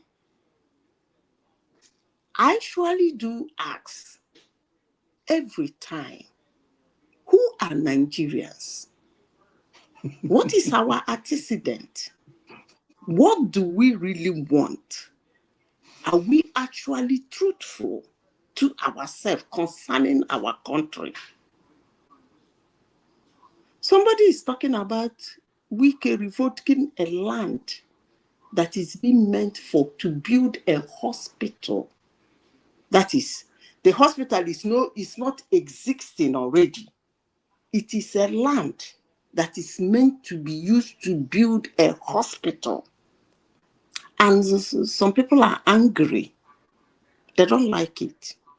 Even me, I don't like it. It's a wrong thing to do if a land is meant for hospital. But the irony of it is that same people who are getting angry at Wike revoking a hospital are actually abusing people like me for not supporting a man who locked up hospital for 13 months. Existing hospital. Humans are already going into. People are taking treatment from that have all manner of diseases, all manner of terminal diseases, young, old, small, big, whatever. He locked it up for 13 months. Nigerians that support him roll the carpet, throw the incident underneath the carpet and close it. Those same people today are getting angry that somebody else they don't like, they don't support, is revoking a land meant for. Well, by the way, who are we? What do we want? This idea of support your thief, I support my thief, is actually very annoying. Because people come to speak so emotionally about how things are not working in Nigeria. But when you look at the people that are supporting and that are insulting you for not supporting that person, you begin to wonder, in honesty, are they really angry at how things are going in Nigeria? Or is it a case of, let my thief be there? It's better we make this thing clear so that emotions will stop running wide. Group of people who have been ruling Nigeria, even before some of us were born, they've been in politics in one way or the other, are gathering themselves again, including Tinubu, and we are sharing ourselves among them. We are not angry that they're back. We are not angry that they're no good. We are not angry looking at their past record. We are not angry that they are not even interested in doing anything except in occupying the office. We are not angry that their mission and vision and ambition is just to occupy the office. Yeah, AI, just 5 seconds. You said we are not angry. That's why I said, give me 5 seconds. A man came to the coalition and told us that he is hungry too, like everybody. That same man today shattered a jet with it and loaded it with his friends. He dressed up like an emir and went for Buhari's burial in Katsina. I was angry. Very, very angry. Carry on. So why are you angry that he dressed like an emir? No, not that he shattered a jet. private jets. Why are you okay? And no, because this man, Chibike Rotimi Amechi, has been spewing a lot of nonsense, and people were hailing him, rooting for him, clapping for him, putting him on their shoulders to say he is the best thing that happened to mankind since sliced bread. I felt insulted. No, and I still feel insulted. Baba, there is something I will give to Rotimi Amechi. He mocks us. Exactly, he mocks us. At every opportunity, since I know him, even when he was the governor, in fact, he was the speaker in Rivers State. At every opportunity you give Amechi microphone, he mocks us. He said, I can do whatever I can do. I can do whatever I want to do. We do what we do because you don't stone us. And that's exactly what I'm talking about. Instead, they will stone you for not supporting their own thief. It's actually ridiculous. Now, let me go back to the collation. As I said before, and I will continue saying it, you see that coalition, one of the legs is that coalition or coabulation or what do we call not coalition, there is coalition. There is another. There's another one. Gang up, madam. But better. Or you use the word gang up. One of the leg of that gang up is already inside the pit.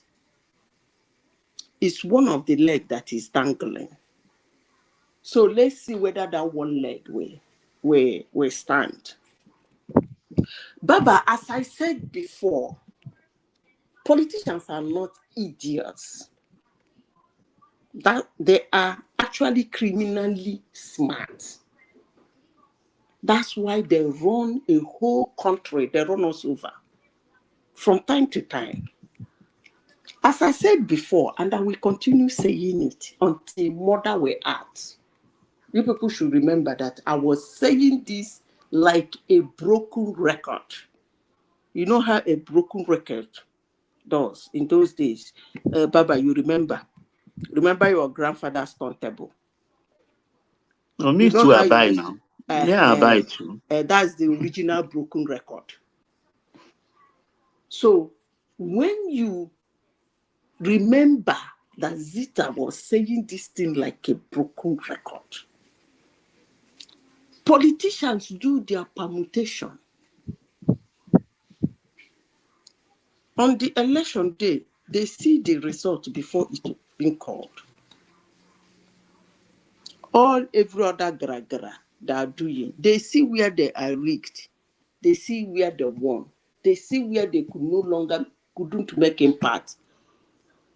And before then, before the election day, those ones that are serious, they know areas they are strong and they know areas they are weak. If they win those areas that are weak, it's a surprise to them. It's a shock. They celebrate. But if they lose those areas they think they are strong, they get shocked too. So now, as I said before, let me go back to my broken record. P2B does not have political clout. I will keep saying it. Hate me, like me, I don't care. His own politicians in Nigeria has made their permutation. It's not a case of being selfish. Because if they all know and they believe in their heart, but let me say this, there is one thing they have in common. Tinubu must go. At least that one they have it in common. And they are not idiots. If they think Obi can throw Tinubu out of Asoro, they will put him for us. Trust me. But if you don't believe me, that's still okay. They've done their permutation. And let me say this. I would actually love Obi and Tinubu to contest the election in 2 years' time.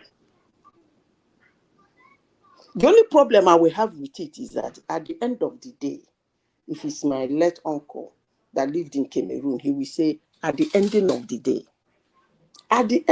day, they will still shout rigged. You know why? Because they're not doing they're not doing their permutation.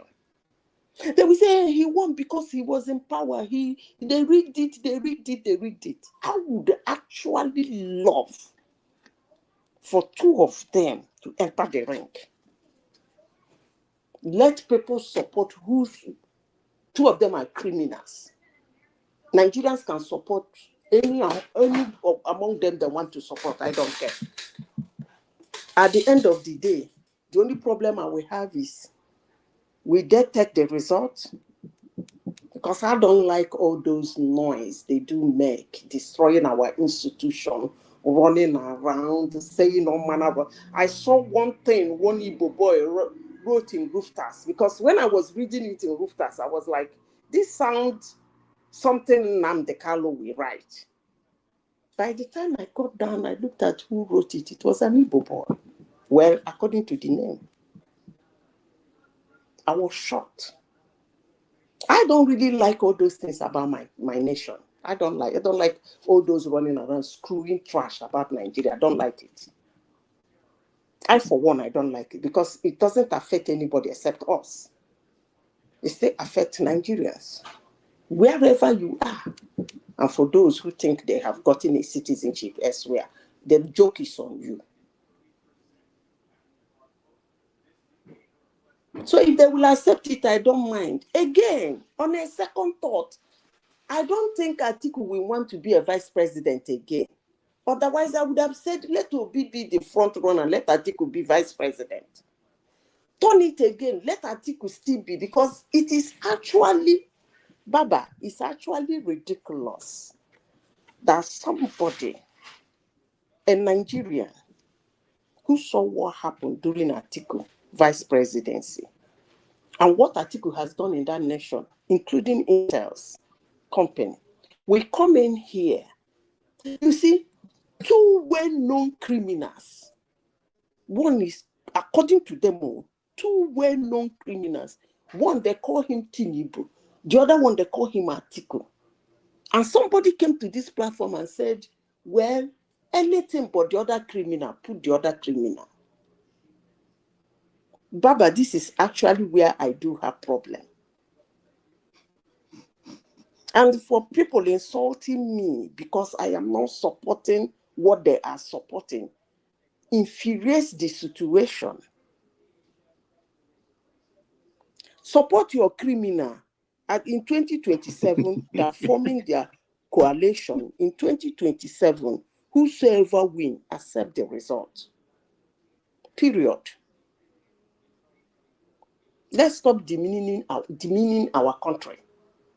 You people are talking about the coalition, and you people are talking about Atiku Obi will beat Tinubu. That means you believe in the institution that is going to produce that result.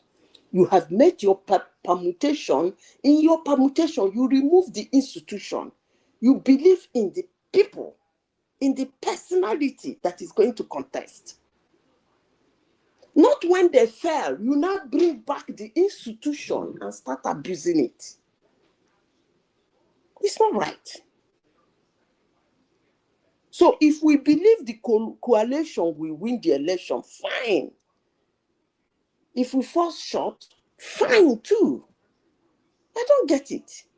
Somebody was even trying to insult me this morning that I said Obidos is not popular. And somebody said that's how they neglected him in 2023. He shocked them. No. Obi was never in the picture for neglect. What they neglected was the institution. The situation. The Muslim ticket they put on the table. Hello, how much time do I still have, rational mind? Rational mind is off the You grill. have to. And You You are have talking to the for close tomorrow. to person 20 now, minutes. You have to tomorrow, Onamea. You are talking Powerful. for up Ola, to I think 20 Ola, Ola how minutes. is did the you come in moderator, now? but I'm not too sure. Oh, Ola, how did you come in now? Eh? Okay, I Maybe you spend understand. 2 more minutes and let No, come in. someone was coordinating before I arrived, so that's why I could not. It was rational mind, but it's off the grill. So you carry on. Okay, Will let the me big just Okay. finish stick, because there are a please, lot of Ola? people who wants to speak. Let me round up. Okay. I don't know. Madam Zita, how long have you spoken now? I don't I know. wouldn't know About now. 15, 18 So I should minutes. drop. 20 minutes. No, I can give you 2 No, minutes leave for you Ola to make to that judgment, please. just 2 minutes to conclude whatever you are saying, so that another person can come in. And after Okay. her, I think Remy, Okay. B, and then Let me conclude. Ekene. When it comes to free Okay. talk, we do our free Okay, talk. Remy. Okay, Remy after Madam Zita. Okay, then again. Okay. So Sorry, I beg your what pardon. Sorry, Zeta. After Zeta is BT, then after BT is I think it's Yola and then Remy. Okay. No, I was here before Lana. No. Did you not just come in now? No, But no. actually I came was in a even long here time before ago, Mama so T. it's just not spoken. So after Zeta is BT. Okay. So what they neglected was the situation they put at the table that is happening. That is Zita, don't vex, I beg. I've been, my system has been messing up here. That's why I've been behind here. I've been looking at what I've been shopping around what to take out. Oh, Dabe. Long may that continue, RM. Yeah, right. All right. So Zita, please, like one man said, just tidy up the whole thing, and then so that we can move on. Then we'll come back to you again, after other people. I just want to say. But there's something you're saying now that is making me, that is charging me. Oh, let it charge you now. It will always charge you. See, yeah. Purge yourself of this hatred. Purge yourself. It You don't need all doesn't really this. matter. There's no hatred here now. We're challenging our views. No, there's nobody hating as anybody. long as he doesn't abuse somebody for nobody's abusing his anybody. or her views, that's okay. No, he can hate whosoever criminal he I'm wants. only trying to challenge. It doesn't matter. Hate any criminal you want to hate. On this show. So, and don't come after me because I'm hating another criminal. So it's as simple as ABC. Okay, let me say this. The situation, that was what they neglected. The Muslim ticket, the anger for establishment, the old age, the hand, the leg, all those situations, NSAS, blah, blah, blah. That was the situation the politicians neglected. And that was what wired that man 6 million votes. If you doubt me, let's watch out. I don't finish. But you said something now. You said they neglected him. They did not consider him as sort of the calculus. No, that's not what I said. No, please. Madam Tita, I wouldn't even say they neglected the situation. No, they see. know. What? No. Let me say this. They That was the reason why underrated the situation. That should be the right word. See, somebody said Obi was neglected. They didn't take him serious. And he shocked them by winning 6 million votes. I said no. He was not even in the picture for neglect. What they did not take serious is what Nigerians were thinking.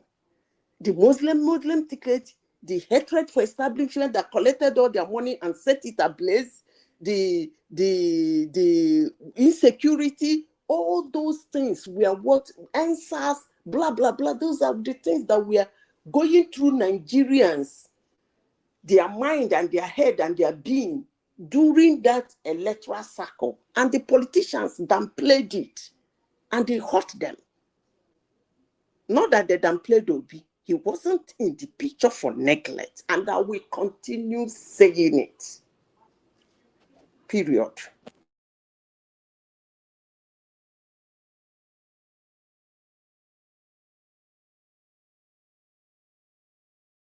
I don't finish. As I'm sitting, they knew he was coming for Lagos. They knew he was coming to some. They didn't Okay. neglect it. They did. You don't understand what I'm saying. In Lagos State, what was going on in Lagos State about Tinubu was neglected. But this time around, they're not going to neglect it. I repeat, the anger for Tinubu in Lagos was neglected, not because of Obi. The anger for Tinubu, they ignored it. They felt, well, it's a pass. Anyhow, he will win Lagos. He owns Lagos.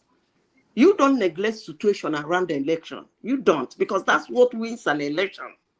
One little situation somewhere can knock the election the other side. And that was what happened in 2023. Okay. Babati, are you there? Babati. Okay. If Babati is not there, then Remy, you can go ahead. It's Remy's turn now. That's what I'm saying. Remy can go ahead. Okay. Good morning, everybody. It's nice to be here this morning. I think we are just, like I said earlier, the man did not manage his successes very well, and now they are threatening him because, in principle, he had already accepted to be VP. Because of the loud noise from his probably his supporters, he does not know what he wants to do, and at the same time, he has dabarooed the Labour Party. He cannot go back. He thought the other Usman-led blah blah blah, maybe they are going to help him, but he found out that it's Abure still calling the shot. And he does not want to go to any primaries. So at the end of the day, he does not know what to do. And to start a new party or go and join another party today, that will also affect his credibility that he does not have anymore. I mean, in a space of 2 years, you have joined how many parties? From PDP to Labour Party, from Labour Party to ADC, from ADC to where now? He's not a really good politician. And I think, and like I said before, he's an opportunist. And he used the opportunity very well. Because from that angle, a lot of people are campaigning for Southeast secession from Nigeria. He used the opportunity, the NSAS movement and the Muslim ticket, in which a lot of people thought, oh, it's not fair, and they voted for him. And it's also the turn of the South. Some people also voted out of emotion because they thought, oh, why not give it to the Southeast? So that's how they all vote accumulated together. But in 2027, most of it is gone. As we are speaking today, more than 55% of his base is already gone. He knows that. That is the truth. But as we said before, he cannot accept VP. He really is so desperate that he wants to become the president. Whether he's going to be VP to Atiku or not, both of them cannot win the next election. Because there's so many things in play here. I look at it I look at it this way. If you give it to Obi, even if at the end of the day, the Northerners say, okay, let's give Obi the chance. Are they going to wait for 8 years of Obi? Because nobody's going to tell the politician, I'm going to spend 4 years and I'm just going to hand it over to that person. How are you handing over it? Is it just by giving it to another person? No, they won't accept that one. So if I were Northerner, if I roll my dice, the best thing for me is that for Tinubu to continue for 4 years. And after 4 years, whether or not of South, is going back to the North. What is permutation? And Atiku is also not very popular like that in the North, like you thought. Unfortunately for them, it's a bad news that Buhari also passed away, because they are thinking they are going to ride on his popularity. That is why they up north with him before the man passed away. They went there, they did all whatever they can do. As you all know, man proposes, God disposes. Nobody knows when anybody is going to pass away. Now, the way I see it is that if care is not taken, it might not be on the ballot at the end of the day. If he doesn't play his politics very well, it might not be on the ballot. It will. Well, if it's going to be, I don't know which party it's going to be. Maybe another party entirely. Labour or ADC? ADC? Madam Zita, is it you said AG or AGC? I said Labour or ADC. Ah, okay. As VP in ADC or their presidential candidate? Why don't you just watch as the drama unfolds? Because it's going to be a drama, and it's going to be a very interesting one. Okay. Whatever, I wish him best of luck, but at the end of the day, I do not see him winning any election in Nigeria, especially the presidential election. I do not see him. And I think Atiku chance is also very, very slim, considering a lot of gladiators that they are positioning themselves when the power go back to the north. And I kept on talking about this kind of people, and people are really ignoring them. You think the whole north are in sync with Atiku? They're just playing him. You will see real politicking by the end of this year or maybe early next year. You see the hand, those people that are gladiators in APC they will come up with. They will checkmate him to the extent that, oh God, you won't believe your eyes. So I don't have much to say so that other people can talk about what is going on. We are in mourning time. We are unfortunately the passing away of Buhari. In 1983, when he overthrew the government, he really tried as a very disciplined, but that is the difference between military and also a democratic setting. In a democratic setting, you have to find a way to manage various interests. So to rule a country as complex as Nigeria, you have to have the intelligence, and you have to be very intelligent, and you have to know how to manage your way to balance the various interests among various ethnic groups in Nigeria. It's not a piece of cake. It's a lot of job to do. It's not that you just go there, you just command like you are a dictator. So he found himself in that scenario, and of course, this man is not a core politician, to be frank. So that is why you saw those failures. And another problem is that it's not intelligent. You say you don't finish, another person can speak. Okay. I will. Okay. So in conclusion, I wish him rest in perfect peace, and thank you. So another person can take over. So I don't want to waste because as just the I've already stopped. So when you caution, I did tell you say you don't vest me already because no, I'm not vest. No, it's okay. There is a way we praise criminality here, trying to hide under humanity. You understand? You see someone that was part of those that brought us to where we are today, and you started praising Nigeria where discipline all those stories. Can we just stop? No, Ola. Wait. During his time. No matter how you want to praise 1983 to 1985, carry Koboko to be beaten an adult because you were in a position when eventually we find out that you yourself, to some extent, I'm not even talking about that Koboko. I'm not talking about that one. It's not justified. What I'm talking about is that during his short period as a military dictator, there was a semblance of what I would call orderliness in Nigeria. Because we are let's just stop all this ridiculous. You don't want me to talk, but you just want to put your own. You are the one that brought this thing out, and let me just say a few things, and then the next person will speak. During that time, there was orderliness in Nigeria. I quite remember, although maybe he overreached his power as the military dictator, but there was orderliness because Nigeria is known for its messy stuff, not organized. Because the major problem of Nigeria is that we are not really organized as a set of people. Because at the end of the day, when we find ourselves in diaspora, we respect the rules and regulations easily. We follow everything, even to the core. But whenever we go back to our country, we want to flout, okay, I'm coming from diaspora. I cannot obey this, I cannot obey that. So during that short spell of 18 months, there was a kind of orderliness in Nigeria. So, and when this Babangida took over, we went back to our messy stuff, okay? You are still recycling the same thing. You are trying to say is that giving people I think you don't.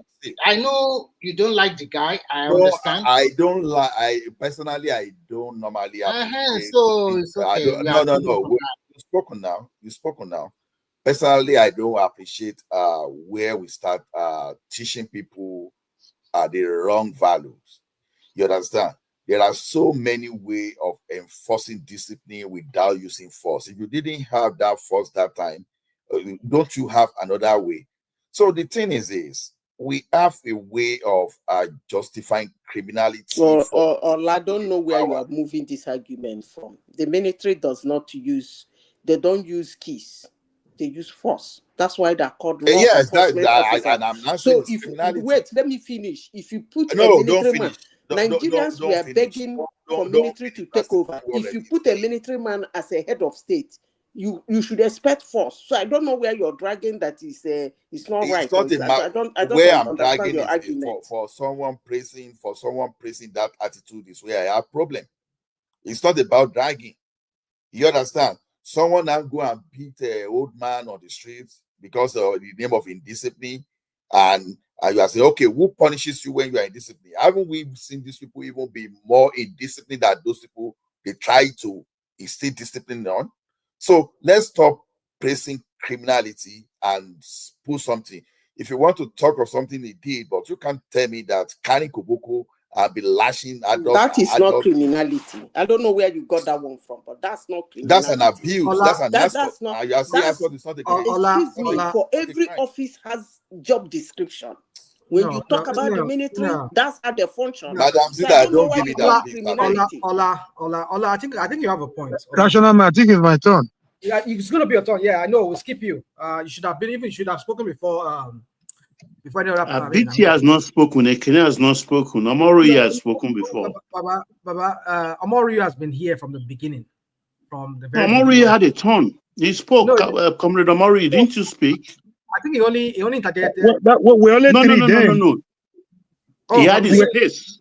We were just three or four of us then at the beginning. What do you want me to do now? I will started. But BT has not spoken. Ekene has not spoken. I hit myself. Can I say something? Hold on.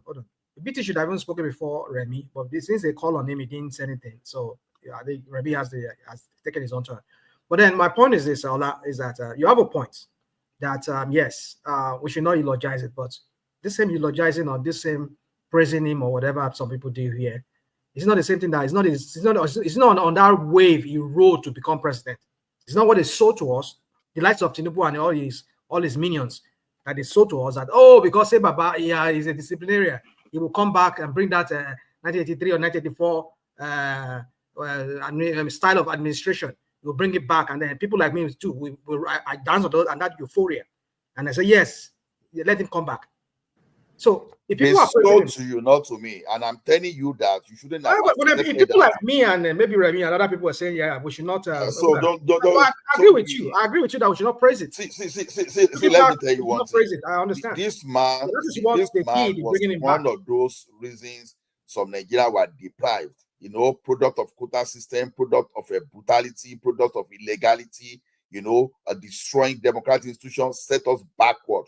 You understand what it meant for someone to just come and cancel Dangote rape? Ola, Nigerians deserve to be flogged. Oh my goodness. They deserve to be flogged. What you are telling me now is that Nigeria, if you go to Nigeria today, you try to do the right thing, guess what people will do?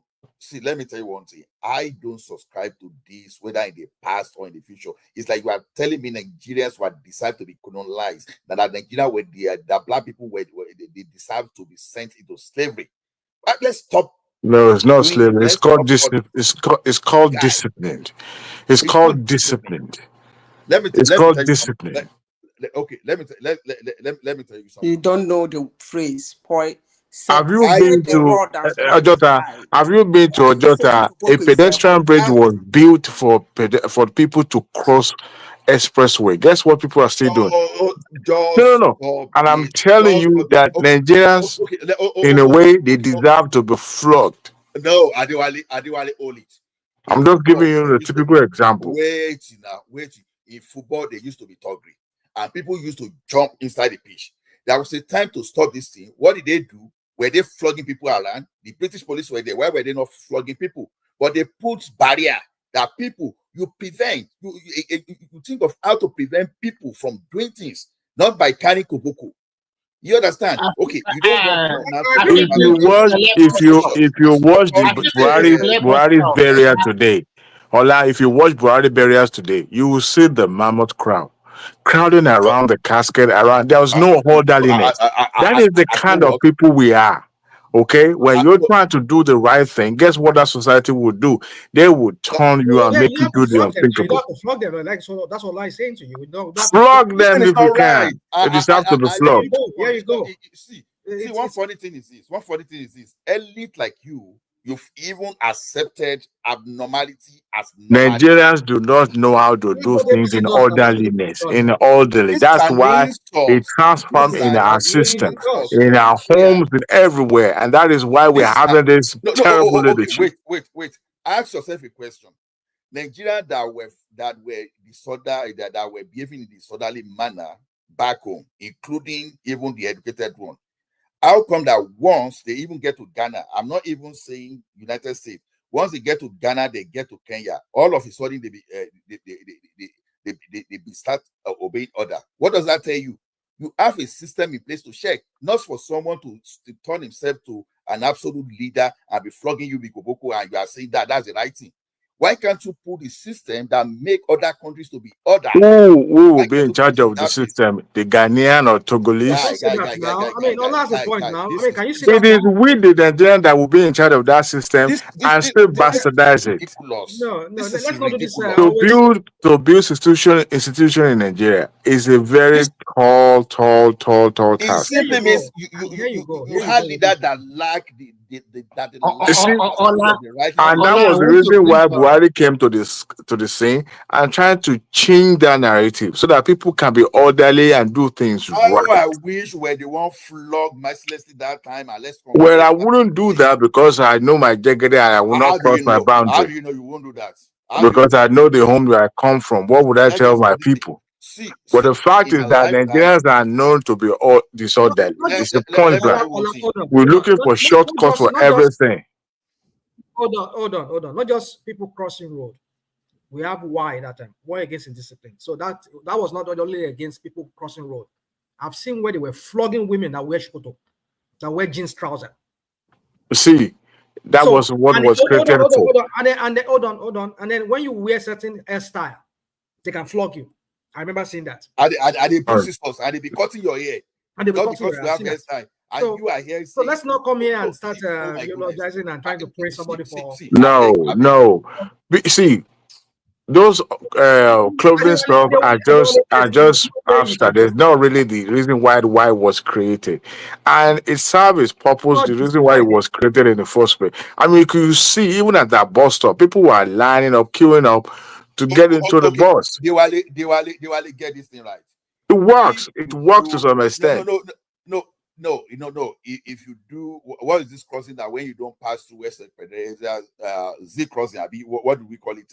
Zebra if you cross where you are not supposed to cross in advanced country, police will park and give you ticket to go. When you get out of your country, that's a different ball game. Within that system, within that society, look, people will comply because that is not where they live. When you look, Nigerians love to do it other way around, especially when they get to that country called Nigeria. Is it the right way? Is it the right way? But way? when they are outside of that country, of course they will comply with the law. You see, when you follow APC, this is what you get. That time, if a military man learned that you overspeed, they will run after you, stop your vehicle, and drag you out and start beating you. Now, but in air, you will run, they will pull you over, they will give you tickets, you will go and have your day in court. If you have a challenge, if you want to challenge it, and have your day. That's the way to be civil. But you have the leaders that are bringing thuggery, they were dehumanizing you, and you are now praising them for bringing orderliness. Abba, now then be a papa. Ola, let me tell you something. Nigerians do not know how to do things in a civil way. Okay, even on this show, when was the last time we have orderliness and when it talks of people coming turn after turn? Guy, if you as an individual, if you go carry blala and flash people and beat people on the street of Lagos in the name of instilling discipline, you will have your day in the front of the magistrate. You can go. You can be sent to prison for that. It works during that time. It works. Now you can say, well, we've advanced a little beyond. Ola, quickly, let me quickly chip in this. Ola, have you ever been to Celeb bus stop in Lagos? Leave story.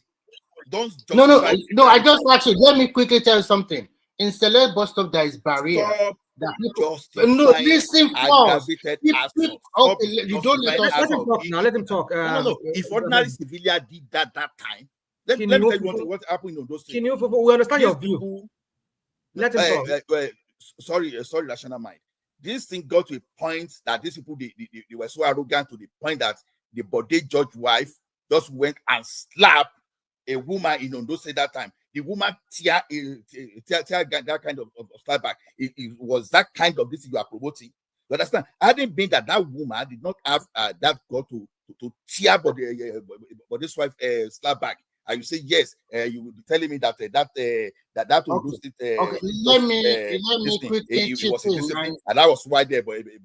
Let me quickly chip in. Today, stop this, I beg you. Let us. Ekene, are you there? Ekene, are you there? You have not spoken. You don't want me to talk? Hold on. I don't want you to talk. No, Johnny, right, land point here. Okay, what I want to say is very simple. No, I know it's. Hold on. Even before I can. Okay, go on, please. Till today, more than 100 people have lost their life in that Celeb bus stop. It's an expressway. There were barriers there that you cannot cross the expressway. And when you drive through Apapa Oshodi Expressway, you are going to Tinkan or you are coming from Tinkan Island, you will see a lot of people, they cross the expressway like they are crossing a smaller road. But until today, it's still happening to today. And a lot of people, there is a vehicle will just crush them like that. So what I'm trying to tell you is that during that small period of that regime of that guy, people obey the rules and regulations. People line up, not people forcing them. But when you look at Nigeria of today, when you see that kind of scene in front of your eyes, you are driving at an average of 80 kilometers, or sometimes they don't even care, 100 kilometers per hour. And some just cross the expressway. He or she is not supposed to do something like that. What I'm trying to say is Remy. Okay, let it slide so that other people can talk. No, I don't you can't say something like that and you just say let it slide after you dictated the misnomer to people and you are saying let it slide. Do you know that this period of this man was when they were carrying Roga? You know what Roga means? That you will be walking on the street and someone will be telling you that you have no right to walk around 7 o'clock and they will put you inside car. That is why how some people disappear on the streets of the on the street of the cities, and they were nowhere to be found. And some people found themselves in prison, and only for them to come back after several years. You are justifying abnormalities just because it's too narrative. Let's come on. These are the people that are supposed to be sent to the prison, and you are here now. Logizing, people were disciplined. So how were they doing it before? Even before the military took over. How were they doing it before? Just stop it. How were they doing it in other countries? So why are they not carrying Koboko to beat people in the UK, to beat people in the United States and Iran? And you are enjoying that because they were beating people like goats? Are you listening? They are not even looking at other things. That people around 6 o'clock, they just carry you. They put you inside Danfo. You understand? They carry you to somewhere. And that thing became what our police are doing today. You were not even looking at how that thing generated. All of a sudden, it's good. Why can't you mount barrier? Put barrier, and those things. You are giving an example. I just gave you a very good example. What did you do about you continue to say the same thing every now and then. Just stop all this. Nigerians don't obey barriers. They don't obey rules and regulations. Can I say something? Move on.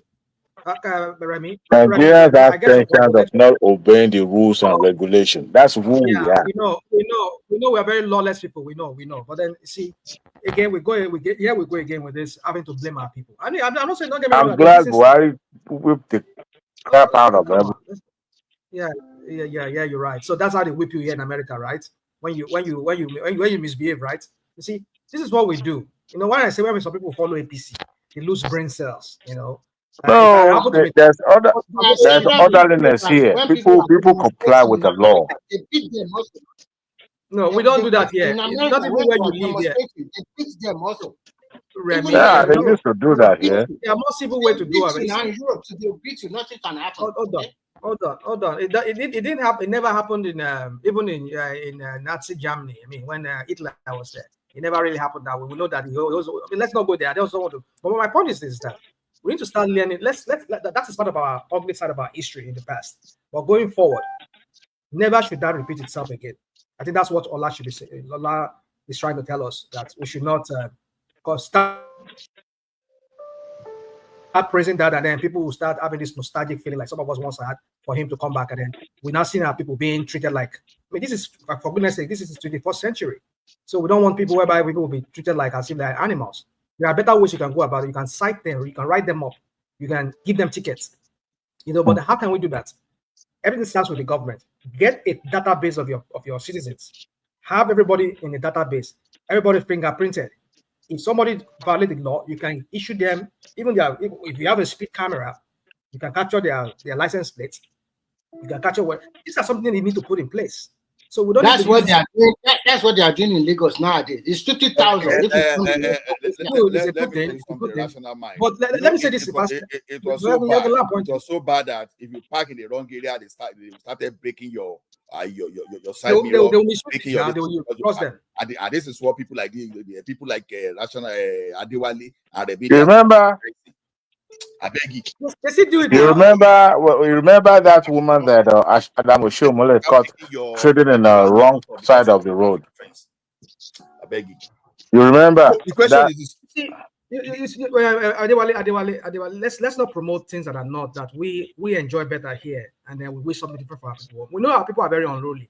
That is why. Rational man, you remember that woman that was selling wares by the road? Hold on, the government has a huge role in you see, this is what we're talking about. When the idiot like Wiki, you want the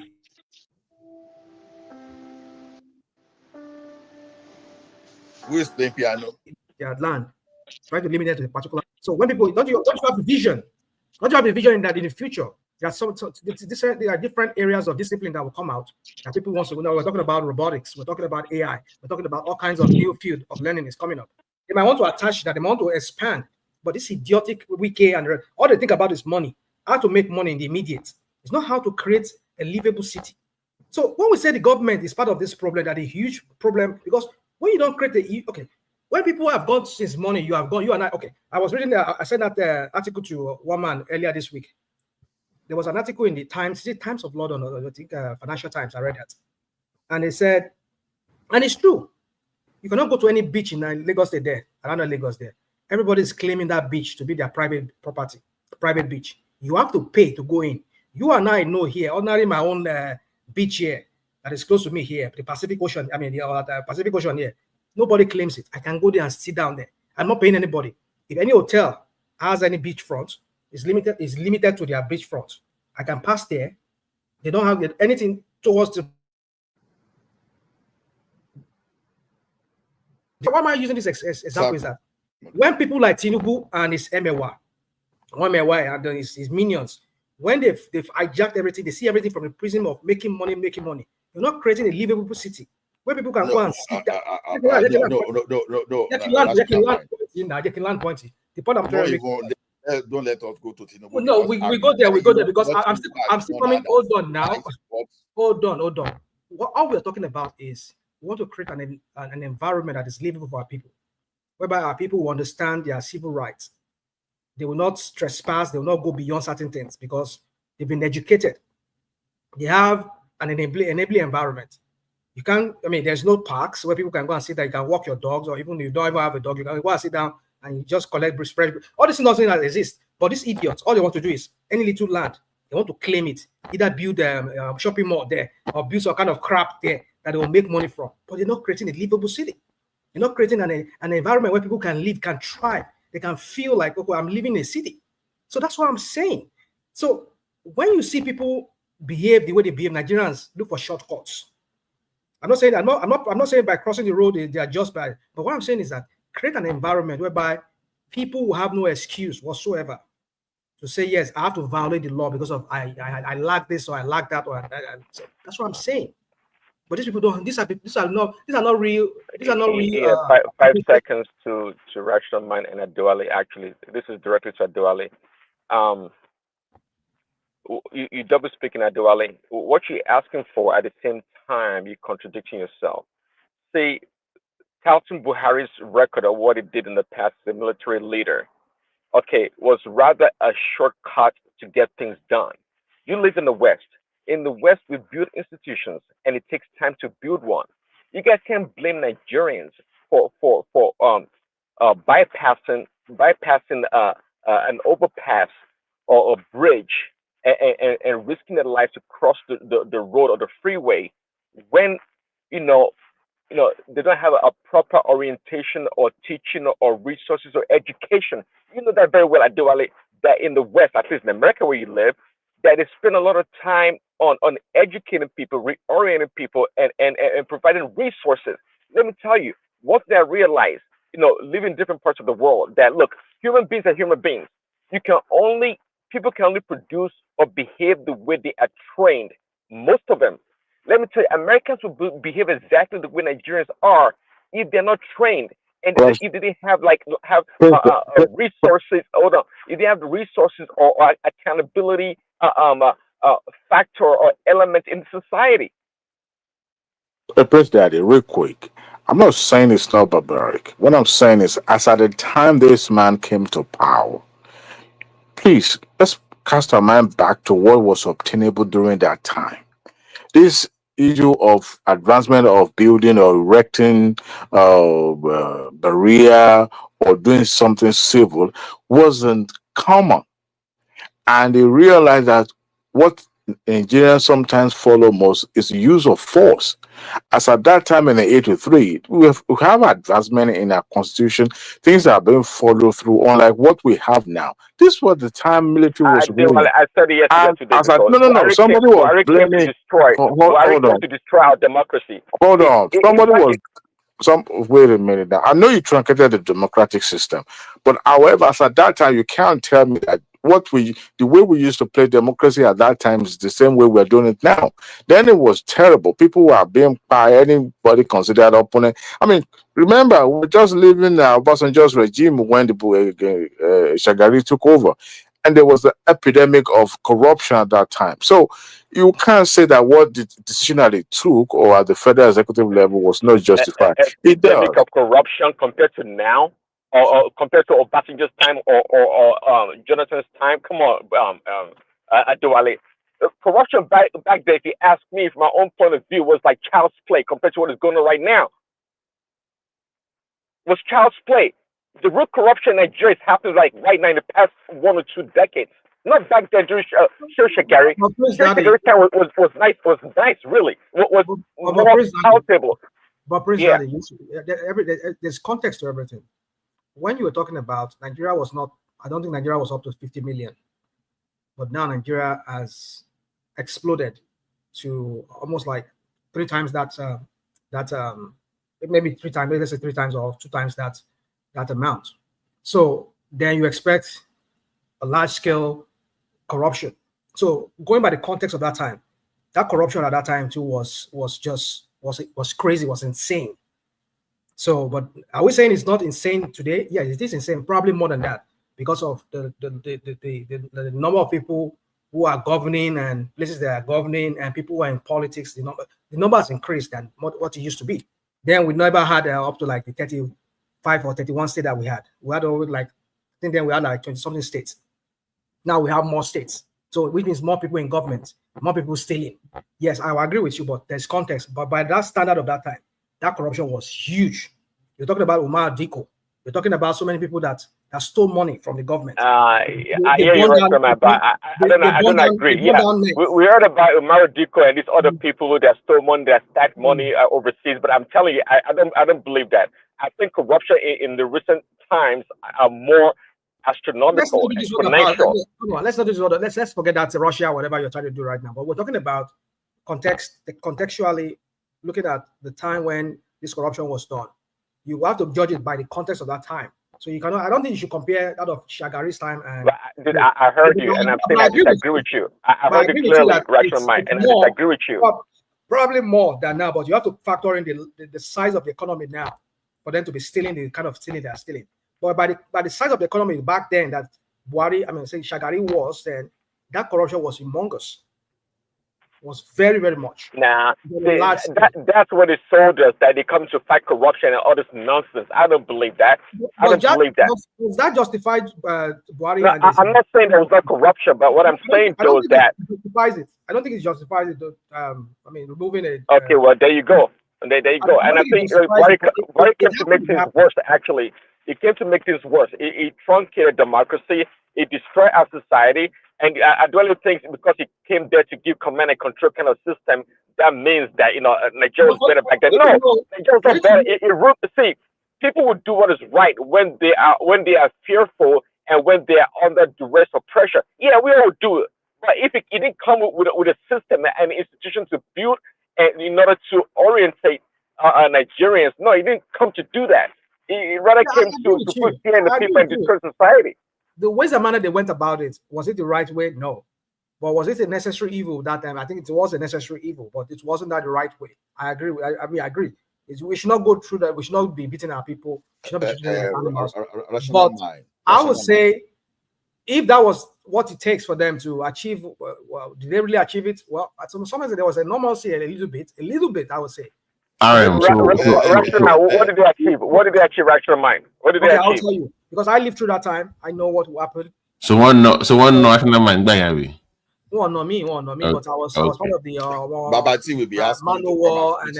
No, I'm just asking now. You said it was around at the time. But National Mind, the question is no, Babati. I never got involved, but I was disciplined, I would say. But no, I want to ask him a question about that time. Yeah. I want you to speak. That's why. No, let him finish. I was talking a minute just before he can respond. What was the time that they left for to adjust? The Boy Scout then, when still disciplined, we'll go about, we'll tell people that you're throwing trash here. You need to tidy up. Even when we go for training as a Boy Scout, when still, to promote, there was this patriotism that was instilled in us. Yeah, we had what is called the Man O' War. Man O' War. We have Boy Scouts. I didn't join Y because I think that Y was. What was the time period that they gave white and green, and wearing white. Aaron, can you hear me? Yeah, go on. I can hear you. Go on, please. I'm saying that what was the time that they left for adjustment? The period that it's okay if we discipline people for 5 or 6 years, then they were just, or it was just like a permanent thing that they were doing. No, it didn't last long because when as soon as Babangida came in, your thing just. They didn't follow through. They didn't follow. Yeah, no, it didn't follow through. Yeah, it lasted almost like the first year of Babangida, but after that, then it just went out of extinction. Yeah. Rational Mind. But for that period, let me say this. For that period, you've been saying this, and you don't even let person talk. You can learn point to land, but you're mapping. But for that period, I just want to answer Babati that's asking that question. For that period, I give you one instance. We used to have this when people talk with Allah Wakuba, there was speakers. They are going to cancel that. Do you know that? Does anybody remember that then? That you must not, if you have to make prayer, pray within your. That was they call it noise pollution there. A lot of the places in Lagos State, they don't allow people to mount speaker and start making noise and say Allah, calling for people for prayer. It was silence for some time. But as soon as this guy came in, the whole thing just came back. A lot of things came back after. Rational Mind. If you were that old that time, you will know that those programs, they were one way, according to what they want. Now, this guy, they hated discipline to the extent that if you saw anything wrong with the government that time and you dare say it, they will just carry you, lock you up in jail. You see any military administrator doing wrong thing, maybe they just go and talk to someone's girlfriend and snatch another person's girlfriend. Just for example, if you said it, they will just catch you and put you in jail. That was part of that discipline too. See, we are talking of when they say power corrupt, absolute power corrupt. That is an example of what happened under the military. That it was a rule. Whatever they were going to do was right. Whatever they don't want you to do was wrong. That is exactly what we are talking about. Now, during that time, were these people moving with their entourage, recklessly beating driver to leave the road? President is coming. Were they creating chaos that time? Yes, they were doing all those stuff. Those people that wanted to instill in discipline too, they were to some extent too, were indisciplined. So that is why the rule of law matters. You understand? When they say when the man is compelled as a resort to the as a last resort, you understand, to tyranny, oppression, or whatever, the human right has to be protected by the rules of law. You have a rule in place to justify everything, not someone coming in the morning and setting the rules, and the following day the rules will change. So the rule will be according to the mood of that person leading that time. That was tyranny, and that no justification for whatever. Even saying Nigerians were indisciplined and were crossing roads, and for leaders to be telling you, it's telling you about leadership that lack the idea of the right thing to do. We've seen some people during that time that, okay, when the people were losing their life based on such thing, they put barrier in such a way that people will not even be able to cross the road. What stopped that? So all these things we are saying, we are illegalizing, we are doing, and these people we are even talking about the corruption that eventually surfaced through the regime too. You understand? Was mind-boggling. What are you talking about? You've forgotten that the moment his government was overthrown, all the rot and the system came back with full force. That was when we started the 419 emerged. But you see, I'm not saying this. The military then didn't have excesses, especially gagging the media, going after those who speak against them. Of course, these are military people that they don't have to have a feedback from society. They shove the rule down your throat.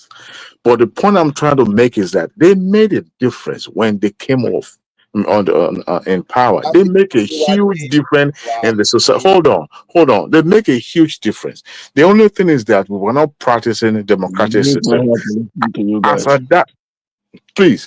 at that time, remember when they came over, when they overthrew Shagari's regime, people were happy because it was more or less like in your face kind of corruption. I mean, we knew people, the commissioners then, minister then, they were living large. But you see, even the election of Shagari itself was even another headache on its own. But you see, when they came, they were more or less like, okay, you would do this, you will be orderly, you would do things right. I'm not saying it is right, is legal, but at the time, every nation go through their own purging system, era. And that was the era when it was more or less, and that was the reason why they called Buhari a disciplinarian, or this regime a disciplined regime, because it was more or less towing the line.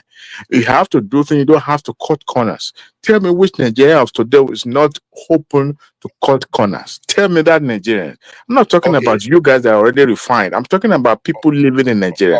Hardly you will go about today trying to do something legitimate in Nigeria that will not encounter someone or somehow, even an institution, that will want you to cut corners. You have to handshake somebody with money or whatever it is. So that is the reform that I was talking about.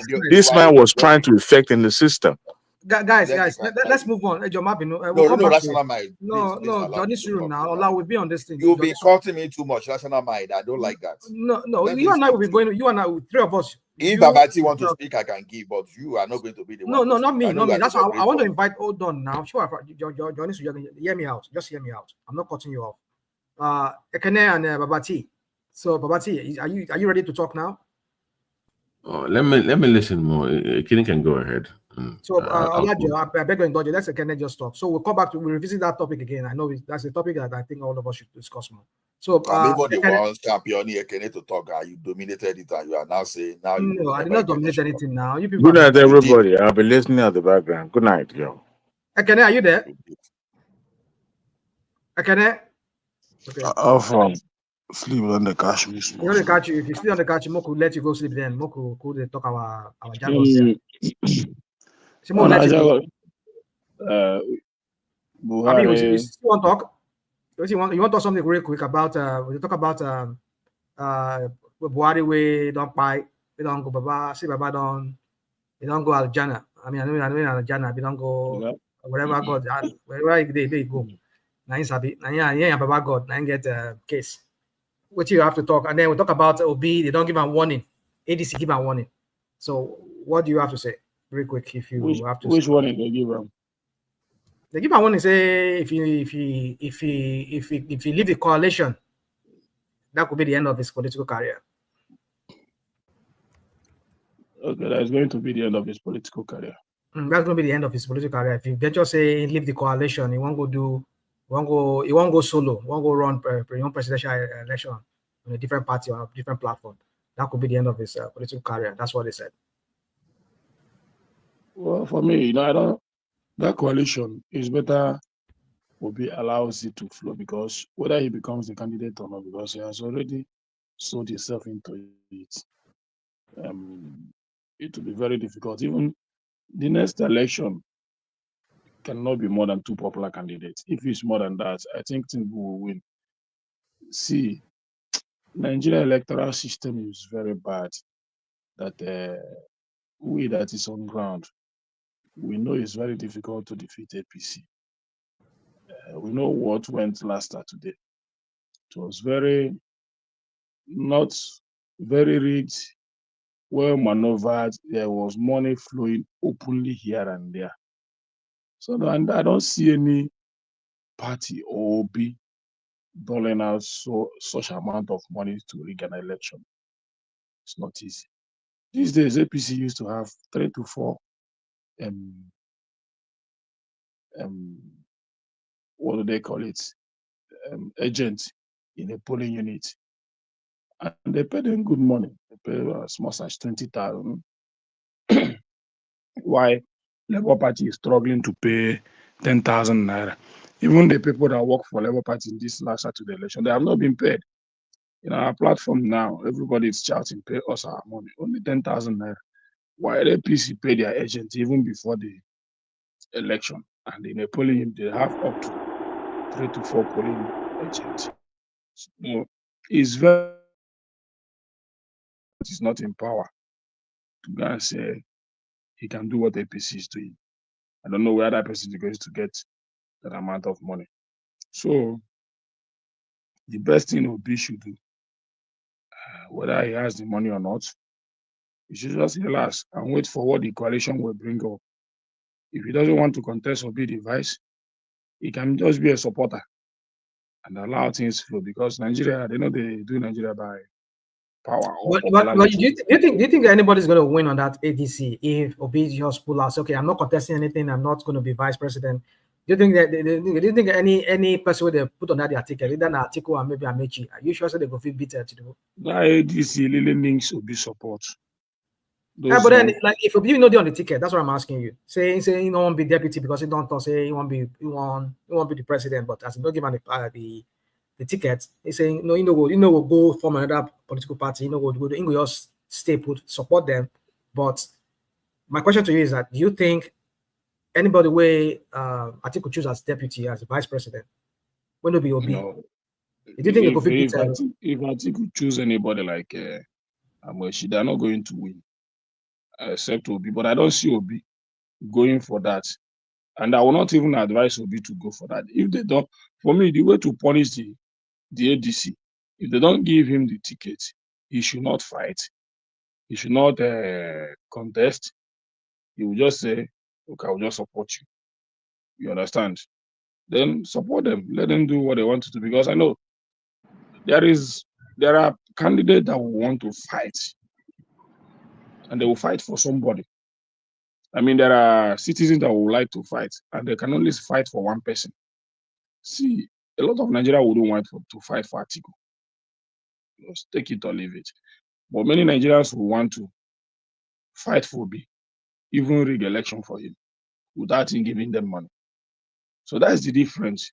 So if Atiku wants to win, he needs to have the kind of money that Bola Tinubu has. Election in Nigeria is money. If you I don't believe that Nigeria will still be taking 2,000 or 3,000 naira to vote APC in the situation that this country is. So, but that's what it is. The hunger. You mean this last? Are you saying this last election for Lagos? I'm telling you. They collected money. People collected money. Yes, and this one is not even hidden anymore. It's an open secret. They don't hide it. So if you come to the polling unit, even as a Labour Party or PDP agent, they will price you openly. How much is your price? You understand? 5,000, 10,000, 20. Mention your price. It was in my phone they give our INEC official 30,000 naira bribe. So, and all these things are happening without any what do I call it? Any punishment meted on them. So it's now a norm that in a Nigerian election. But they show us EFCC office field office for Lagos. The chief there going around and going through different polling units, go catch up with the spend money. That one not really all those things now, no be where, I don't know where those one happen, but not be where I did.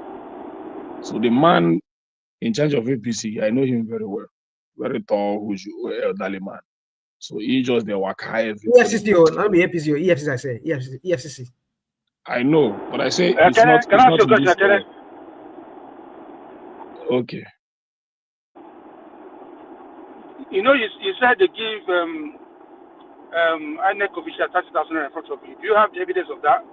You are in a way to try and record it so we can expose those corrupt officials. Do you do that? Well, before we started, what was your role? Before they started, they didn't allow us to video anything.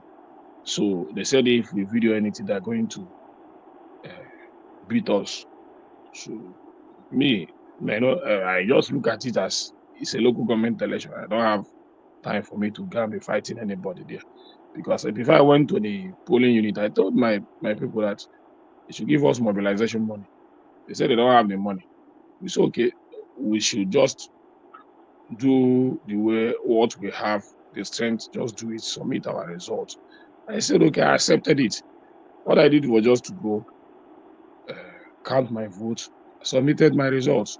But I know that that is going to happen. But in my phone, if you come here and say, take me to the house of the man that give an official 30,000, I will take you to his house. And if he denies it, he knows me very well. He cannot deny it. So, my fault. So do you try to report to police what you witnessed on that day? Do you try police is also there. Why police is there? What kind of government? which police? Which police? Nigerian police? Police no, there. So how am I going to report?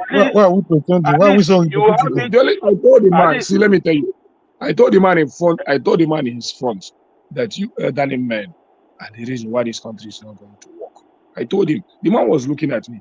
I said, see, this thing you are doing is not good. You don't really want this Nigerian to work. What happens to allow this election to go free and fair instead of this nonsense we are doing here? The man was just looking at me. Just because they know me very well, they cannot just interrupt me like that. So all these agents told me, all the APC agents told me, I can make I cool down, say, if you cannot be, then you join them. I say, look at the statement you guys are making. Is that how Nigeria is going to work? So for me, I don't really have the audacity to fight in that election. But the only thing I'm trying to say, it will be very difficult in 2027 with what I just witnessed last Saturday. Very, very difficult. I think that's just a test running of what they were going to do. Yes. Yeah. Can I just say something real quick? Can you give me a chance? Yeah. Yeah.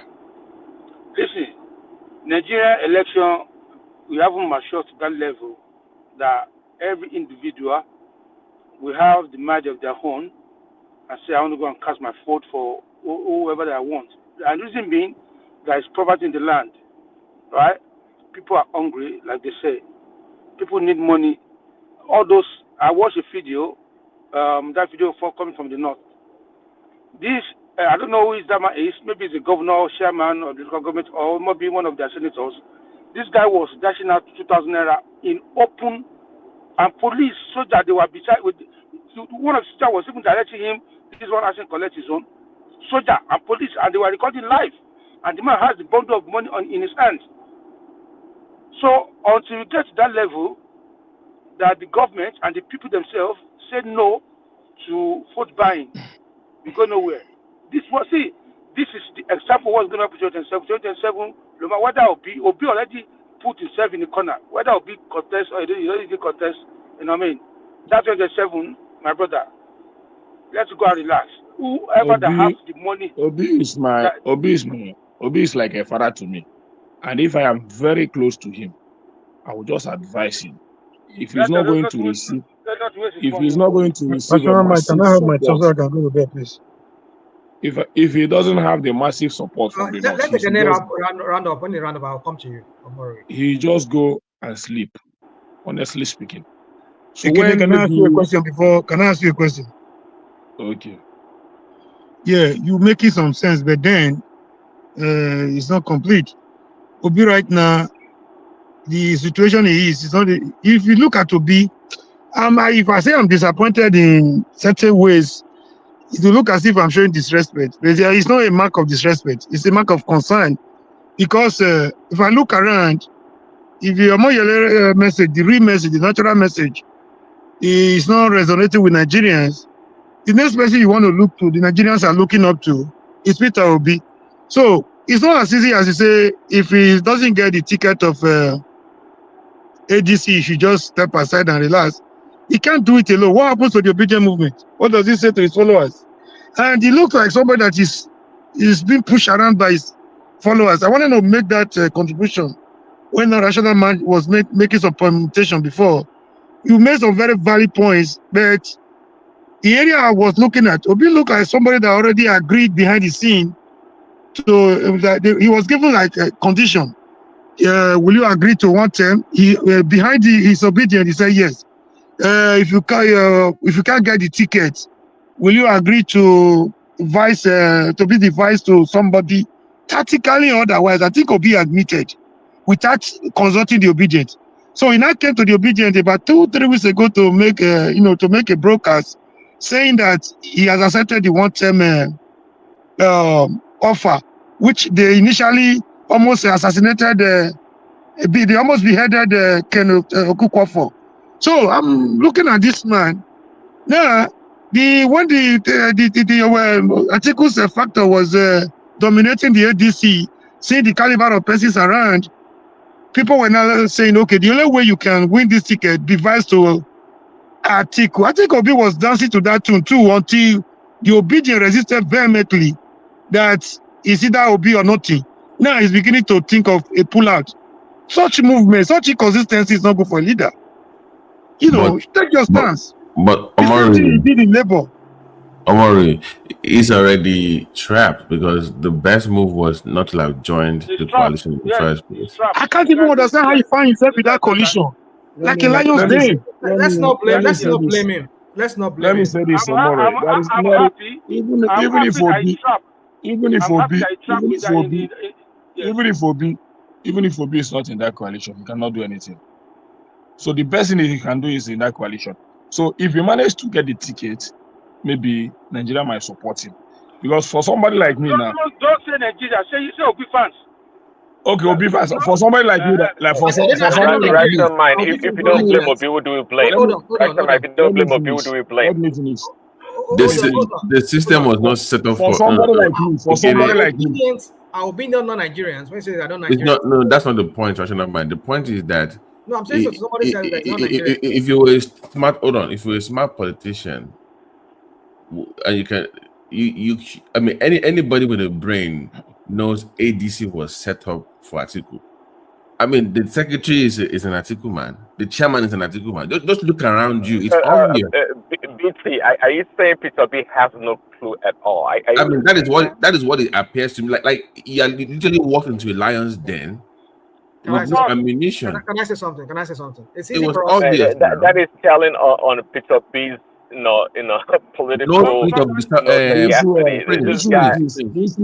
No spirit of discernment. Like you can't discern like that. This is the trap. I think the only Obi don't have any, because even the Labour Party, cannot even give him a viable platform for the next election. So the best thing he can do is in that coalition. So, but Do you know let me let him land. Let him land. Let him land. Hold on to that thought. Hold on to that thought. Let the guy land that. Yeah, go on. For somebody like me that will work for Obi, if Obi becomes the candidate, I'm not expecting him to give me money.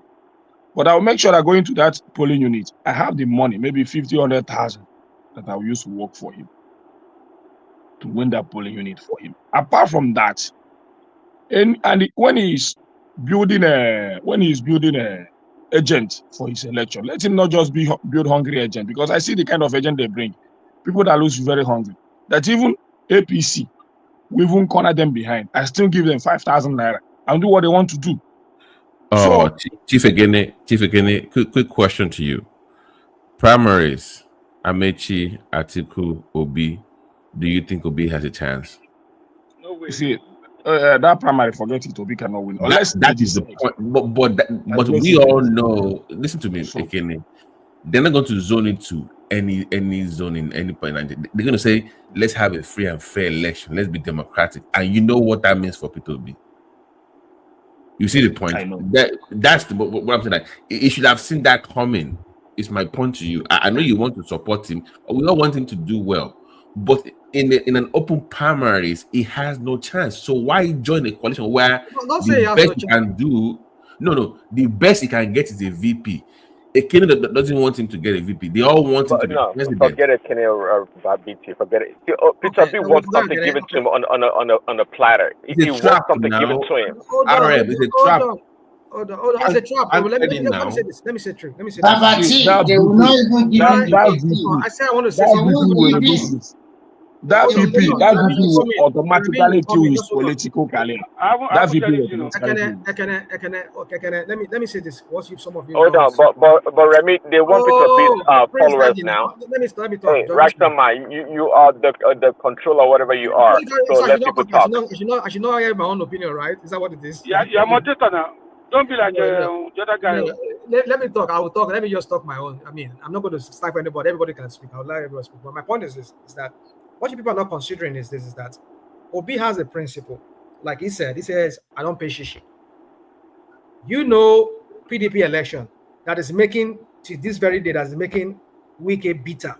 Oh, that time what can I Joy you can land my BT Joy you can land. That is making Wike so bitter to today, despite that he tried to match article money for money, dollar for dollar. That even they made it to this very day, he still beat over Tinubu that defeating that Tinubu beat him during the APC primaries. It's all about who can pay the highest to get the delegate. Obi does not. If Obi has the money, I don't think he's ready to pay that kind of to sacrifice that kind of money to pay delegates. So people that can do that will be Atiku and maybe Amechi, because even Amechi to pay his own delegate too. Amechi don't even have money, sir. But I believe Amechi. Nah, hold on. Let me chime in. Hold on, Remy. So rational mind. Yeah. Hold on, rational mind. You don't know the psyche of a person like Peter B. Listen, Peter B likes to mitigate his risk. But trust me, if Peter B is guaranteed a ticket, right, it will pay his last dime for it. But he doesn't want to risk it, not because he doesn't want to pay. If it's a fair primaries, Obi will. Well, what is fair? No, he doesn't want to take the risk. Let me say this, rational mind. Let me say the rational mind. If Obi contests under any other party, maybe Labour or whatever party, without the support of Northern elite, I will not support him, and I will not vote. That's my decision. You understand? I know what is on ground. National Mike, can I go now? If and I will not. And I will not. Yes, after can you? I will not go and risk myself. But if Kenny just came in, you will come to you, Kenny. But if ADC give him ticket, and I see some big politicians supporting him, I can still support him. But the way and what I see, APC has money, and they can spend money. So no, I don't see anybody matching that. That's all. See, let me tell you, before this local government election, APC has already counted their numbers, the number of votes they want, and they've already called the people, and settle. They pay ahead. They pay ahead. Labor, you still. I told you they have not paid their agents. They are still looking for money to pay their agents, even though they have failed the election. That Ojo, look, they kill. If you see how many cows they kill, and call all the agents that is going to work, both INEC and everything. They enjoy themselves. They drink. They eat. So when you spend all that money, that INEC official will come to the polling unit and be singing Obi. It's not possible. So we know what happened. It's very difficult. So any politician that is going to contest in 2027, let him go and advise himself. Maybe if Nigeria wants to contribute billions of naira for that person to lead that election, maybe in that manner we can support him. But now, which Nigeria wants to contribute billions of dollars? Nobody's doing that. Nobody's doing that. People are willing to do it. Peter B wants to piggyback on somebody else to spend the money because he doesn't want to risk his money and his resources. Okay. Why would you see? This is what you're doing. It's okay. That's fine. He doesn't have to do it, but he's not going to win. That's the bottom line. Please, can I just have my chance so I can go to bed? All right, Omori, I understand you have your turn in the beginning, but I wasn't here then. So I'll let you have your have some few minutes to talk about what you want to talk about. This is open mic, right? Everybody just chatting. Yeah, we made it open mic, but some people came in and then they said they want to have their own turn too. That's I think everybody's had their turn already, if I'm not mistaken. No, not everybody. Not everybody. I've been waiting. Not everybody can talk the way you are talking. Guys, cooperate with me, guys. I want you to cooperate with me. So, like when people come in, I know this hours is usually everybody's free for all, but when some people come in, they said they want to have their own turn. Let's have open mic. Open mic. Everybody cannot be talking at the same time. This is only Portuguese parliament. Okay. Open mic. You can go now. What's the problem? Okay, now, guy, please. Open mic. I agree with everybody. Everybody said open mic. Okay, now, Omori, you have your turn, and then we'll go to Kenny. All right, thank you. This will be my final submission. Like I said before, you made some very good permutation as per the political equation or combination that can dislodge this political mafia called Tinubu. I was a bit taken aback when somebody was trying to define popularity for me. Somebody you said never had the structure. Somebody you said never had anything. Somebody that jumped into Labour Party barely 3 months to election. At the end of the day, was allocated 6-point-something million. You say it's not popular. I don't know what popularity means in your own dictionary. You must have your own personal dictionary. That must be a very selfish and greedy dictionary, by my own calculation. And I don't know what popularity means. Two things I know people are known for. Is either you are notorious or you are popular. Either if you are notorious, you are known for the wrong reasons. A lot of you could be known for the right reasons. You are popular. So if there is anybody today that is not popular than Obi, if you remove Tinubu, which is has the arsenal of incumbency and the Atiku, I don't see any Nigeria politician, that is as popular as Obi, that has the organic followership. If you remove Dollar from Atiku is not as popular as Obi, naturally. I'm bitter about it. Obi does not seem to know the political capital he has behind him. If Obi hit the street, Obi is not somebody who can just pick up and detain. A lot of people are afraid that if whatever he does, if I will be, let him if they not detain him, let him go and steal. If they do not detain him. It's not stealing. I'm not talking about stealing. I'm talking about. Do you know the kind of opposition that brought Tinubu Buhari to power? Were you around? Were you in Nigeria? Do you know the opposition those people did? Do you know what they did? So the point I'm making is, I don't know because I didn't spend money for the organic support he has, that he's not taking advantage. He's not utilizing it to the maximum. That is the point I'm making. I'm not blaming him, because you cannot give what you don't have.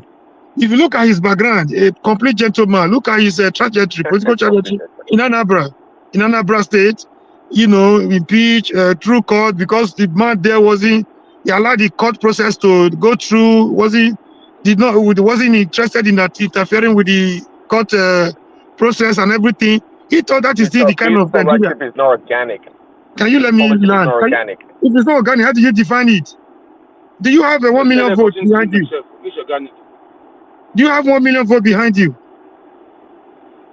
what people are talking. Let's be open-minded so that we can benefit from each other. Nah, When you it make up was your mind, organic. It was organic. It didn't when you build see it. your mind, nothing can penetrate. It didn't build it. Obi still have his It didn't build the supporters. followership. What was the advantage that they? Nothing. If you come to this area, Obi supporters are still intact. I don't know people. Even the area. Let him finish his time now, so everybody can talk. The only thing is how to mobilize them and maintain their vote. That's the only thing that is lacking. But for thank that, you. Let me land my point. If you say what was the game changer in 2014? What was that thing Tinubu saw in Buhari? They were political rivals. They were not even talking in good terms. But because of that political expediency, what did as a political strategist, what did Tinubu do? He jettisoned all their criminal, their bitterness in the past, and they went into negotiation with Buhari. Buhari wasn't spending too much. The world is not spending too much. But he had that organic followership, that cut followership behind him. You are saying Obi does not have organic followership. Where did the 6% come from? He doesn't have it. Man, he didn't have. Where did it come from? Did he steal it? No, I that's what they say now. I don't know the kind of human being we're discussing with here. Somebody came here contradicting yourself. I don't know. Somebody came here contradicting yourself. In like 2 months, in 2 or 3 months. Let me land my point. Can you let me land? I don't know human being. I don't know Nigerians. I don't know Nigerians. I don't know Nigerians. Omori. How do people argue here? Even internet supporters, he has more than every other candidate. They said they are not. They said they were 12. That is fine. No politician. Somebody said it was the 2 people tweeting in a room. The 2 people tweeting in a room told to be 6.something million. Despite the oppression, the suppression, and the subjugation of voters, you are saying it's not popular. Can somebody define a popular popularity for me so I can go to bed and have a good sleep? Hold on. So if you have 6 million and counting, and you are building a movement that you could chunk out 6 million people, shouldn't you then stay to build on what you already have than join other people? That's what we are saying. That's my point. That's my concern. Hold on. Especially when your campaign is built on moving away from the old into the future, staying away from the crop that you are distinct, you are clean, you are different from them. Then you go hang out with the same people that your brand is against. No, because you are coming to my point. You are coming to my point of view. That does not remove the popularity in me. Can I just land? It's not organic. He never built everything. He never built anything. It's not organic. He just asked me a question. Can you let me answer him? In 2 months, he built an organic followership. That is just ridiculous. My point is that is what it claimed to be. If it's true or not is not what I'm discussing. But can you let me answer him, please? Oh, go ahead, Corey. Yeah. The question you ask is very valid. Very intelligent. Very intelligent question. Hold on. When you answer that question, Samori, then I want to answer that question too. Give my own submission on that because there's something I want to say. No, that's not my no. Let people talk now. You've been talking since now. Okay, sure. You want to talk? You want to talk now? Say you want indicate. No, let me answer my question. I will rest. I will be okay. So, if Obi had some, if he's not utilizing what he has, he's not leveraging on the support he has from Nigerians or from whatever you call them, NSAS, you call them NSAS, aggrieved Nigerians, disgruntled voters, whatever. It's 6%. It's organic. It's a huge political capital, for Christ's sake.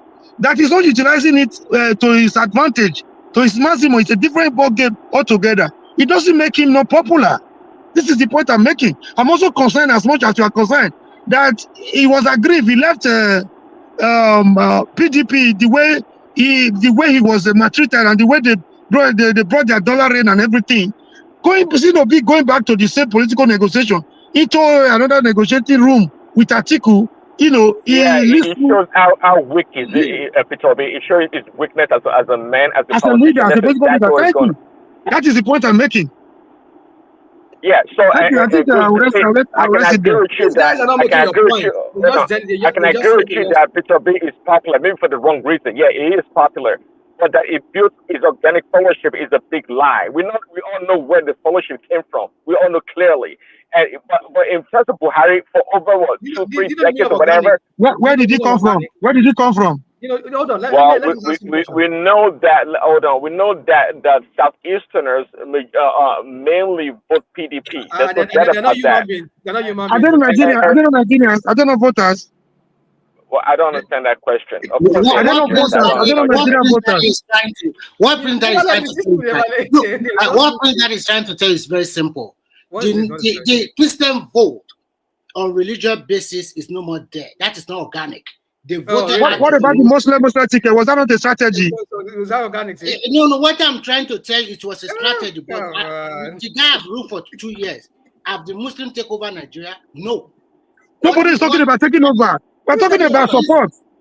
Calm down. What we are trying to say is this. All those Christian vote from the North Central is gone. All those people that supported because of NSAS, 40% of them are gone already.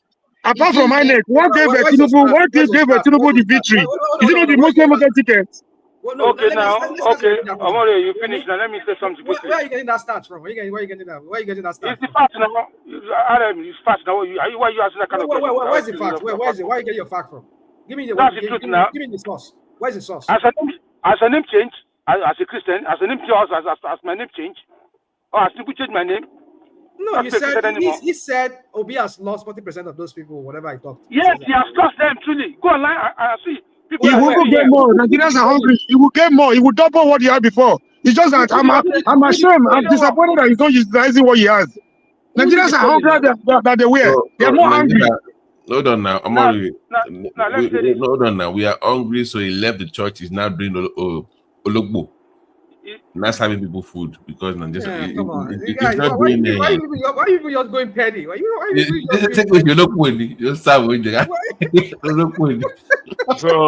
So Babati, you don't know that is a trap. You don't know trap practice in family. What makes him think he's not them more? And Nigerians better off than what they hear in 2023. You see what you like. It's always looking for sympathy. I don't know. Let me say this. Why did we turn to Oloko? You people are not even talking about Atiku. It's now Obi. Why is it that Obi? Why the fixation on Obi? Atiku that is there. You are not even talking about Atiku. Rational mind. What is people's problem with that? No, it's not fair. Kenny, Simba is here now. Hold on, Simba. Chicken share and rock bolo that you let the Oloko. Chicken share and rock bolo, Simba. Over to you. You are the doctor here. Don't worry, we've already sent him for medical checkup. You told you right this time. All right. Boris, Omori, just round up so that we can go to Kenny. I think Kenny is really. Yeah, thank you, sir. I'm almost done. To say he's not popular, I think the person will be economical with the truth to say Obi is not popular. He's very popular. But another thing is how is he using his popularity, his support, or his advantage is a different question altogether. That is why I'm disappointed. Thank you. All right. Thank you, Omori, for that submission. So we want to go to Kenny, and after Kenny. Okay. Good morning, everybody. My family here. Thank you for this opportunity. I'm not going to take much of a time. All right. I'll just say something a little bit. So everybody can jam in and add their own thing to it. Number one, I just want you guys to know that Obi is not someone you can be trusted. Do you know that Obi has gone back to Abure secretly? He has gone back to Abure. If you look at also. No, let me explain. Okay. Now, the candidate of Labour Party in Anambra State is the candidate of Abure.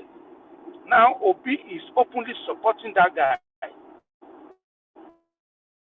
So if you said because he support the candidate for because he support the candidate for LP, then so means why will you support? Why will you support? Why? Politics is local. Politics is local, bro. But did Obi tell you that he has left Labour Party? Did Obi tell you he has left Labour Party? Sometimes you say something that is reasonable. Say what is reasonable. Don't say what is not reasonable. Obi never said he has left Labour Party. Let him finish the submission now. Let him finish. Let me say, please, can you keep quiet? Quiet, please.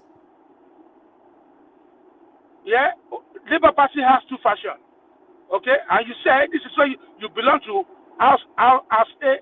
The House B is not your choice, and that House B, they have the candidates that they are projected to the people, and you are supporting that candidate, what does that mean? That means you are not a stable person. You need a mental checkup. Seriously. Number two, look, Obi, I'm happy that Obi is actually exposing his own capacity. That he's a weak person. He doesn't have any clue. He doesn't have the mind of his own. He's easily controlled. This is the guy that can easily control. You went to join a party you called Association of Criminality. You open your mouth to condemn those people that they are criminality. Now you went to join them. Now you now see that they box you in the box. When did he condemn them? Where you give us this time? Last election, he called them Association of Criminality. That's what was calling them. Where? Who was he referring to? Who was he referring to? He referred to PDP. That's what he's referring to. Yes. So these people that are PDP now. Come on, guy. You people like to do this. What about? No, that's what he said. You can't deny that. And don't bully me here. He referred to APC and PDP as structure of criminality before that 2023. So are they now in PDP? Yes. Is it not in this party? So the guy is a chameleon. He doesn't have brain. He doesn't know what to do. He did not criminality, right? Let me say my own thing now, please. No, you don't see that. So, Rational Man, now that they are no longer an APC and PDP, they are clean now, and they are no longer a criminal. Is that what you are telling us? I'm not saying that. There's a context. Which context? I beg you. We are not kids here now. How can you be talking to us like this? Everything you say is always in the context. Which context do you want to put them now? So that kind of a man, there's a context now. Okay, go on, Kenny. Maybe just go on. Yes, because that kind of man that's not stable, you know what I mean? If you put that kind of person, you give him power, those factors that is moved around, they'll be the one in power. You will have no say.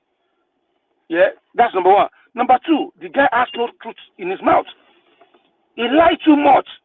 I don't know how he's waking up and sleeping. I don't know why people are still following him. You know what I mean? I was so embarrassed when he went to China TV and Arise, asking him. He said you can fix Nigerian power in 2 years. They said, how are you going to do it? You say, oh, you said the rocket science. You say you want to. You say you do this thing. Kenny, let me ask you a question, please. Kenny, let me ask you a question, please. Wait, let me finish. No, wait, let me finish. Don't let me finish my thoughts. Yeah, they asked you about subsidy. You said you do it in organized manner. What kind of organized manner? You couldn't explain. How can you give that kind of person that has no clue? He has no direction. You understand? It's easily controlled. And you, at the same time, what you look for is sympathy. You know that yes, that this tape is not going to work on you. No, Christian, you're not serving food. You turn yourself to what? Please, my people, I want to be there. I want to invite you to my party so you can come and serve food for me as well. Since he has taken that as his own job now. I've never seen that kind of thing in my life. You always look for sympathy. I ask you the question now. Ask me a question. Can I ask you? Yes. Between Obi and Tinubu, who who is the most liar? Obi is particularly he lied too much. Tinubu never lie. Tinubu said to you, my government is going to be difficult, it's going to be hard. Tinubu never lied. Where were you when he made let me ask you this again. Let me ask you again. The refinery and that Tinubu lied to you that is working, that is not working today. What is it? He didn't lie. Let me he didn't lie. See, okay. Are you okay, you didn't lie. Okay, let me come again. No. The 19 kilometers that he commit, the 19 kilometers that he commissioned, instead of 30 kilometers, what is that? He's not lying. He's not lying. You guys. Okay, let me come again. Let me come again. Listen now. Let me come again. Let me ask you before. I will not finish my line question so that you will join me together to answer me. You will join them together. Yeah? You can't compare with Tinubu. Tinubu is a Let me finish now. Let me ask you again. Yes, you cannot compare them now because one is a criminal and the other one is not one is a criminal. Yeah, because he's a criminal now. Let me finish. He said that Nigeria has cleared paid their debt. But Nigeria, according to statistics, he has borrowed more than two previous governments, and Nigeria is owing more than what they used to owe, and that used to That's another That lie. is a lie. That's Even another you are lie. copying You your principal. That is a lie. That is a That's a lie. blatant lie. I'm not copying my principle. Go and check the record. That's What a is lie. our Which debt? record? What Which is our record? debt? When What you is came into Nigeria power? total debt What today? is Nigerian debt? Where are you? When you came into power? What is Nigerian total debt now? Random mockery for us, yeah. Random mockery. That's not what you That's not true. That's not true. That's not true. That's why you guys are carrying rumor all around. Go and check. Stop carrying rumor. Those are their fellow talk. Obi You know, for them, Kenny, for them to even be saying this, they also agree that Obi is a liar, and that's why they are giving. So why are you giving us a bad product and you are rebranding a bad product for you us? are the one saying that somebody is a liar, and then we're asking you that your own Tinubu is not a liar, right? My Tinubu never lie. We reject a bad product. Don't rebrand a bad product for Nigerians. We reject him. And people, that's why when people join APC, they lose brain cells. It's not. I don't even know why you come up with anything APC. As we are talking about Buhari, you are talking about APC. You are talking about Buhari of 1983. You are bringing APC. How is APC the problem? They don't know that's. Let them bring it on. That's what we I've are noticed. ready for them. No problem. We're ready for you people. Don't worry. Obi has lost out. You know, you people, 2027 February, you people will cry here. You cry blood.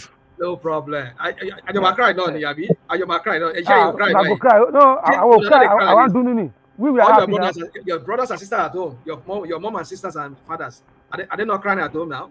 You know, my families are not crying. If your families are crying, let them go and cry. Let them continue crying. My families are not crying. My family will not cry.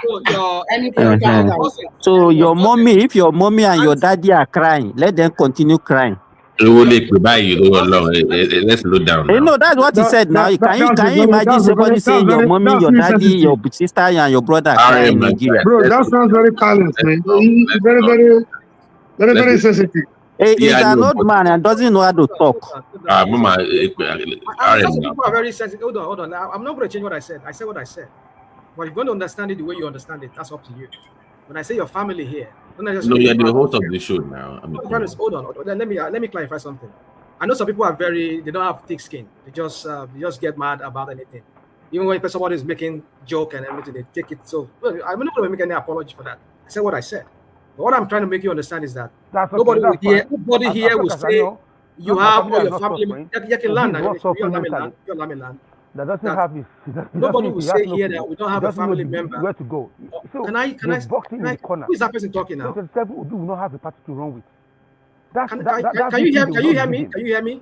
And the person they told him if you go, Kenny, because they have things to talk about him. So he doesn't know where to go now. He better stay where he is.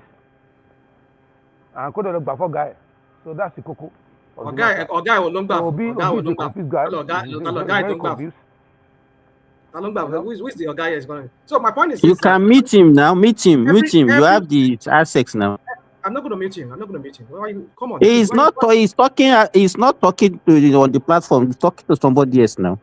No, I think he's talking to us. He's saying Bafo guy, something like that. I don't know. Maybe that's maybe he's not talking to us. But my point is that when I said family, can you guys hear me? We can hear you, Kemi. It's like you're not hearing us. You just went on talking. Can you hear us? Kenny, can you hear us? I think maybe it's not. Maybe I should meet him then, but I'm not going to meet him. But my point is this: when I say family here, not necessarily your parents or whatever directly. It could be aunties, your uncles, it could be cousins, it could be your friends, it could be your friends' parents. Which all these people, if they are dads our parents' age, we can say they are our parents' age, right? They are parents, our father, our mothers, it could be our sisters. So if you understood it to be your direct parent, that's up to you. I'm not going to apologize for that because some people if you don't know that you have problem with delivering your message, then that is your issue, because you are the only one that will come on the platform. You spit out rubbish, and then you now be telling us that it is contextual. It is this. When you have problem delivering your message, then you should go and work on yourself. So go and work on yourself. You don't know how to talk. So don't go and learn. If you don't know how to talk, go and learn how to talk. You need to go and ask yourself, what is your problem? I think yeah, definitely you have a problem, because I noticed you very well. You are very, very, very sensitive. Anything to things trigger you here on this platform. And that's your problem. I'm not going to apologize for that. So if you understand that way, that's your problem. So don't give me that bullshit of telling me that can I quickly interject a little bit? Can I interject a little bit? Actually, what is transpiring in Nigeria or any part of the world is that we have people that are making it and we have people that are suffering. Nigeria is over 200 million people. As of today, some people are making their millions. Some are just coming up, and some are just below the ladder. The same thing in America or Finland here or any other country. I don't think it's a good thing to be wishing our country bad thing. In this regime, a lot of people are smiling. There's a lot of program initiated by the communication minister, that young guy, Bosun or whatever. And a lot of people are learning about IT and Microsoft certified program. Some of them went on and started their own businesses. I think in any country, people should just look at opportunity that is there. You cannot what opportunity do you have back home? What opportunities do you have back home? There were so many opportunities. If let me quickly finish so that you can come in. First and foremost, I and you, we are not in Nigeria. Some Nigerian youth that they are not listening to negative news, they see the opportunity and they go for it. As we are talking today, they see the opportunity. Give us an example of some of those opportunities. I'm just giving you that. If you go to the Nigerian communication, let me tell me the opportunity. Say maybe I need to listen to negative news. No. Let him talk. I've never seen the opportunity. I will give you a lot of opportunity. For example, I want to make money. I beg. Just calm down. In the communication industry, communication ministry, they were training a lot of youth about Microsoft certified program. They were training them about AI program, 3 or 4 months, and they also give them grant and working tools to work. A lot of Nigerian young individuals that knows this system, they are registered and they are taking this opportunity. In the terms of housing in ministry, if you are looking for people like in the diaspora that you want to buy property in Nigeria, it's as little as 2 or 3 bedroom flat for 12.5 million. It's there in Abia, in Kano, in Oyo, in all over the state. If you want to buy 12.5 million naira. I'm talking about opportunity for you. How many? I want to ask you. How many workers and how many people have 12.something million? You are looking at it in a layman. I don't want to look at it in a layman. I don't know. Let me ask you. Remy, I just want to put a simple question to you. With the current wages and minimum wage and Nigerian earnings, how many workers has 12.something million in their bank account? Thank you very much. And I will answer your question very well. The 12.5 million is not outright payment. You can pay as little as 200,000 and you spread the rest for 20 or 30 years. That's a very big opportunity for Nigerian workers that want to own a house. So they are not asking you to drop 12.5 million like that. So that's why I'm saying that if you don't look for information or the right thing, you will not know. You just criticize unnecessarily. This is a very good opportunity that people that want to invest. Well, I just ask you now, what many people have? Yeah, I just told him. Even when they see, they will not acknowledge it. They are bad people. They always see negative. They can never see positive in their life. And you also have how many workers have that amount of money? That is my point. Which money? You say you can pay 200,000. You are still talking. How many of them are 10 minutes? How many of them is going to? You know how many years it's going to take them to pay it? I said 20 or 30 years. What do you want? The people that are buying house, that are telling you that they are buying house in America and how many years did they pay? Hold on. Here you go with this kind of person. Somebody talking here, telling us about America again. I beg. So let me ask a question. You were here a few weeks ago. Somebody who served in the Nigerian police force for 30-something years, and they gave him 2 million naira for serving for 30-something years. That's you see, $2 million. No. Do you want to ask? You just come here, you start your tongue. Because you want to promote your Tinubu. Do you want to ask a question, or you want to make a submission? No, it's a question I'm asking you. Then let me answer your question. Then I'm not done. Let me answer your question. You answer it. Calm down now, Remy. You answer the question. I don't have time. I have to go out. Okay, maybe another person can take up your question. Real quick. Okay, let me finish up the question you asked. So with that, I just gave you now. Somebody with 30 years. You were paying to 2 million until when they said they had to review to 3 million or something like that, or 5 million. So how can somebody be working for 30 years and he wants to pay a mortgage and he's getting 3 million or 5 million naira for gratuity? Tell me, how does that work? Okay. Actually, if you have served in the Nigerian police for more than 20 or 30 years, I think there will be a lot of, because I know that some of them, they live in the barracks, and some of them, they give them allowances, maybe housing allowance, because your basic salary is different from all the allowances you are collecting. And I think as a Nigerian, if you have worked in Nigeria for 30 years, even if you put like 50,000, or let's say to 50,000, let's say 5,000, 13,000 every month, you can build a small house by yourself. That is the way most workers do. But in Nigeria of today, most of these workers, they have cooperative society in which they can borrow money and build whatever they want to do. But this time around, they give them opportunity.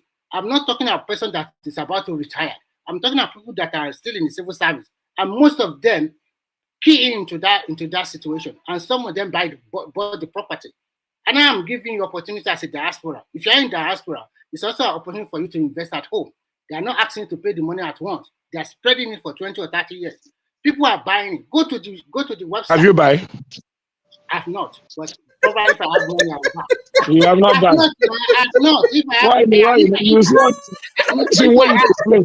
All this is what you explain. It really looks good, and you are working abroad, and you never buy. How do you know? Maybe I deceive you. Maybe I deceive you.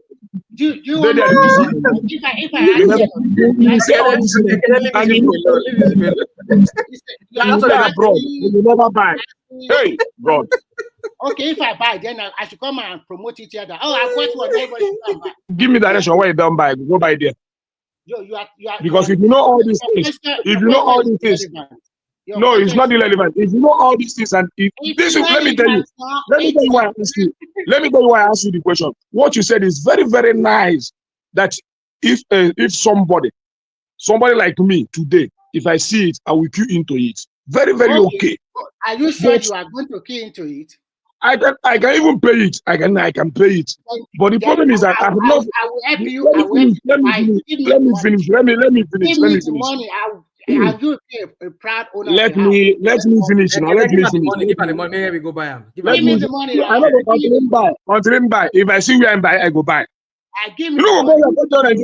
You just come here and tell Nigeria what is not existing. You just manipulate whatever you see. And you see this good opportunity.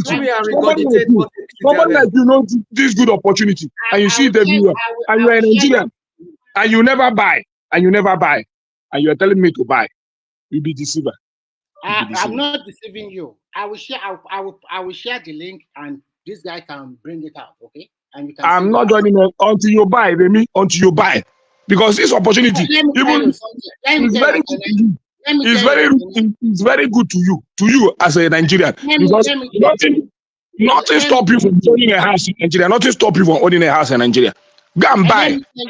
As a good citizen, are you going to die abroad? Are you not going to live in Nigeria? Relax yourself. Who told you that doesn't have a house in Nigeria? Don't mind him. You think I'm nobody. Nobody is saying he doesn't know the house in Nigeria. At least let him have that as an investment also. The problem that you have. Anytime they are trying to even give you an idea of what is happening, you are always negative. You don't want to even understand. The last time I was telling you about how you can get loan. If this opportunity is the way you seize it, the last time I told you about how you can get money for your business. Hello, hold on. That it's not about supporting government. You don't see him now. He doesn't want to listen.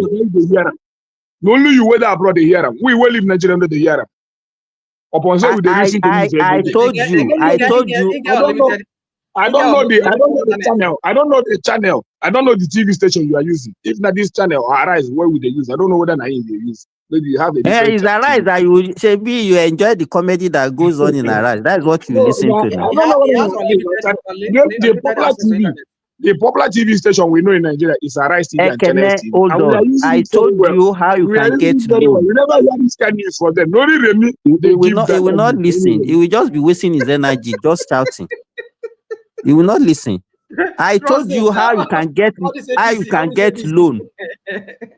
How you can get loan from back of industry. And I told you that also I got it. And I told you how I got it. Have you ever checked? Negative person. Have you ever checked how you can exploit that opportunity?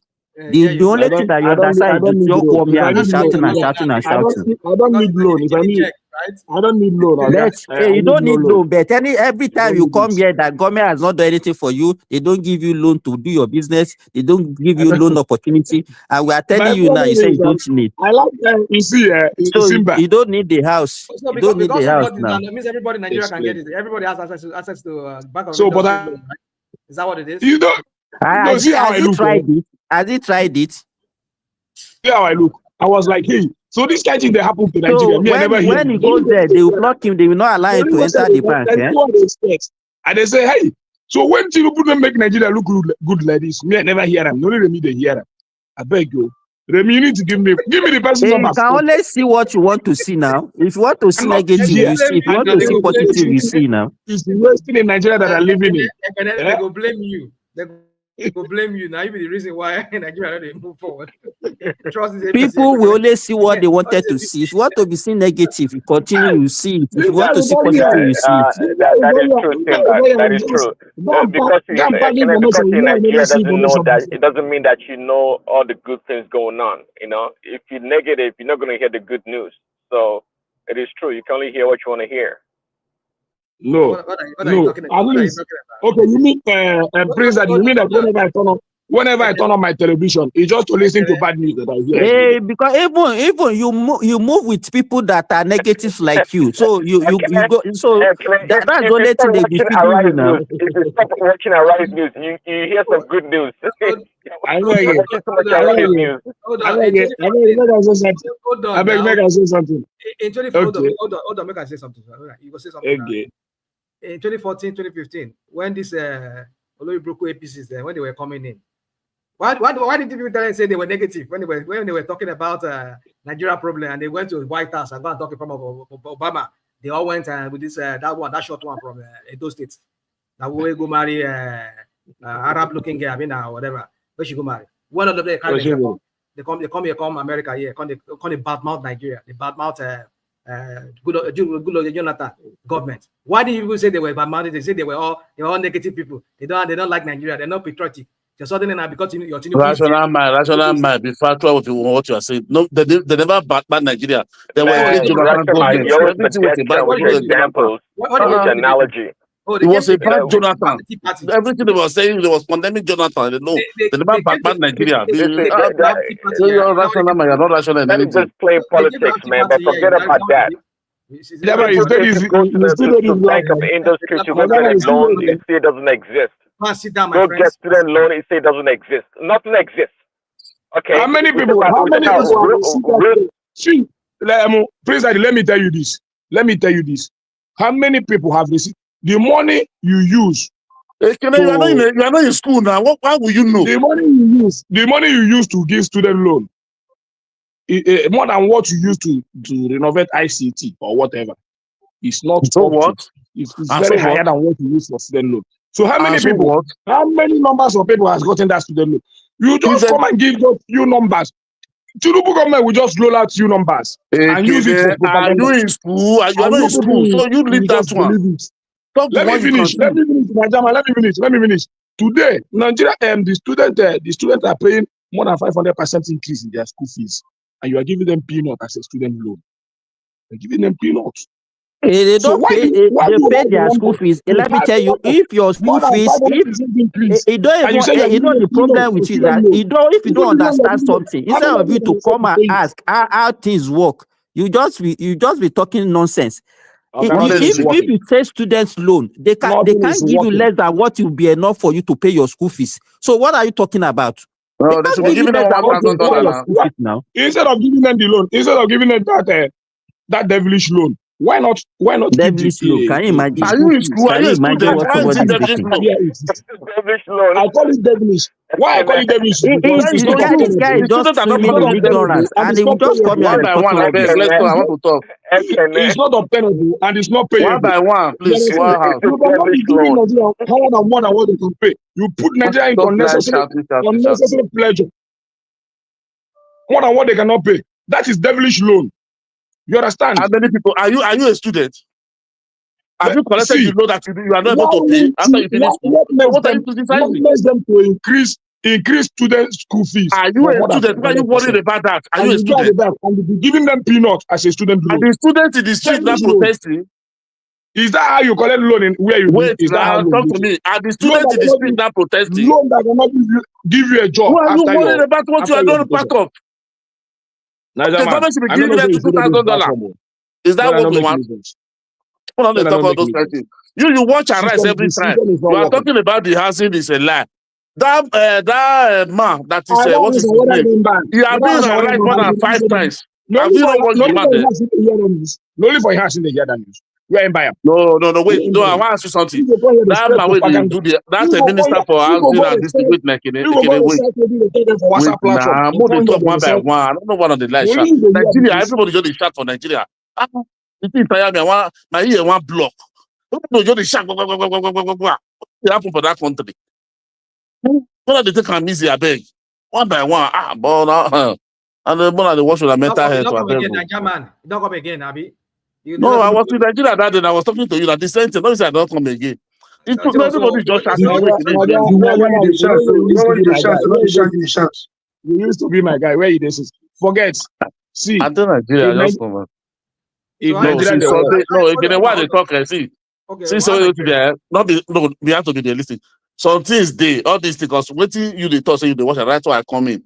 Because all these things, these people always come there, they are talking about it. I don't know why. Are you majority of obedient watch and maybe only go there to listen to Rufai.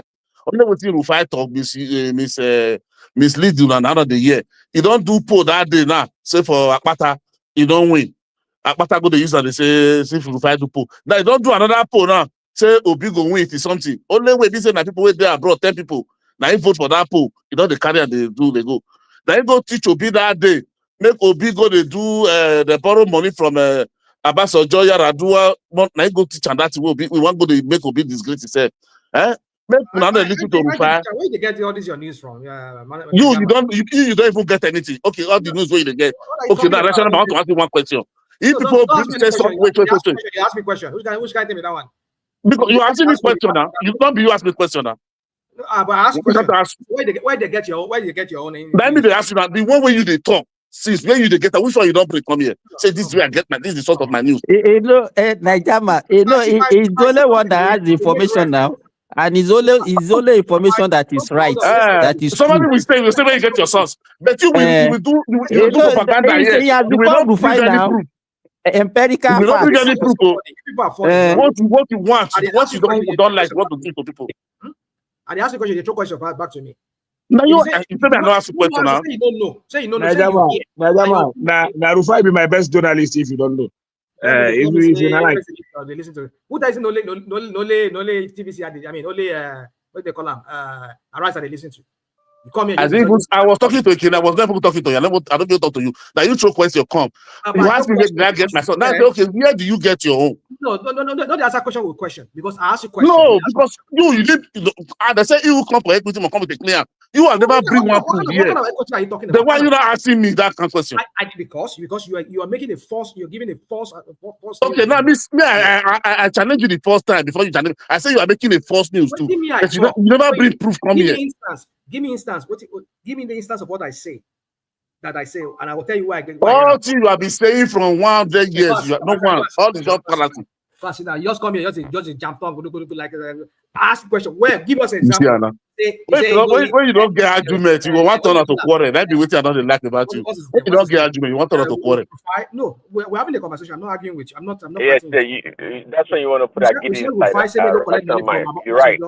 And I ask you a question. Where's your fact as to that? I told you, I said the man. Before I start, I was talking to. I said the man. I said, can you watch and write TV? I said that Minister of Housing and that DG, they always come and rise every time. It's more than 5 times. They have come there, come and explain. Even Rufai, they have called the man. Each geopolitical when they started, everything the man is only come to explain. That's it. Why have you not taken it? You watch and rise. Why you never see that man there? Because you have come more than 5 times, which I've seen that man there. You know, sir, I give my own source before I make my decision. But you are still asking me, where did I get my source for? Let me tell you, my point is this, even if such thing you people are saying is in existence, It's just few Nigerians that can afford it. It's not for the poor masses. You understand? Paying two point something million as a Nigerian worker when you earn less than 500,000 naira a year. What are you talking, Ekene? All those Let me finish let me tell you one thing. No, let me ask you one question. now. All those civil servants when their children there abroad, when they get money, when their children in school for abroad. How many of them shouldn't die abroad? Now they abroad you they talk. We're talking about what is everybody must be a millionaire. All figures are not equal. Listen, apart from Najama, can I ask you a question, please? Ask God, I know. You say you're still in Nigeria, you just came back from Nigeria, right? Yeah, you are from Nigeria State, right? Okay, if I may ask you, my beloved brother, if I may ask you, see, this is not politics. From the depth of your heart, making God your witness, between you and your God. But you want to ask me a question? You don't know if I'm a I'm Muslim. going there, but I don't want you to play politics with the question, please. No, I'm not the court of law to swear who. Don't answer him. Don't answer him. Don't let him corner you with all this your God. What are we talking? We are discussing politics. Bringing God into this place. For what you saw on ground, is Nigeria is better off than they were in 2023? Please, this is here. What is Nigeria better? Nigeria. I know people better off. Let me answer you. Okay, how many Edo people are you feeding? How many have tried to you that you feed? What are you talking? Edo people. Oh my God. This is like when somebody said we are not started eating for dustbin. That is the kind of answer you are giving me. Are people not eating from dustbin abroad? Are they told you they are eating from dustbin? No, I'm liking your answer to what position said one time. Wait, let me ask you a question. No, answer my own first before you ask me. How will you even know? How will you know? If you work on the street of Nigeria now, did you see there? You see people begging you for more for food? You see people dying in the street in Nigeria? Say, that man died for because food. of hunger. And I don't even know where they are getting all those impressions. Can you just answer me? What is the situation on ground? You just came back, right? What situation? People are leaving, people are clubbing, people are building houses. The situation, Nigeria remains the way the Nigeria is. People are leaving, people are married, they are doing burial. Also, they are doing wedding. What are you talking? Even what the people in Nigeria, the kind of party they do, you are abroad, you cannot even do it. You can't do it. So we can't do the kind of party they do in Nigeria. The kind of house they build, you are abroad, you can't buy the house we get in Nigeria. So people in Nigeria build, you don't have it. Nigeria, the people that are shouting, they never visited Nigeria in the last 10 years. So they are all abroad. Imagine what is happening. I've never been in Nigeria for 20 years. Adewale, why can't you allow him to answer me, please? Why are you dragging? As if you don't want him to give me the right answer. Let me tell you. They cannot give you because we are wait. Omoruyi, we are in Nigeria. We see Nigerians. We visit Nigeria. As I'm talking to you, I'm in Nigeria. So don't you people that are not in Nigeria, don't talk about Nigeria. It's only Benin that is Nigeria. It's only Benin that is Nigeria. Mr. Madu, let me answer. See, let me tell you something. Me now, I go to Nigeria maybe 2, 3 times, 4 times a year. You understand? You understand? Before 4 months now, I'm still living. Okay, I always live here. You ask me what am I doing in Nigeria for the past 8 years? I'm doing farming, doing fishing, doing everything. If you even go to my district, you will see all my work there. You understand? Okay, I live here. I still go to Nigeria to make money and still come back. The people in Nigeria is telling you they are hungry. Were you able to visit Edo State? Did you stay in Edo State? Wait till this one they ask me again. If you don't answer question, say you don't answer question. No, because that question is not called for now. I kind of somebody said he visited Nigeria. He said he didn't visit Edo State. Edo State representative of Nigeria. He knows the reason too. So it's only Edo people that are poor in Nigeria. Are people not living in Edo? We're not talking about poverty. It's not about poverty. He knows what I'm asking. I don't know why you're asking me. Tell me, tell me why you're asking me. I will answer. I go to more than 6 states in Nigeria when I go more than 6 states. So I don't need like it's not like many people that will just reach Lagos. They fly to their state. They don't know anything. You know what happened with their local government. Will say that is what happened. You are welcome back. And all your people are happy with the situation too. Not just you. Your people are home. Everybody's happy. Okay. My people, they're hungry. I bet send them 200 euro. I bet. I'm not saying they're hungry. I'm not accusing you. I don't know why they're happy. I don't know where you're getting on this. What are you ready to?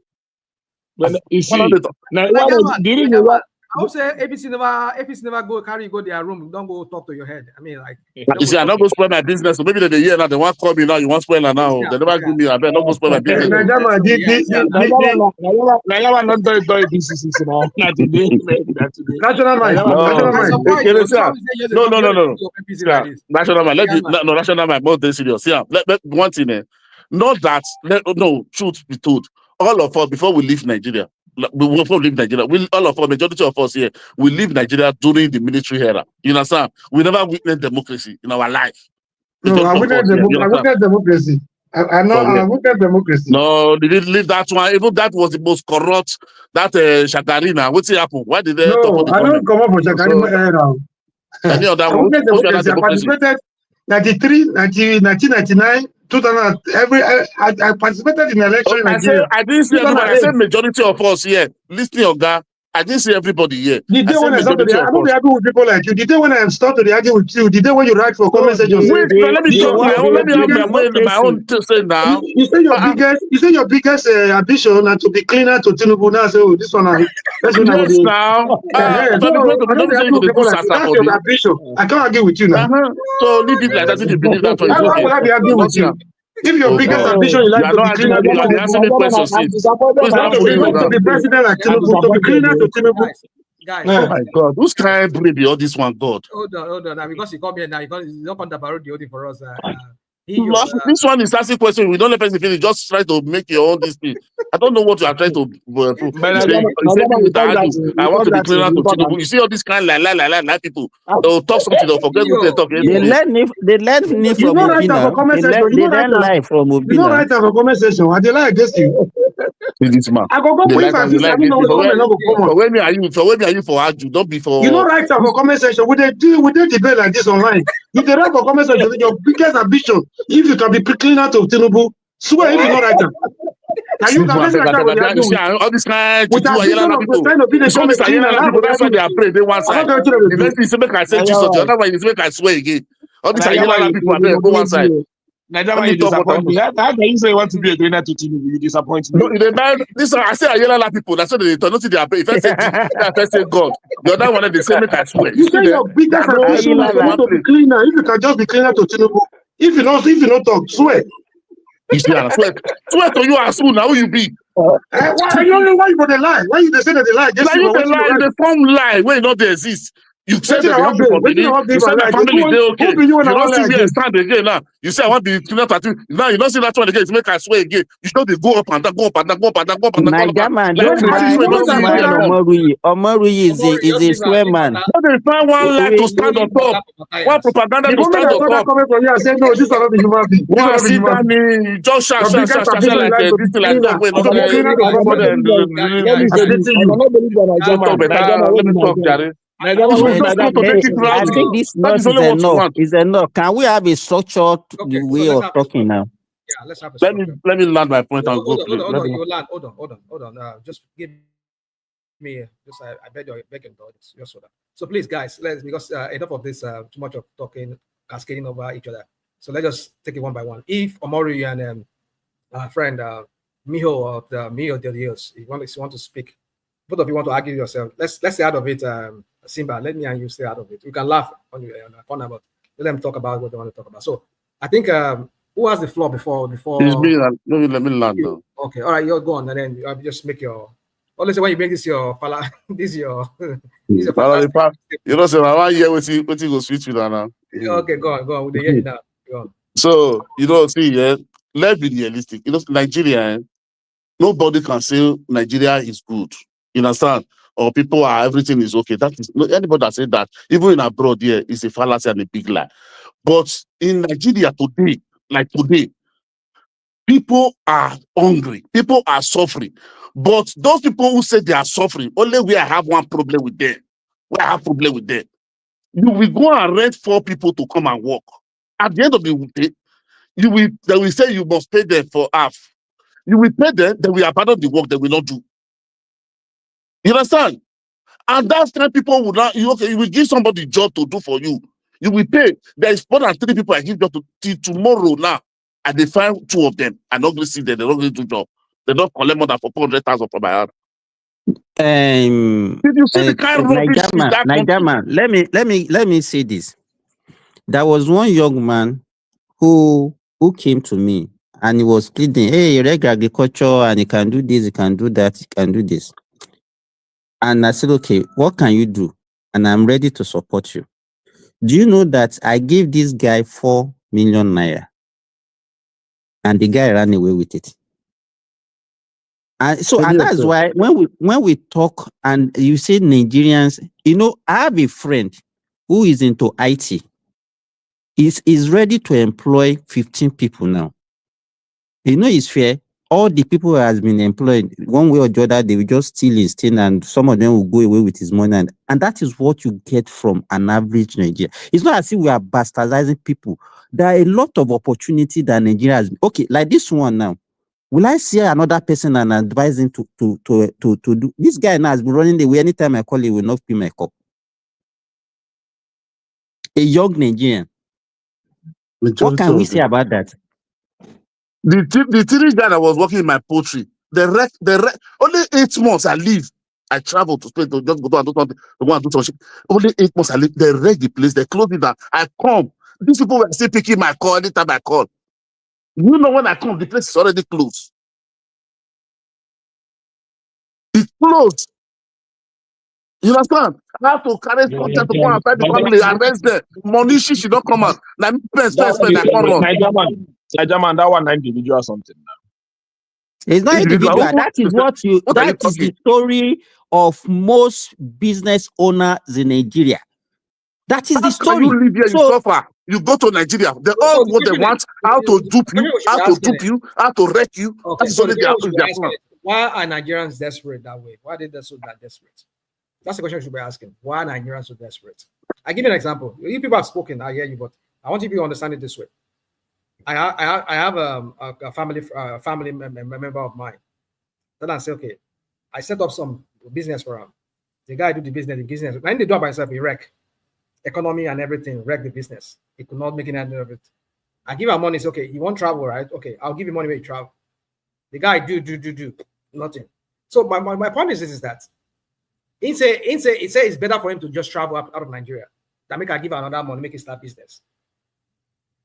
So how about that? So these people you're talking about, maybe they carry a 4 million naira, go do visa, job work with that. Why is it that Nigerians don't want to stay in Nigeria? The issue is this. Let me tell you right now. I don't like a situation whereby people will be doing bad things and then will be rationalizing and be giving them reason why they should be doing bad things. Wait, let me give you an example. Let me give you another example. Wait, there's no reason for anybody to be doing that. There's no reason. Yeah. I agree with you can't be justifying bad thing. There's no reason why somebody should help you and then you pay that person back by stealing his thing or by there's no justification for that. Let me give you another example. There was this guy. I picked him up at the age of 17. He was working. In fact, it was a private company that was a clinic company in the hospital I was working before. So he was employed as a gardener. So he used to cut flower. So I just took interest in this young guy. The guy is from Benue State. And I said, okay, come.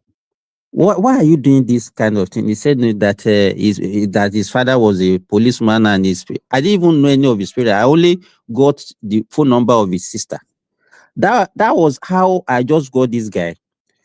He wrote a WAEC and he went. I got admission for him in Kwara Polytechnic. Now he has finished his HND. Do you know where the guy at the tail end of his final year and he started misbehaving because I employed him and he was working for him. In fact, I was one that used to pay his school fees apart from the salary that I used to pay him. He started misbehaving and I let him go. Now he sent a message to me that he wants to get married. He just finished his final exam. And I look at him and I say, are you serious? Are you kidding me? Is marriage the next thing in your life? You see the way they behave, not knowing that he has impregnated a lady. You understand? Okay, go on. And when he left, I thought he has gotten something more tangible for himself before he left my work, not knowing that he did not even have anything.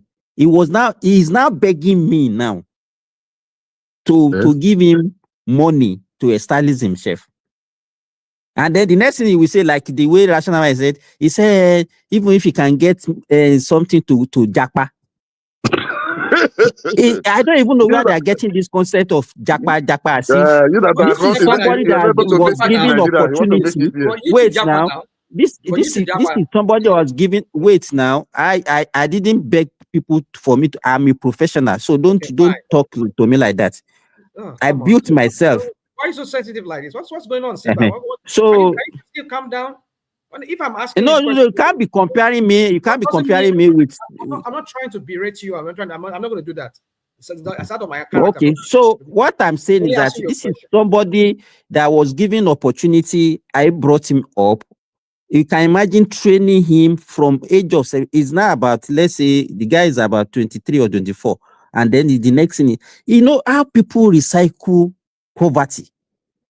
How can you have an opportunity? You see somebody that is ready to help you to bring you up, but you are trying to bring yourself down. And that is an example. Want to bring you down, sir. They want to bring you down. Why is this? What is true that not everything we can blame government for? Individuals have their own role to play. I agree. Let me tell you, the way you design yourself, let me tell you, even some people, Nigerians, an average Nigerian is, I don't know where that mentality comes to our head. We are not patient. We are always in a hurry to do everything. And that stealing mentality is in the head of everybody. Yes, now because there's no more moral in Nigeria now. Look at some church why now. Is there no moral? You will see their mother come to pray for them, for his son to hammer, bring them to church to be praying for. So during our time, there's nothing like that. The question still remains: why? That's the question. So because of greed and covetousness, that is the problem today. So why are people covetous? I mean, that's another. Because people are looking at people want you now. The more we ask why, hold on, my friends. The more we ask why, the more you understand the very thing that is at the root of it. There's nothing the root of it. The politician. Hold on. There isn't opportunities. You know, he want to shift the blame to another people. Now, that's what he want to do. The issue is that Simba, let me say this version of mine. The issue is that what you said is not out of equation, but can you compare it with your political class? They do more than that. So that's the point. Let me tell you, if we say that okay, Nigeria, because people are poor because of what they see, there are other countries, even our neighbor country, they are poorer than Nigeria. And you see them, they are even working. Let me say you, people now even prefer to even engage outsider, non-Nigerians, to come and do their work for them. And those people are more reliable, whether they are artisans. So why do we behave like that? We should, let me tell you, in as much as we want to just be pointing at you, nobody want to take responsibility. Nobody want to even reflect. We agree that want to reflect on the way we behave. Let me say this. Let me say this. In a situation, in a country whereby everybody believes that the best and the quickest way to make money is in politics, how do you want the system to work? Once you join politics today, next tomorrow you hammer. So that mentality. Not be you serve your guy, turn to your own guy today. It's not that way, make you follow. It's not every individual. So everybody cannot be a businessman. Everybody cannot be a businessman. But everybody wants to be ritualist. Everybody wants to be politician. See, let me tell you, the reason why I don't want to use business people, because when you are in a system whereby people, you will be paid, maybe you are a worker. Let me tell you, Nigeria, in fact, I don't dream to be a worker in Nigeria, and I don't dream for my children to be a worker in Nigeria. It will be very difficult for them to survive. Except you are into corruption. Honestly speaking, I just have to say it. Business why you go work 30 years? They give you 5 million naira. It's very, very difficult to survive. I don't pray for that. What are you saying? What are you saying? You're supposed to give me $100 million. Now $100 million. If you work for Nigeria for 35 years, you have to look. You are more than all this. You are more educated than this one. Nigeria, you have to look Nigeria the Nigeria situation. Don't be comparing to America that you receive $12 per hour, $15 per hour. Then Nigeria you receive less than 500 naira, less than 200 naira per hour. You want to calculate per hour. You understand? So you cannot be comparing. You have to look what you receive and look our economy. That is what you have to look. Our father at that time, when after the serve for 30, 35 years in the military, how much would they pay them? 200 or 400,000. When money was still, the naira was still, they will come and build a house. That 2 million will build a house in his village. Because you are here, you're looking 2 million. Let me tell you, Nigerian. Do you know that in Nigeria of today, for things to balance and for workers to start to enjoy, you know, they used to pay professors, let's say 400,000 naira, maybe in 2015 or 2019, I don't know. But today, I don't know, I think they're paying them about 900 or 800,000 now, which is not supposed to be so. Because 450,000 naira then they were paying is more than $2,000 then. No, more than $2,000. Yeah, that time. So let's check it today what they're supposed to be earning. They're supposed to be earning more than 3-point-something million monthly. Oh, but cannot do economy like that. They'll give somebody 3-point-something million. When this Nigerian economy, we have 1.4 million barrel. We have 1.4 million barrel. Ekene, let us I want to finish my point so that you come in. I have not finished my point. Okay, go ahead. The reason why you do economy like that is this: house rent. House rent has risen to the highest level today in Nigeria. The best house you can get in Nigeria today is about 1.2 million naira for 2-room and parlor. Why are you talking about elite? Wait, let me tell you something. Here in abroad, sorry, just 1 minute. Here in abroad, wait now. Let me tell you, add this one to it, please. Sorry. No vex now. Wait now 1 minute. Though. See, here for abroad, when people come, new people come abroad, they know they get money to carry flat. They for share room. That one room. So don't tell me somebody is receiving 70,000 to go and carry one flat. That is, he still there. You go carry now one room. You go carry for Nigeria. Now when you don't become manager director, so you live in your country, and you'll be sharing one room with your 3 children or 2 children. No, they don't share one room in Nigeria. They have space now. Now, how much for the one room for a month? 5,000. 5,000 naira room for where? For where? No, many place 5,000. Where is it? The way is it there like this rural area? Some places they 3,000. Like the one that they stay for my farm now, it's 2,000. Ekene, you cannot even be using Lagos. You can't be using what you pay in Lagos. Like this, and generalize it as that's what they pay in Nigeria. I don't. If you pay that 1.2 million in a place like Ilori, maybe you are renting a duplex, probably in a GRA for 1 year. So don't be looking at the way people are living in Lagos and make it generalize as if that is what is happening in Nigeria. Lagos is not equivalent to Nigeria. Our house in GRA in Binamos is 700,000 in a year. In a flat, 700,000 in GRA. NPC fence there. So what are we people talking? You pay 1.2 million for one room. For waiting 5,000. You want people stay is 2,000 naira pay in that village. It was 1,200 naira. If you are even working in my village, people will give you house free because people build houses. They just want somebody to be staying there so that just be making sure that the house is in order. That's all. We can continue making this excuse for this. We are not making excuse. Let me tell you, if you all want rational mind. No. I'm talking now. Or when you are talking earlier, you said that. Let me see what I want to say. Rational mind. Let us all be serious. You understand? We all know our country. You understand? If we all want the best for that country.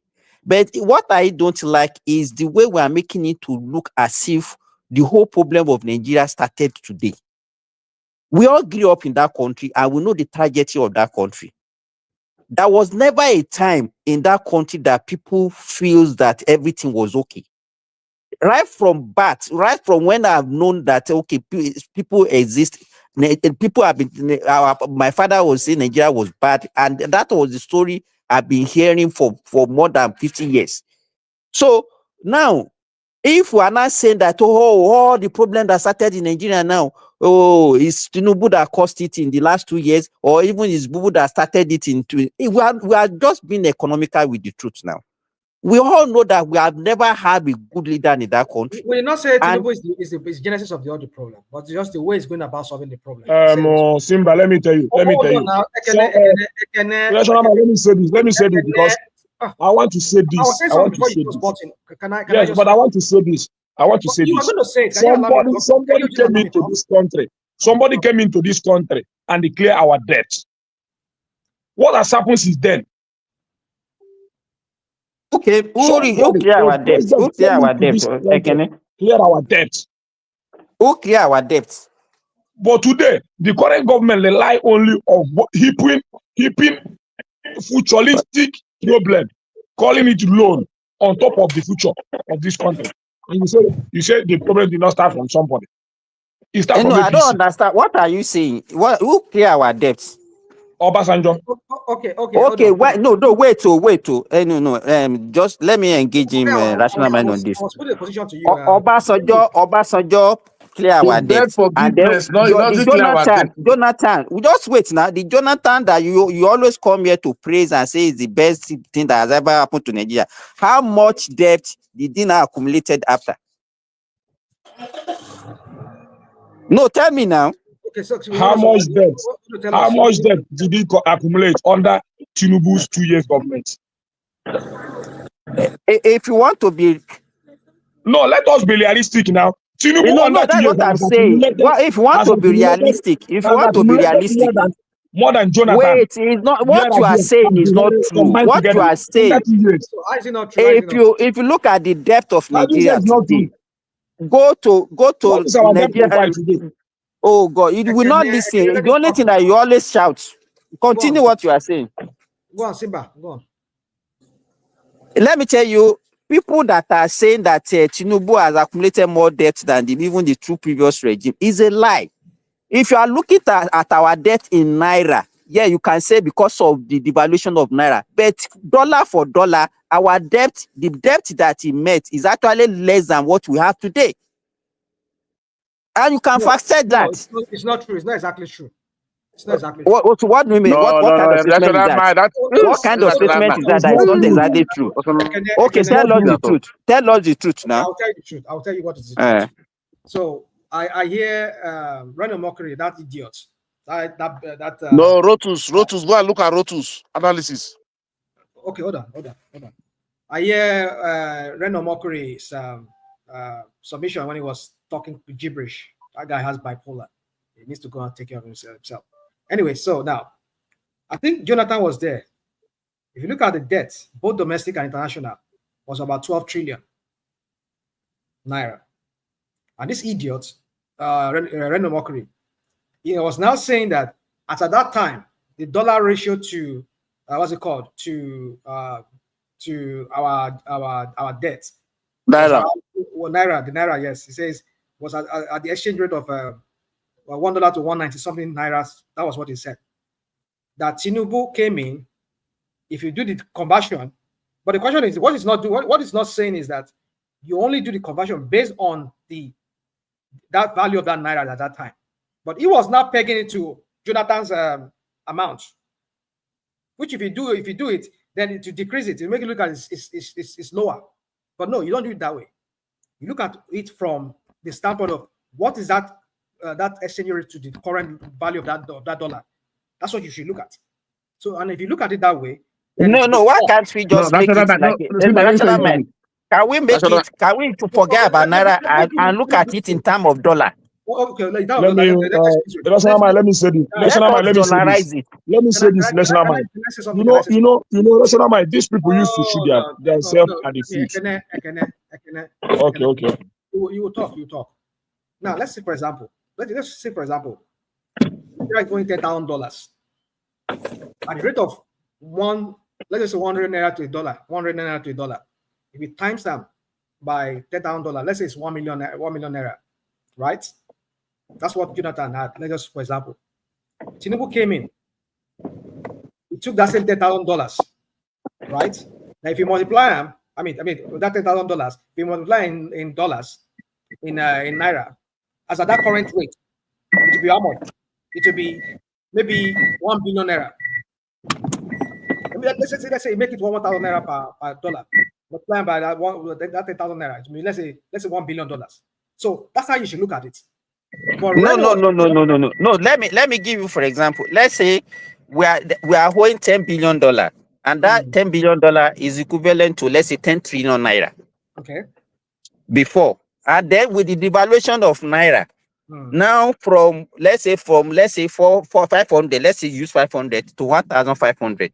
That's times 3. So it now becomes 30 trillion. And somebody will now come and say, okay, because our debt now is not 30 trillion naira, it has tripled it.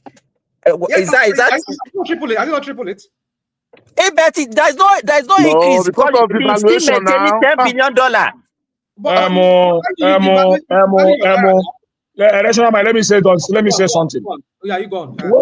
When I was arguing about the increase they said they made, to the governors and some things, is that not the same problem that I was telling them? According to the devaluation, when you say you double the fact allocation of the governors, it can still amount to nothing. The same thing with minimum wage. So what do you want to argue there? What do you want to argue? You are talking about debt. You are not talking about state. Let me tell you this. Back the debt you owe, you are paying it back in dollars. And then Nigeria also even when you borrow money, we are making more money than before. Relax, okay, Kene.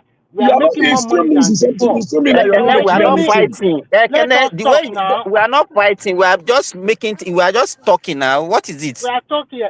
We are not fighting. Relax, Kene. Relax. What I'm just trying to say. If you win the argument, what will you take away with it? I don't know. Nobody is winning any argument here. The money we borrowed, we are paying back in billion. And Nigeria economy is also improving. Export overshoots imports now. We are making more money. And if our naira continues to appreciate more, it's easier for us to pay back. That we have more economic activity. We have more goods to export. That is what exactly China is doing. So Ekene has a point too. In terms of value of the naira, the devaluation is another problem altogether.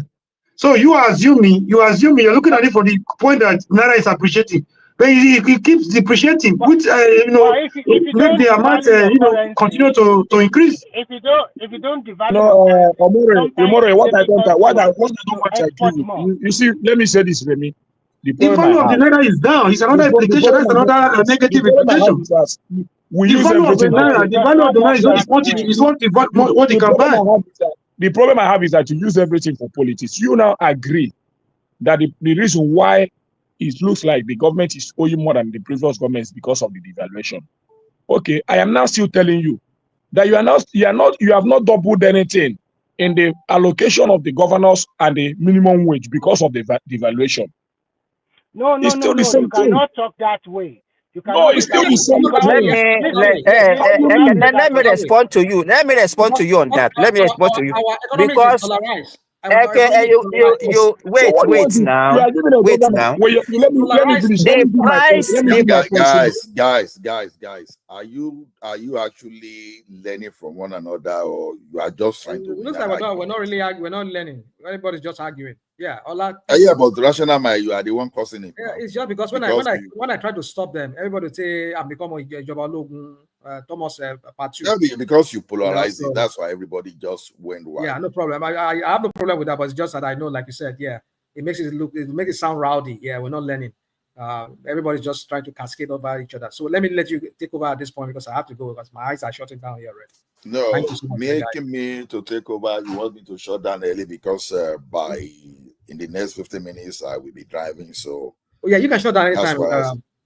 Please, if you want to shut down anytime. I just want to shut them down when they are all live. I can do that, but I just want somebody to come in if they can still prolong it a little bit before they shut it down. If you're willing to do that, I'll just bail out at this point. If everybody can coordinate, so even when I'm driving, my brother, it's up to you. You are now the next moderator, so everybody must listen to you, whatever you want. So my own Alifa is Joba Meti Pari has ended here. So I don't go. I go, my brother. I get an appointment very early tomorrow morning, so I just have to. Okay, good night. Everybody, good night. So please continue. Who is talking now? Ekene is talking. Ekene talk. Okay, no, you know what I want to let Ekene know. If you are talking about devaluation of naira and you are saying okay, the same thing is applicable, it's not applicable. Paying debt, you pay your debt in dollars, but when you talk about naira, the allocation, you cannot now equate the same thing with the naira, because the naira value, let me tell you what $1 can do in America, it cannot do it in Nigeria. In fact, what half of a dollar can do in Nigeria, I mean, as in naira value, $1 cannot do it in. So you economy for economy, you cannot be now be just to say okay, let's say the governors are receiving 1 billion before, and now they are receiving, let's say, 3 billion, and you say okay, because of devaluation, what that 3 billion can do now will be more than what 1 billion that they are receiving before the devaluation we do. It's a lie. So it doesn't matter. It doesn't matter. It's a lie. You No, see, you cannot use in terms of monetary value, What in are you terms trying of to the say? value, in terms of the purchasing power, you're still going to pay more naira. You're still going to convert more naira to get the dollar equivalent. Guys, Let me I say this, don't Omoro. encourage multiple voice, so please. Let me say this. I don't agree with you, Simba, at all. See, what 100 billion can do in 2015, 300 billion cannot do it in this current 2025. Let me counter you. In 2015, a price of cement was about 3,500 naira. Today, it's about 10,500. In 2015, the price of a rod, 12 mm rod, was about 3,000 naira or 2,800. Today, it's about 12,000 naira or 11,000. So how can you say that what 100 billion can do in 2015, that 300 billion will do it in 2019? I mean, in 2025. It's a typical lie. So it's all still the devaluation. So abroad, yeah. Is it the money I used to buy something in 2015 to buy to the same thing today? No, we are talking about Nigerian situation. Okay, let me ask you, if you are comparing 2015, because we are not taking it, we are taking it to 2023, but you want to Even take it back to 2015. I was giving Let the me analysis ask I you was now, giving was 2023. wait, how much is the allocation as at 2015 to each state? How much do you think they were receiving? They are not receiving anything less than 100 billion. Huh? Depends on what you refuse depends on is every state doesn't receive the same thing. I don't know, on average, how much do you think, let's say the least state, how much do you think they were I am getting not in 2015? Simba. I am not here to count what state I give. I am giving examples. If I say a state is receiving 100 billion in 2015, doesn't mean it's a factual. It means I'm giving an example. You understand? So when you are giving them 100 billion in 2015, and you come in 2025 and say you are not giving them 200 billion or 300 billion, you have not made any increase. Because for me, as a Nigerian, I just know that what you are using, let me tell you, what they were that 100 billion. What they were collecting, what they were collecting in 2015 is not what they are collecting now is even more than times 10 of what they used to collect in 2015. Go and check it. I don't know, but the point is this. So why are you not okay? You don't know something and you're making argument about it. It's not understand. You are lying. It's not understand. It's not understand. You say just now. You say you don't know. Now you are saying I'm lying. How can you? So how do you know that I'm lying when you don't know? According to their news, whatever they said, they have doubled state allocation. They did not say they have times 10 it. Their comparison is not 2015. Their comparison is 2023. Before they came in 2023, the comparison that they are making is not against 2015. It's not against 2015. Let me, Simba, the analysis I gave you was 2023 analysis, because before Buhari left office, a price of cement was 3,500. Before Buhari left office, I used to buy it was around 5,000. So don't give me that shit. It's a lie. Go and check it. Google it. You have your phone there. when Buhari left office, check the price of cement and the price of rod. It's 3,500 and 3,000 There's something. no cement in 3,005. I beg. Oga, go and check it now. Oga, Google it now. I am with it here now. Go and check the price of cement in 2015. I have it here. What are you telling me? I mean, 2023, 2022 says the price is not 35. Check it. When you left office, the price of rice was about 30-something thousand naira. Now the same age when you did 2015, you did today. It doesn't matter. I'm just trying to tell you. I'm just trying to. Yeah, it's not like that. I'm just trying to counter the argument. I think Ekene started knowing about Nigeria from during Jonathan era. You don't even know that is why he always use Jonathan as a benchmark for everything. Simba, I will not lie to you. I will not lie to you. I started following politics during Goodluck Jonathan. I just know little of it. So that's why you always benchmark all your arguments on Goodluck. The point is this: I start from where I know. You understand? And from where I know and what I experience, the problem of this country started under APC. And I have my reasons. You cannot say that, Ekene, because if you have been following the trajectory of Nigeria, you cannot even pinpoint at what point Nigeria problem started. Don't say that. Ekene, let me tell you something about Nigeria debt, because it's not good if we are misinforming Nigeria. Now, when Tinubu arrived, you understand, the Nigeria external debt in dollars was 43.2 billion. I mean the foreign component of our debt. So up to the first quarter of 2025, the total external debt is 46.0 billion. It simply means that since the Tinubu has been there, the net debt incurred by Tinubu was less than $3 billion.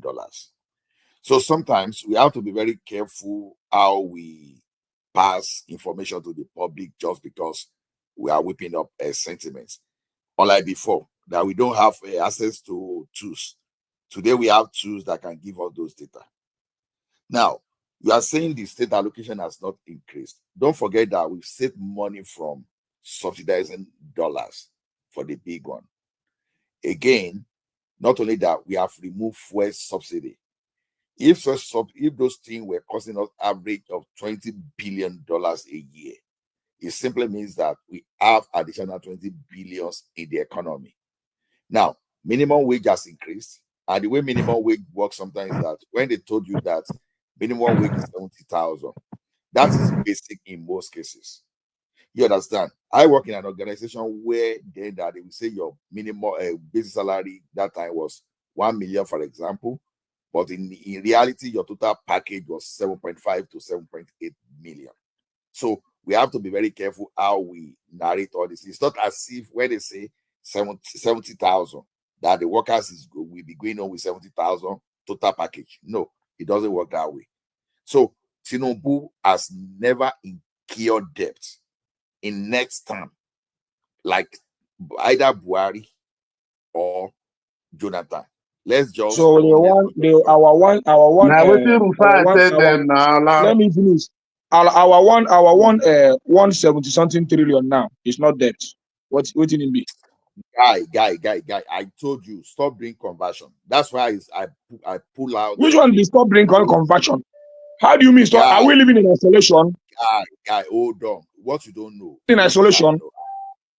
Wait, and listen properly. What you don't know, you don't know. At this point, when we are not. Do you want to know or you want to win arguments? Then I'll keep quiet if you want to win arguments. It's not like winning arguments. Okay. Tinubu there to be rising when he's not paying subsidy than the previous government that pays subsidy. It's not better we go back and pay subsidy and still maintain the level of operation we are operating. And still the has been reduced because the 70,000 naira you are paying today cannot even afford you what 19,000 naira was afforded in 2015. So what's the point you are trying to make? I'm telling you the reality.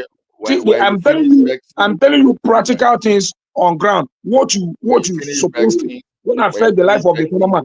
If me as a Nigerian know that with 19,000 naira, get yam, get carton of indomie, get whatever and ingredients, and stock my house with food, then 17,000 naira cannot get me half of that thing that 19,000 naira can give me. What do you think I can go for? I can go for 19,000 naira, which can feed me well and give my family what they need. Are you giving me what is not obtainable? You are paying me 70,000 naira. You are That is not correct. obtainable. You are correct. That is not sustainable. You have won. You are correct. You have won. So I'm not go going the way they look you, Kai. When they tell you, when we are telling you what is happening, and if you want to, there is nothing like it. If they pay you, let me tell you, Ola, that place you are staying, if they pay you, let's say $1,000 a month, and at the end of the day, that 1,000 naira hardly pay your house rent or feed you, I don't think you will still be living in that country. The reason why many of us are still in Nigeria is because this is our home. Bata, we travel back to the village. Go and stay in our papa house. And today, how many people can afford money to Japa? If you check the number of Nigerians that wants to leave this country, there are more than the people that wants to stay. What's the reason? Because they want to find a greener pasture. The economy is not sustainable. Every family in Nigeria today wants to have someone abroad that will be sending them dollar. And that is what is sustaining a lot of family today. So, Guy, when you want to send Nigerians, when you want to send Nigerians are doing well, you want to use that indices to count that your government is doing well. Wait.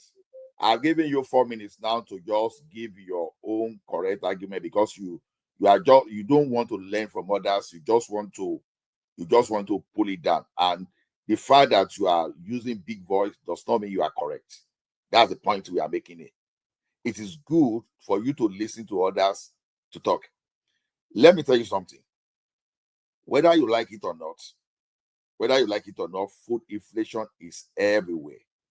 If I'm going to buy a bag of rice, there's a bag of rice that I buy here. That's before COVID. Before COVID, it was around $48 for that 50 kg. For that, we call it pounds. For that 100 pounds of that rice. Today, it's about $136. That's like tripled. So because you guys, you just talk of what you don't know, you start comparing here to Nigeria. Come and live in Canada now, and come and be paying average of $3,000 for your rent every month. And come and tell me how much you think you can make money. Are you not covering it? Is your increase in minimum wage covering those expenses? I heard what you talk about mortgage the other time, because you talk of that mortgage as if how many workers can afford 12 million. You think when we go for mortgage here, you think we go around and drop 600,000, 700,000 cash? Those things spread across a particular time, whether 25 years or 30 years. Then how many people do you think are even paid off in 15 years? It doesn't work the way you guys are talking. Someone is saying, okay, before now, you don't even have one cover to even do foundation. But they say they are going to give you loan of 12 million to get house. You are fighting. How many people can afford it?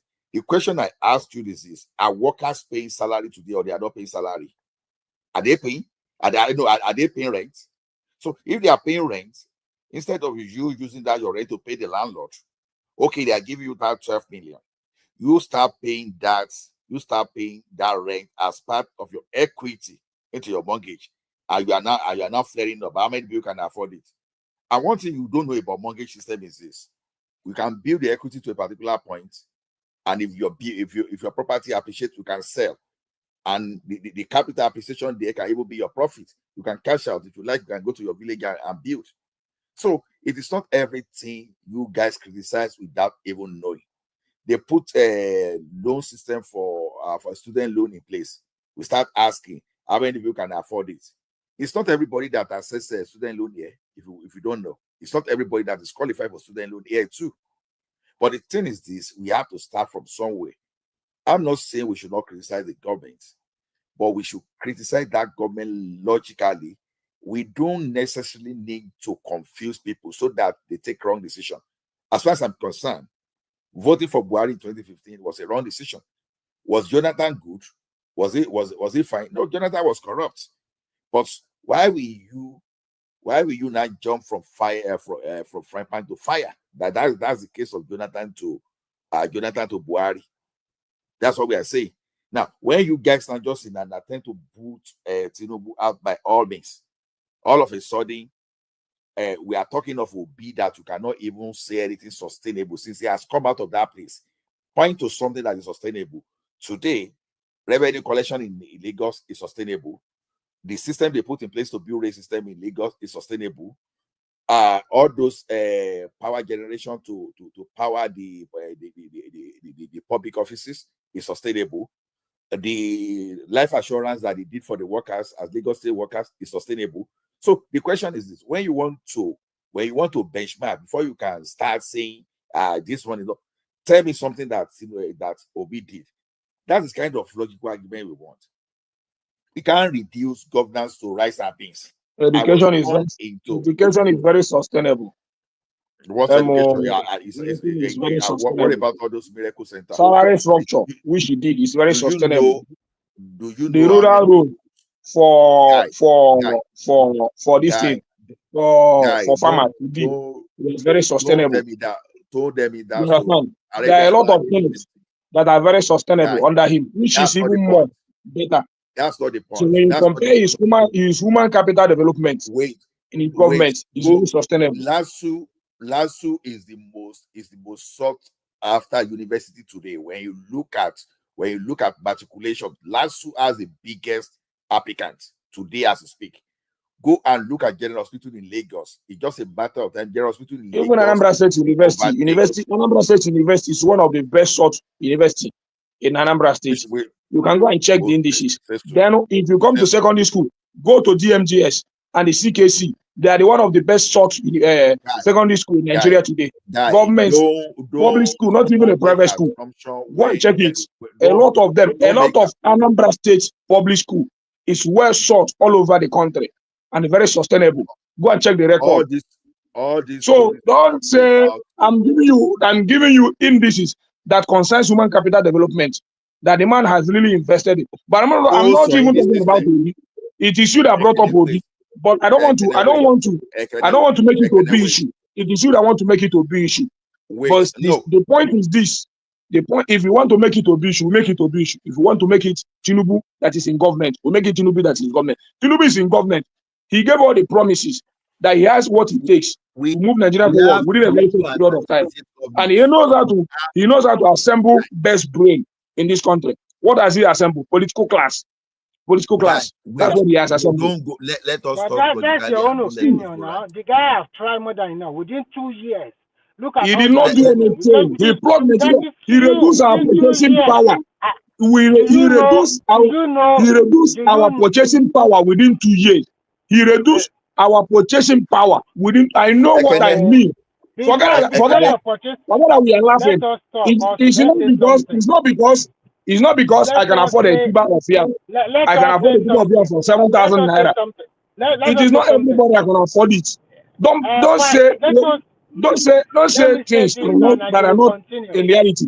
Tinubu has not done the worst thing that the government can do. The worst thing that the government can do to his people is to reduce their purchasing power. And Tinubu has already succeeded in doing that. Let me ask you one question. Honestly speaking, that's the worst thing he has done. Before Buhari left, how much are you using to withdraw 1,000 naira? During the what happened under 1 year, under few months? Is that what you have to say? Besides, I don't have anything to do with Buhari is still your government, so don't tell me that. Buhari is still Tinubu's government. I just ask you a simple question. You don't let people talk. I cannot answer that question because I'm not in support of. I am not in Buhari government and I don't support Buhari government. I don't have any right to answer you. I don't have any right to defend Buhari government. You defended Buhari government. You defended Buhari government. You use it to win for Tinubu. You can't be the one speaking. Let another person speak. Let me quickly say this. Ekene is already playing opposition very well. Oh. That's good. It's just unnecessary shouting. What No, really in position happened now. is this. Even if we continue with subsidy regime, Nigeria would have collapsed today because there's no money anymore. We are borrowing money. Nigeria is better when we are paying subsidy. Totally. Nigeria did not borrow more when we are paying subsidy. Nigeria did not acquire more debt when we are paying subsidy. They went as far as even printing money without letting the public know. I don't want to side argue on that ground. Guys, wait, so what are you telling me? What's the need of removing the subsidy when we are borrowing more? When you are acquiring more debt, what's the need? What's the need? Can I interject for a minute? No, Comrade Omoru, you please wait. Let's Remy finish. Don't let us try to shout anybody down. When Remy finishes, then Comrade Omoru, you speak. Then Ekene, please let others speak. Let me please continue. So what I'm trying to say, during those period of Buhari regime, with the COVID-19, Nigeria were borrowing money for recurrent expenditure, like paying salary and the rest. And that is why you can see that it's very difficult for most of the state government to pay salary at that time. Some of the creditors like World Bank, IMF, and those who used to borrow money from, it gets to a time they don't want to borrow us any money anymore. It was so complex that NNPC himself cannot account for nothing. So if we do not remove this subsidy, by this time I can guarantee you that country will have split into six regions already, because we are forward 2 years contract of crude oil sales to borrow money. How can we continue like that? We cannot, and we can never continue like that. Everybody is postponing the evil days. So the man took a very bold decision, and he told you the truth. We will experience some pain in the beginning. As we are talking today, the liberalization of the oil sector is good. Look at what Dangote is doing. Look at more people going to the refinery sector. So as more competition comes in, the price of petrol per liter will come down. It can take a long time. I always use the example of GSM. In the beginning, we are buying SIM for like 10,000 naira. Today, it's about 500 naira or below. So sometimes we have to look at where we are coming from. If nobody wants to take this hold, I bought my own SIM that time, 20K. I bought my own SIM that time, 20K. Now was 35,000 2024. In fact, my package. So if we continue to subsidize import, for what reason? Are we encouraging export? Okay, Remy. Before Comrade Omoru, we make his own comment. See, price of petroleum doesn't need to come to 500. It can only fluctuate according to the international market, because crude oil is tradable. It's not determined by Nigerian pricing. It's determined internationally. So if it is 850 today, it can be 1,000 tomorrow. If it comes down internationally to, let's say, maybe $10 per barrel, then maybe gas can come to 200. So I'm not giving, personally, I will not give anybody hope that petrol fuel will come down. People should go and focus on productivity and stop all these handouts. The subsidy people have been talking about, you don't benefit. The elites are the one benefiting, and you are fighting on behalf of the same elites that have impoverished Nigeria for a very long time. This man came and is imposing taxes on the rich. Why is exempting the poor, the people at the low, and you still want this man to go? Comrade Omoru, please let us hear you. Thank you, sir. I want to quickly correct my brother Kinde. I don't play politics because I just want people to hear me. Sometimes I could be emotional. I try to control my emotion. In that, before the coming in of Tinubu, we were in a state of economic, it was so precarious to the extent that the then governor of Edo, Baseki, has to raise alarm on what he saw. They went for their statutory allocation. It was difficult. There was something he saw that was not okay economically. He knew the implication. He raised alarm there that they were printing money secretly just to make it up. It was difficult. It was tight. It was difficult before Tinubu came in. So the decision he took wasn't completely a bad one. And the only concern I had with subsidy removal was the methodology used in removing it. I expected them to deal with the corruption. The subsidy wasn't actually for the benefit of the masses. It was all about corruption. I expected them to deal with the corruption in it while looking for a way to remove subsidy. By trying to caution the effect of the masses. Instead of that singular statement on the inauguration day, subsidy is gone. It is even on record that Tinubu has already, Buhari, before he left office, has already removed a subsidy. But there was I think a 5 or 6 month window. Okay, Comrade Amoru, let me ask you a question. How do you fight corruption? How do you fight subsidy corruption and that of forex? Okay, let me answer you. Let me answer you quick. We were all aware. It wasn't a secret that people were busy bringing papers just to collect money for the fuel they never imported, right? We're also aware that people were bringing water, saying they brought fuel into the country. We're also aware that some vessels that were no longer existent, that have gone into oblivion since over 20 years ago, people were using documents to bring fuel just to come get money, which means there was huge corruption. Nobody doubted that. A lot of people were mentioned. Till today, none of those that were mentioned, none of them was prosecuted, none of them is in jail, none of them is made to pay back. Deal with the corruption, remove the corruption. That will have gone a long way to alleviating the suffering, the burden of the subsidy on one side. On the other side, since you had a 5 or 6 month window before... No. Before you go ahead, follow up to that question now. You see, the slogan of deal with corruption is very easy to say, but we all know that we have to deal with corruption. The question is how? What is the tactical approach? If you have the political will. What is political will? Okay. Doing the right thing at the right time, no matter who else is God. It could be your cousin, it could be your brother, it could be your Christian brother, it could be your Muslim brother. It doesn't matter. Dealing with everybody squarely the way it's supposed to be. A lot of people were mentioned, companies were mentioned, Uber and Co. All of them, I can give you like 10 names right here. Okay, Comrade Amoru, let me help you out because the reason I'm saying is this: we Nigeria, we know ourselves. We play with semantics a lot. Yes. In project management, the best way to deal with corruption, with risk, is to face the risk. That's the first rule. You remove the risk. That's the first. The question is this: what enables corruption in Nigeria? What enables corruption? Subsidy administration. Why is this subsidy? Because our petroleum business was exclusivity of NNPC and Co. Now, what is the Petroleum Industry Act doing? That Petroleum Industry Act is even the mechanism to fight that corruption. So it's not until you carry police or until you start behaving like a military person. You look at the system. Fertilizer now, for example, how did they curb subsidy corruption there? How did they curb this thing? Femi Akinwumi, he created an app to monitor, to administer that. Then that one is very easy because number one, probably they are not carrying our fertilizer to Niger Republic or Republic of Benin to sell.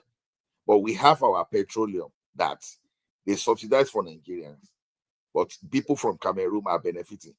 How are you going to monitor all those leakage? How? So the best way is to take the thing from the hand of government, deregulate and let public people, private people handle it, and sell at the official rate, the market price. When there's a market price, there is no arbitrage for anybody to benefit from. So even the Petroleum Industry Act is a way of fighting corruption. It's a way. The regulation of telecommunication is a way of fighting corruption in the communication sector. Before you come, can I finish? Let me say something because I want to go. Let me say something. Yeah, me want to go too. Let me finish what I want to say so that you can. I want to say this. In any form, whatever. Can you let me finish? Okay. Yeah, somebody just asked me a question, so let me try and see if I can address it. You see, no nation, there's no nation in the world without corruption. Even without subsidy. Even in America, they subsidize one or two things. Their farmers are heavily subsidized. My question is, the subsidy wasn't the major issue. The management of the subsidy was the biggest issue. Then they talked about the regulation of the downstream sector and all that. They were not sincere with what they were telling Nigerians. It wasn't the subsidy per se that was the issue. The biggest problem in the subsidy was the management of the subsidy. It was shredded in corruption. It was all corruption. They were getting money for what they did not bring because it was an opportunity for them to make billions of naira overnight. Kill and divide. Somebody that will bring the paper will get. Who will sign will get without bringing anything, to show for it. And again, when there is a subsidy somewhere, there is scarcity somewhere, it gives room for black market. Since neighboring countries were supposed to be higher, the fuel that were supposed to be used in Nigeria, most of them found their way across the border because it was highly demanded there and it was highly subsidized in Nigeria. So that one created room for black marketeering. So I'm saying, if they had the sincerity of purpose, they should have dealt squarely with the corruption that was deeply, eating up the subsidy management. How is it easy to do that? Knowing the terrain and the way Nigerians be, how is it easy? We have our subsequent government. Let me finish my question. We have Obasanjo could not do it. Goodluck Jonathan could not do it. Buhari could not do it. For them to not be able to do all those things, what do you think it is easy to do all those things? Oh, guys, it's not as if it wasn't easy. They were playing politics with it. They were playing politics with it. A government that is transparent and wants to be transparent. Being ahead. If you've been ahead of just ordinary, maybe a prastata in Nigeria, you know how difficult for you to even say you want to control anything in that country. I think the easiest way to do that. Is to just get rid of that thing once and for all.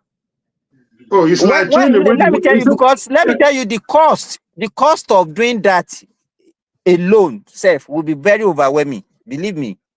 The cost of saying you want to even. I understand the point you're trying to make. You're trying to make it look like you throw away the baby with the bathwater. That doesn't make sense. I'm not saying what you are saying. There's corruption will definitely fight back. The question is, why do we think that we need to even have subsidy to survive in Nigeria? Yeah, that is the only thing the masses were benefiting from. Subsidy has a multiplier effect. That's not the only thing the masses. Let me tell you. I don't know whether you are. Me. I benefited from, apart from subsidy. My education was fully sponsored by Nigeria. Because I'm very sure most people who schooled, let me tell you, most people who schooled during my own time and attended federal universities will also attest to that. It was free. I'm not doubting what you say, but if you tell me... No, because I said this because we're educating, people are listening to us. For you to now say that the only thing Nigerians are benefiting from government is subsidy. That was the major thing. Even in terms of health, let me tell you, you don't pay the premium that you're supposed to pay when you go to Nigeria hospitals. I know when I was in... What are you saying? Yeah, can you let me... You asked me a question. Let me answer you. Okay. If you say a government of a country cannot deal with corruption or cannot deal with corruption, you're invariably saying the government is not in charge. That is another way of dealing with the corruption. When you know that this thing is creating a loophole for people to steal, then you block it. That's all. Okay, the politicians that were mentioned in that subsidy scandal. It's not only politicians that are in subsidy scandal now. I have friends who hold filling station. Let me tell you, I have friends who hold filling station that used to transport to Niger Republic, transport to Benin Republic there to go and sell the PMS. You're talking of a tackle of about. So it's not only politicians. Don't let us limit this corruption in the subsidy regime. It's not only limited to politicians. I thought they gave me time to talk. You stop reading me. What I was saying, does it mean I wasn't making sense at all? You're talking of Niger Republic. If this is not something you put in your pocket, this is not something you put in your handbag. We're talking of I used to be in oil and gas business. We have a bridgel of I think the list we have is we have one of about 33,000 liters. There's one of about 40,000 liters. Somebody will line up about there is even a one of 66,000 liters. Somebody will line up 5, 6 of that across the border. It's not something you hide in your pocket. It's not something you put in your pants. It's not something you put in your handbag or your wallet. So you're telling me government wasn't seeing, government could not deal with that. I wonder what the government would do. Comrade, do you remember during military regime when military? Let me remind him of this. Let me say this. When the president is the minister of petroleum, what do you expect? Yeah, that is the corruption we're talking about. You know, their forces, their brothers, their friends are involved. What is the relationship of what you are saying now? What is the relationship of president is now the? All of them were involved. There was no sincerity of power. There was no political way to deal with the corruption. All of them are involved, and he now said that okay, let us block it. What is wrong with that? I need one voice. That we have in Nigeria today, because even the let me finish. I will say what I want to say, whether you like it or not, man. Simba, yeah, I'll give you the floor. No, what I'm saying is this: if we say all of them are stealing the money, and somebody now comes and says, okay, this money that we are stealing, we are not going to give avenue for stealing that money again. Let us block it. Is there anything wrong in that? Nothing wrong with that. But is there anything also wrong in trying to deal with the corruption so that you can cushion the effect of the masses? Okay. It's like you're punishing the masses, the poor masses, for the rich guys. I'm not the one that will mention. How many of them are in jail today? If I may ask. Let me push a question to you. Have you considered how much they sell per liter of gasoline in Saudi Arabia? Research it and convert it to Nigerian value. Convert it to Canadian value, convert it to American value. Have you considered that?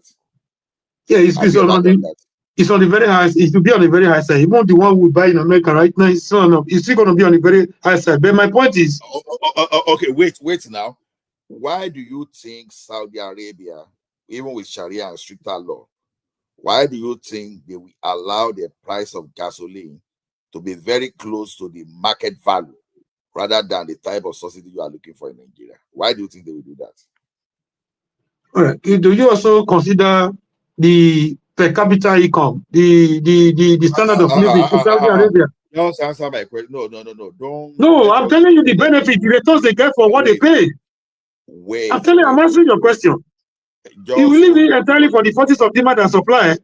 The burden on Nigerians, considering what we're getting right now. Hold on. You are. Don't run away from question. I'm not running away. Let us discuss. Don't let us just argue. The question is this: why do you think Saudi Arabia will not go on aggressive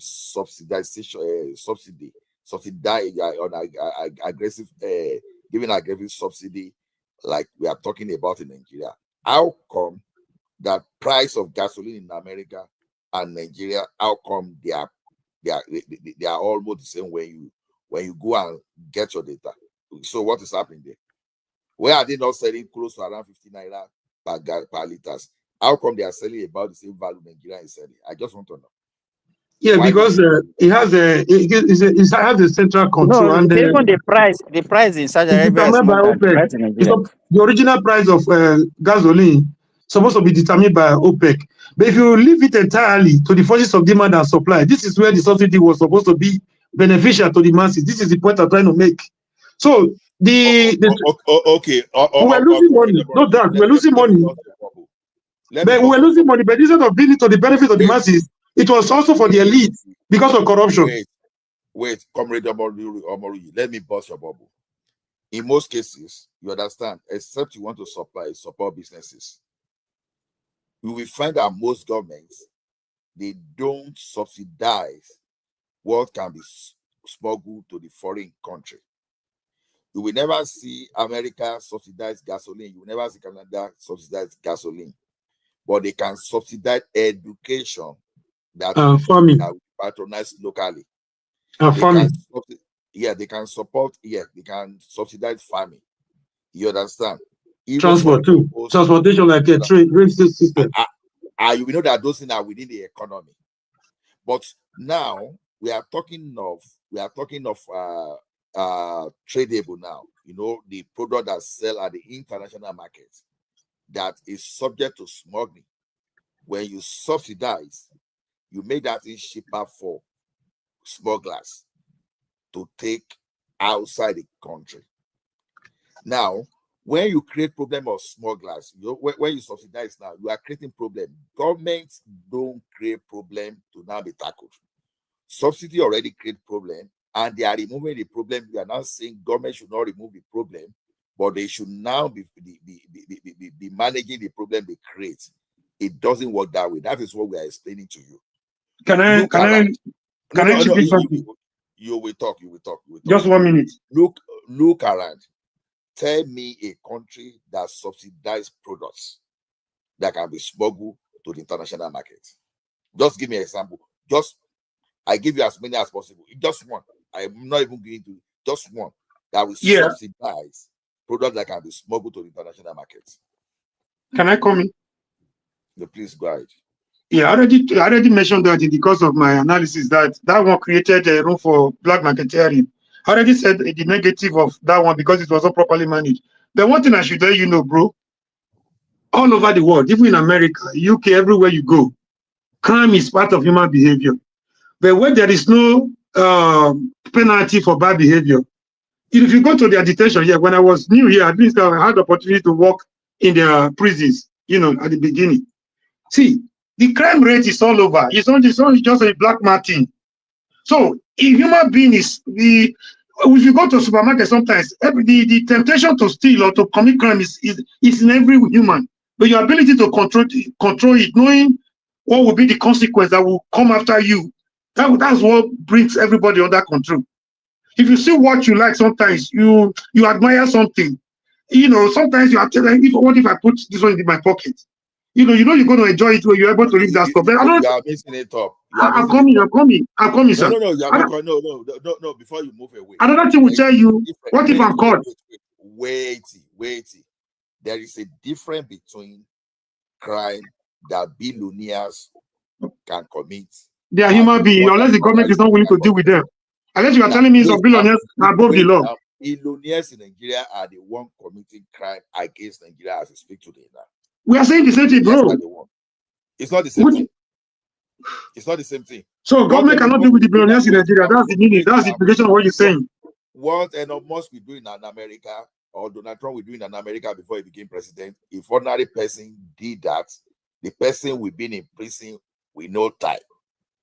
But whatever the lack of Elon Musk, the case will drag on for like 10, 20 years to the point that you will start wondering, why are we even wasting state resources trying to prosecute?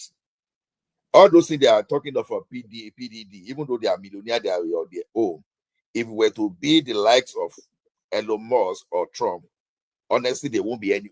The case will not be resolved by now. The best thing to do is this: you remove the source of that corruption when you are dealing with big men crime. But ordinary person go and pick something in the Walmart, which is ordinary person. Who is he? They will just grip him in no time. So there's no basis for comparison.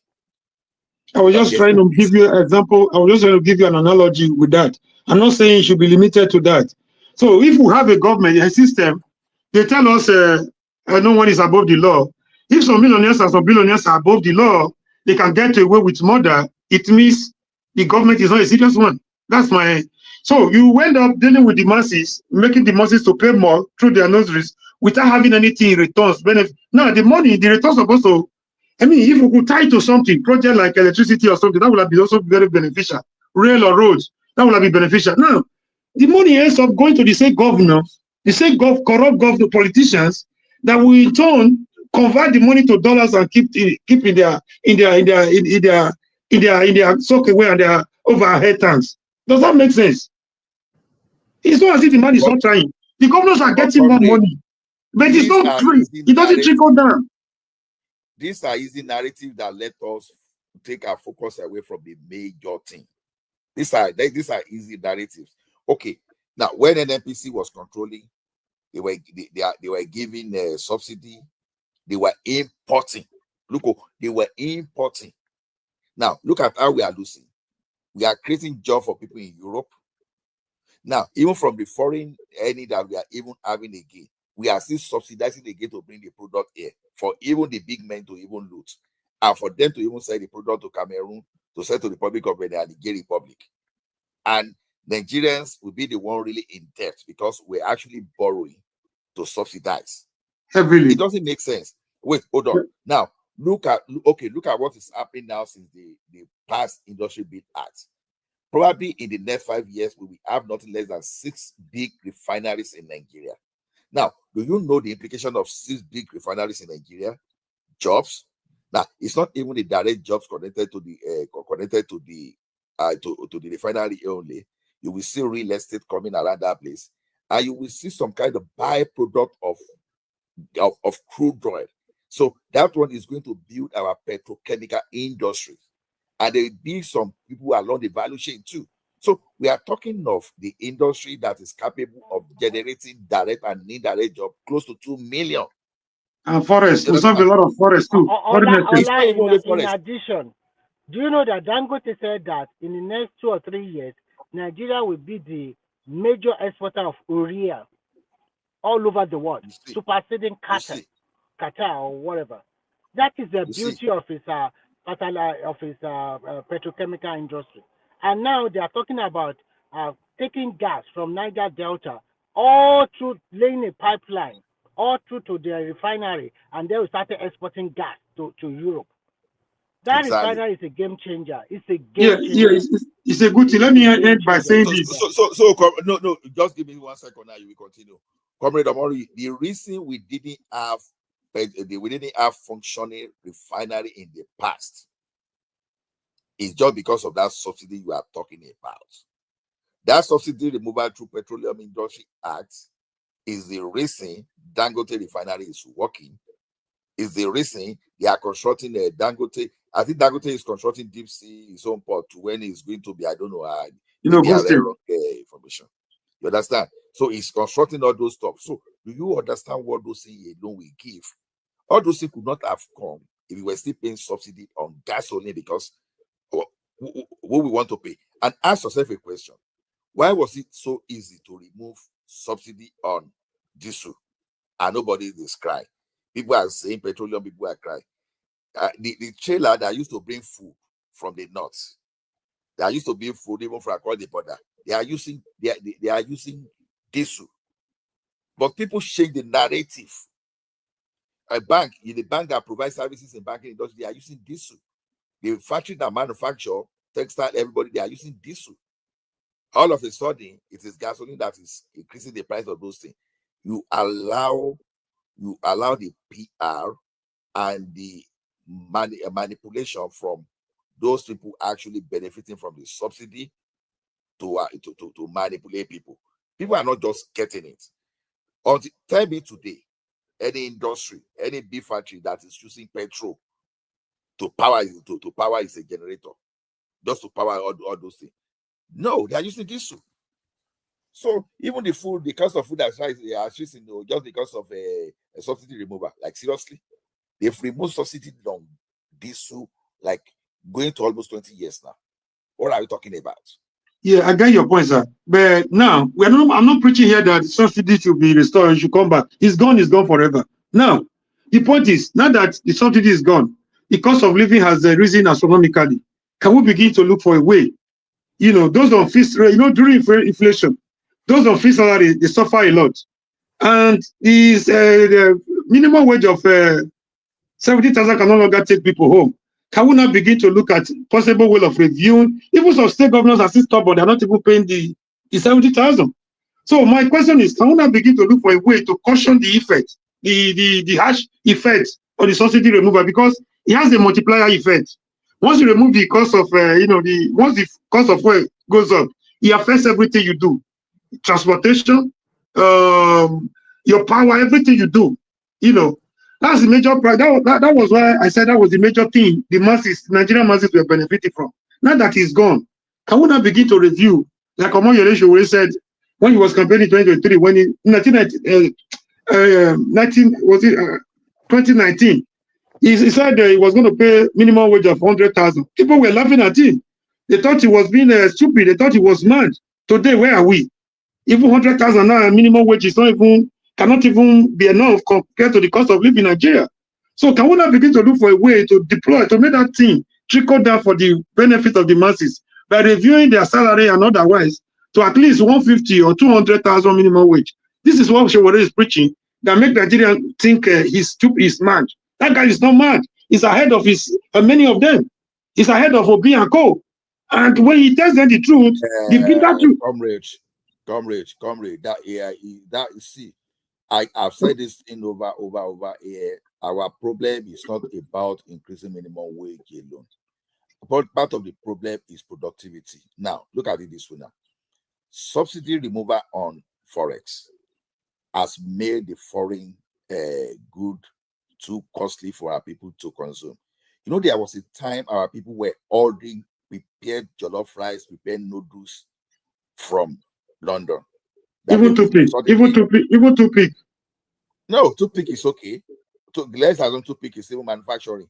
How come that you started ordering the rice and noodles you can cook in your house from London? Noodles. As if there's no Indomie in Nigeria again. That we have to import from London to proof.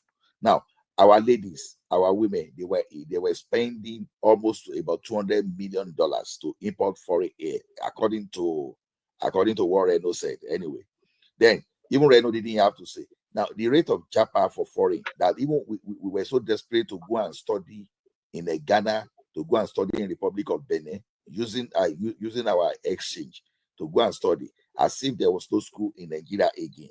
You understand? So when you remove all those subsidy from forex, but Ola, you know the funny thing, there are some people from other countries, other neighboring countries, coming to school in Nigeria. I know. Even in fact, most of our private universities, they were filled with foreigners.